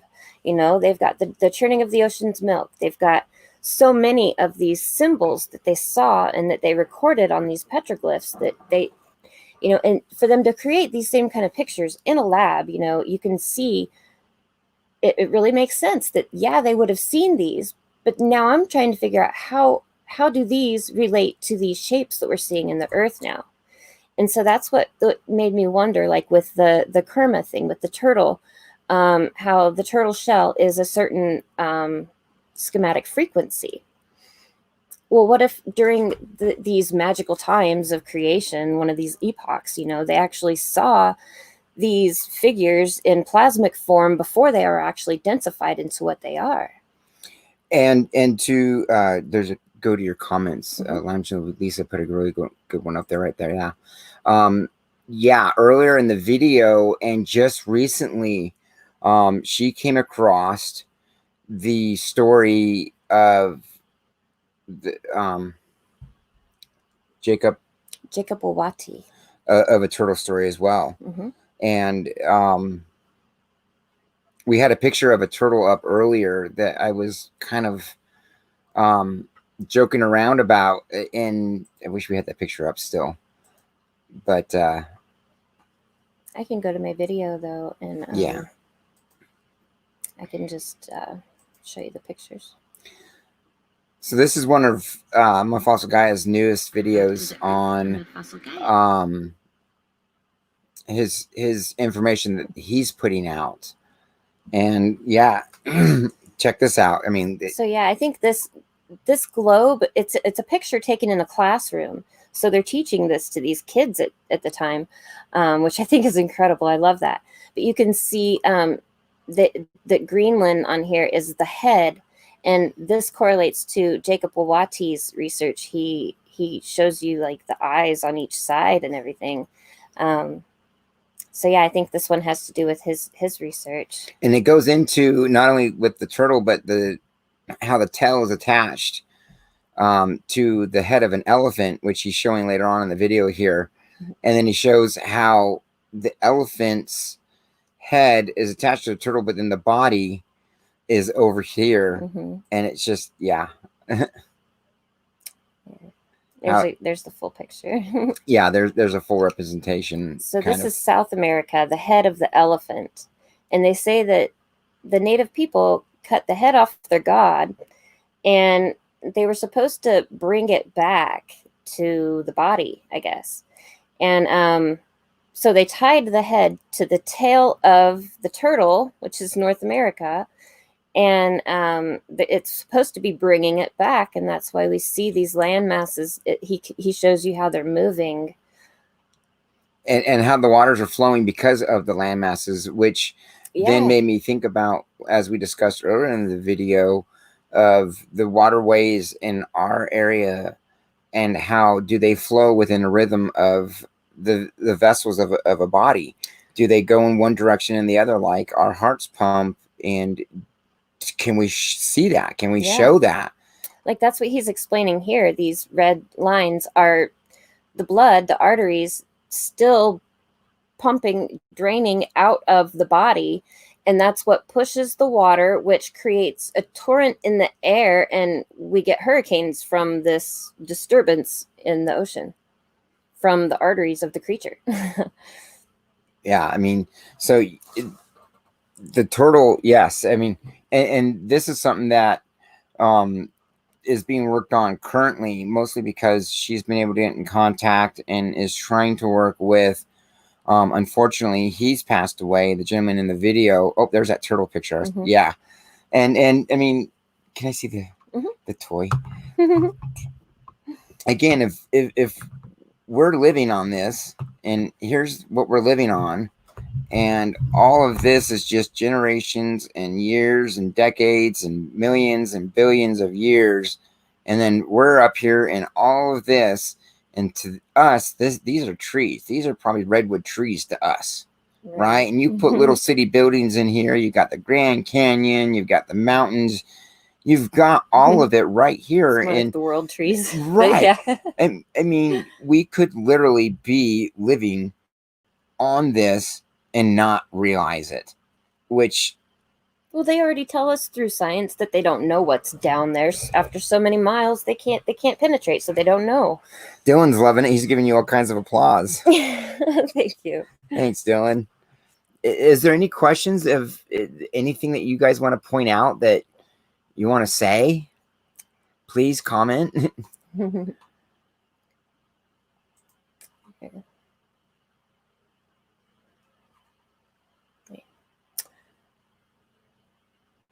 I like some of the ancient structures not fitting in research, and it does tie in with this. I think it's just 8 miles. Probably. I don't know. I don't know how far it really is. Yeah, but I mean, it could definitely be, I mean, and if you go down to the turtle's fins or his feet, you can see how the scales on there would look like rocks. Or, I mean, it's all in this one picture. We could represent the whole entire view of Mudfossil, of all of it, just simply by this picture, because we don't know what's buried in that dirt. We don't know what's been mashed in those layers in between what we're looking here on the turtle. Now you've got the first world, the second world, the third world. Yeah, you can see. World, you can almost see the different colors in the turtle's layer. Right? You could almost see the colors. Yeah. Yeah. And how long was he down there for? We don't know. Oh, that's another good thing. You know, we don't know. These creatures are so massive, and we obviously don't understand anything about the makeup of these creatures. What if they are in hibernation? What if their hibernation is, you know, like a couple thousand years at a time, and one of them's going to get up and walk around? Yeah, you know, you got to put Lisa's comment up. That is so true. This is so true. No, the one about that. Here are my conclusions. We don't know where we are, but it sure is intriguing. Yeah, right. I mean, exactly. What else do you say to this? I mean, we know that there's lack of truth by whoever wants to hide this for whatever reason they want to, whether it's they want to claim greater good, whatever. I call BS. I still have my little flag that has a poop on the end of it that I want to throw on the play and call BS on the play. But there is stuff here. There is. We need to get the word out. There has been a massive deception. For one reason or another, we don't know what that is or who the notorious they even is. I have actually speculated, okay, that we are the notorious they. if this is a matrix, it's the goal, the ultimate gaming experience. In order for us to come here and actually enjoy the game and play the game right each time, we would have to forget each time, right? And we have these layers and layers of civilizations upon civilizations. And when you look at just how many people used to be here, the deception and the layers of civilizations, it goes so deep that it's like, wait a minute, maybe we are the ones that are, maybe these controllers, okay, the controllers are simply people that we hired and put them into place to control the game, because a matrix, a game, a video game, it would need controllers in it, right? Just like it's going to need programmers and it's going to need NPCs. So it you gotta tell them about your NPC theory too. That'll blow NPCs. That'll blow the Beyond the Veil family's mind too. Yeah. So we have this matrix with all these little characters in it, right? What if the notorious they is simply us? Like, we would have to be guarding the knowledge and, keeping ourselves safe from it to play the game right. But what if the NPCs are actually just the humans? And those of us that consider ourselves to be an organic consciousness, an awakened, aware person, knowing we're in a matrix. In the Emerald Tablets, there are the children of light who came here to help the children of men who were bound by the force from beyond. And so they came here and incarnated into human bodies to help guide us through ascension, because they saw that the way we were bound from this demiurgical force, that we weren't ever going to rise to the sun on our own. So there's those of us that are, we are awake and aware, and we could consider ourselves to be, like an organic consciousness, okay? And then there's these other characters that we're considering to be NPCs, which would be the non-player characters, the fill-ins for the simulation. You have to have certain programs running so that all the other organic consciousnesses can play the game still. Well, if there's NPCs and then there's the children of light, where are the actual humans? What if what we consider an NPC, what if they simply are the ones that we're here to be awakening? What if that really is the job? Just putting it out there. I hope it's not. Because it seems like some people, you can just talk about this stuff until you are blue in the face, and they don't understand a word that you say. It's almost as if they are a software only programmed to comprehend so much, Star Trek did a really great episode on that, where these photon type beings, they were sentient, what were they? They were like sentient holograms is what they were. And they were trying to give them like authority over themselves, but they were only written to perceive so much. Like they couldn't comprehend things enough to go out and be on their own. And so they had to keep anyway.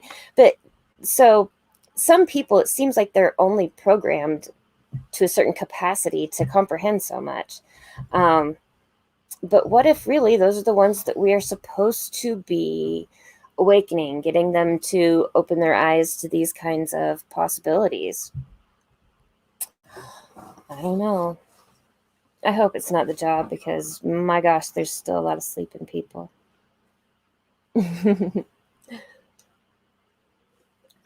So Lisa dropped a link in the channel. I'm trying to read what it's for, I would like to encourage everybody to check out the link. She told me what it was for, and I'm trying to remember. Where did she? Gematria guy? Mm-hmm.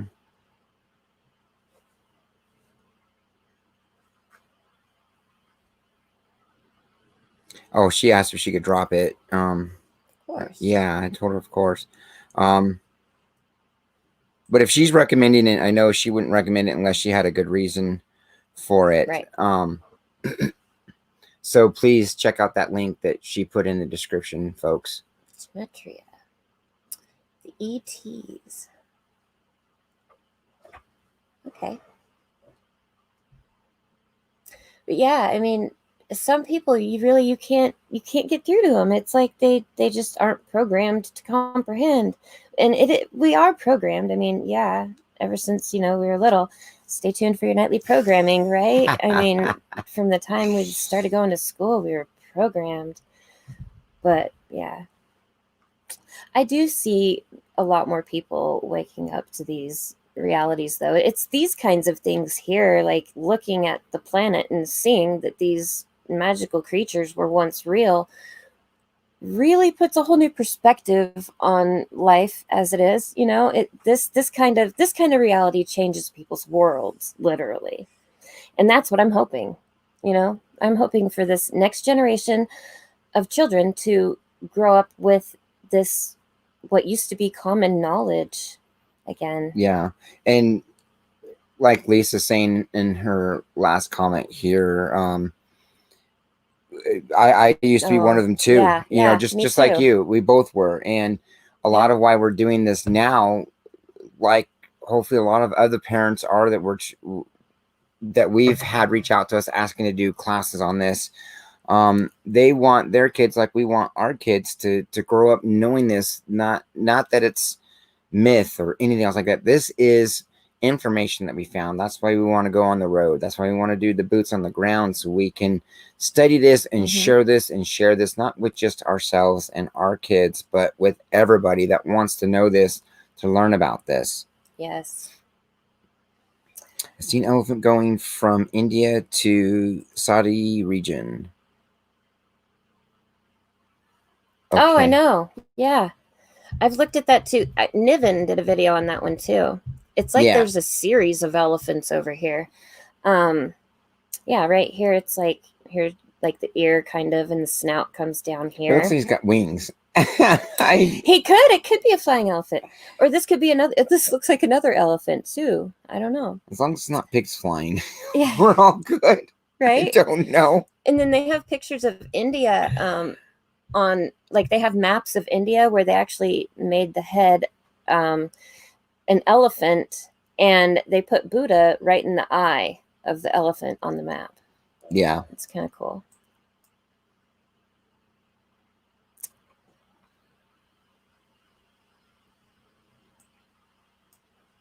She goes, yes, it looks like that. Good one, Leo Medic. Did anyone see what Roger tried to say that the Red Sea is? Oh my gosh. You're gonna go there? No, I'm not. Oh my gosh. Yeah. He won't give me credit or the time of day, right? But he's gonna come in and he did a video about Gaia. Okay. Gaia is the Greek goddess that they made into the earth. And so he says this is female reproductive parts. And his reason for that, because it's salty. Now, how he knows it's salty, I'm going to leave up to you guys to determine this, or why he knows it would be salty like that.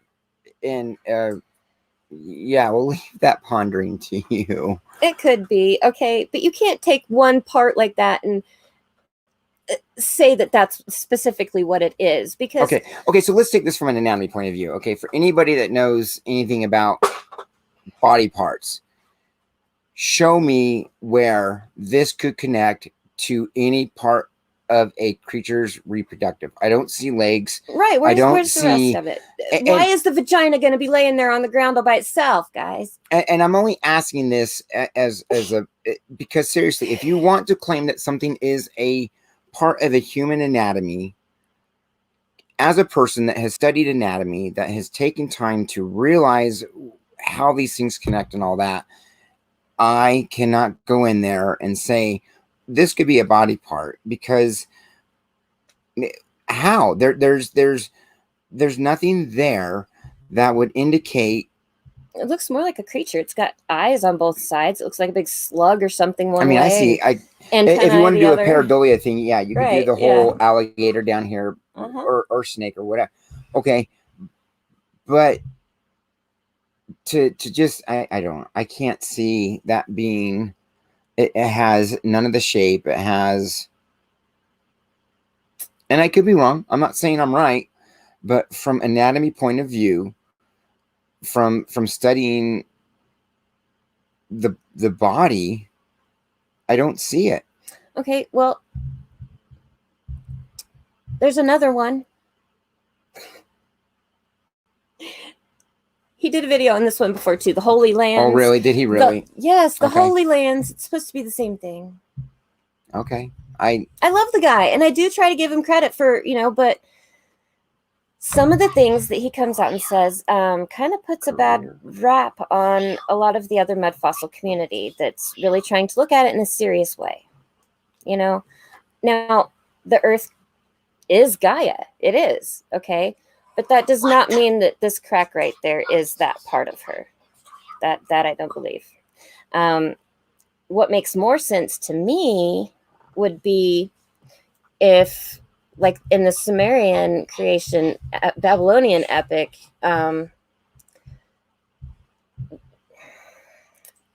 they say that, I think this could be the head of like Tiamat, and he bashed her skull in with a big club and split her body in half, and then created the earth and the stars and everything from it.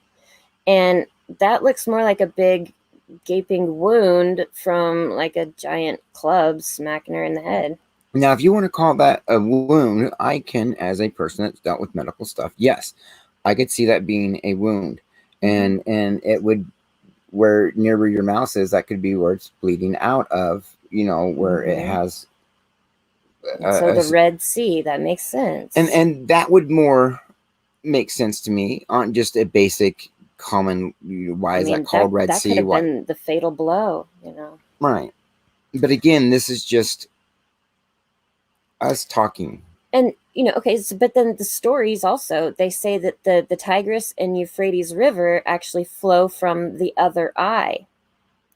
And the Persian Gulf over here, the Tigris and Euphrates flow out right here. So if you did like split her head in half and spread her out open, that's where the other eye would be, on the other side of this trauma.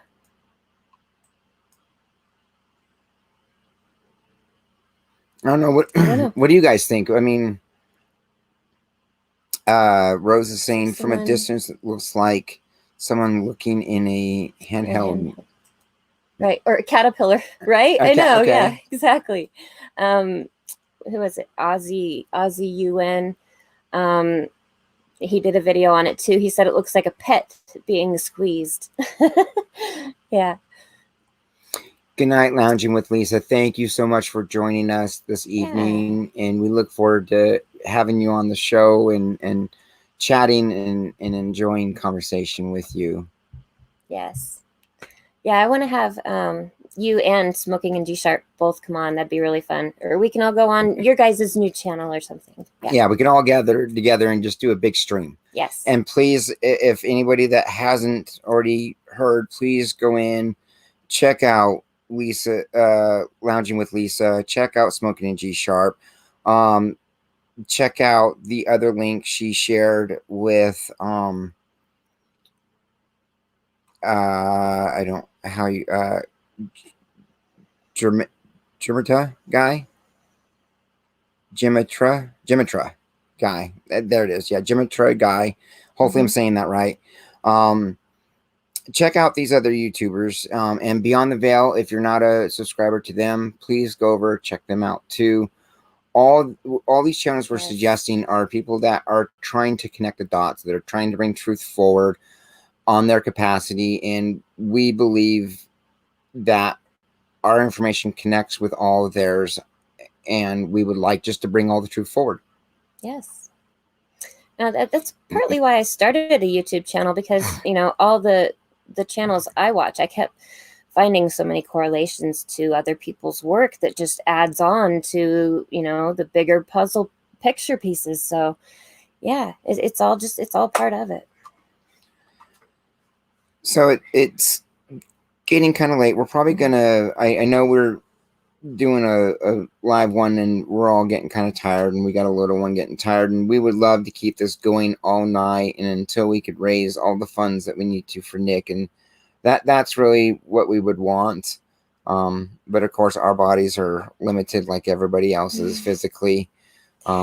This is our very first long live. We've been doing this now for almost 5.5 hours. Almost 5.5 hours. Yeah. That's good. Again, please share this, share the link for help save our Saint Nick here at Sacred Earth.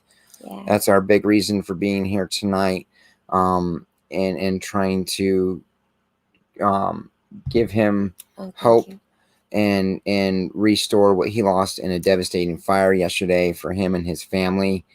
We love this man so much, and we really, really appreciate everybody taking the time to just share, get the word out, and have anybody that can help in any form that they can. And again, if you can't do this and just share it, great. If you have other ways and you want to contact us, email us at mudfossilgaia.com. We would be glad to share and do anything we can to help Nick. So please spread the word, share this out. Yes. Thank you, everybody who joined us tonight. It was fun. And it was, yes. I'll try to leave timestamps. I'll put them up in the description here later on, or in the comments down there for anyone that wants to go back. You know, I'll try to timestamp what I went through, because I know 5 hours is a long time to sit there and just watch straight through. Okay, so before we wrap up, let's do this. We talked about showing them the Patreon and doing some stuff like that. So go to your things, just bring up, not play the video, but bring up the 1,000 subscriber video if you have it, even just on your YouTube channel. Okay. So before we close out tonight, we want to kind of, my thoughts are, is we'll give you guys some updates, kind of a 2021. I guess a lot of YouTubers are doing this right now too, of what we're doing next, what's going on. As we said before, near the beginning of our live stream here, we recently hit 1,000 subscribers. Mudfossil Gaia will be giving away a hand-painted dragon eye stone. I don't know if you have a picture of that on here or not. I do. Did you want me to just scroll yes through? Or if you have pictures up on this in your photo thing that you could just show.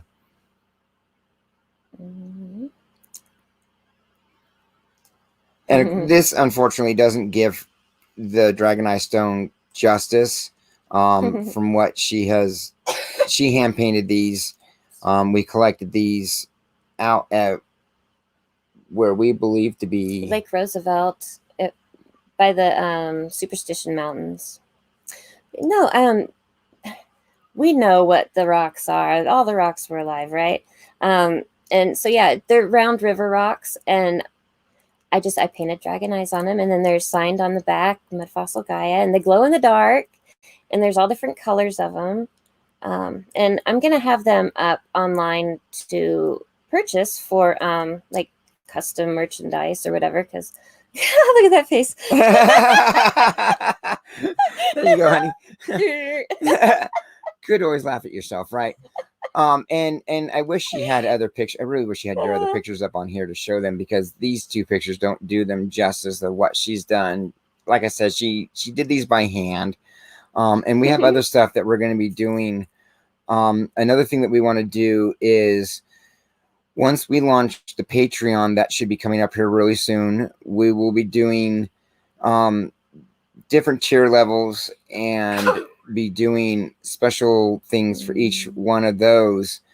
But one thing that we want to do is on the first 30 days that we launch our Patreon, we want to send out one-of-a-kind Mudfossil Gaia stickers to all the people that join within the first 30 days.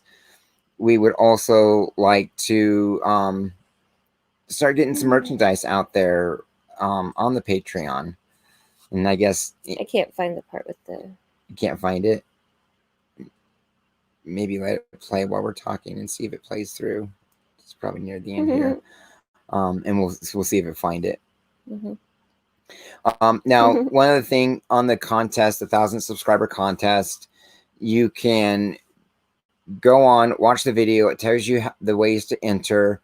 If you don't have a social media account and still want to enter, we do have the Mudfossil Gaia email that you can send in and do that, or comment in the links.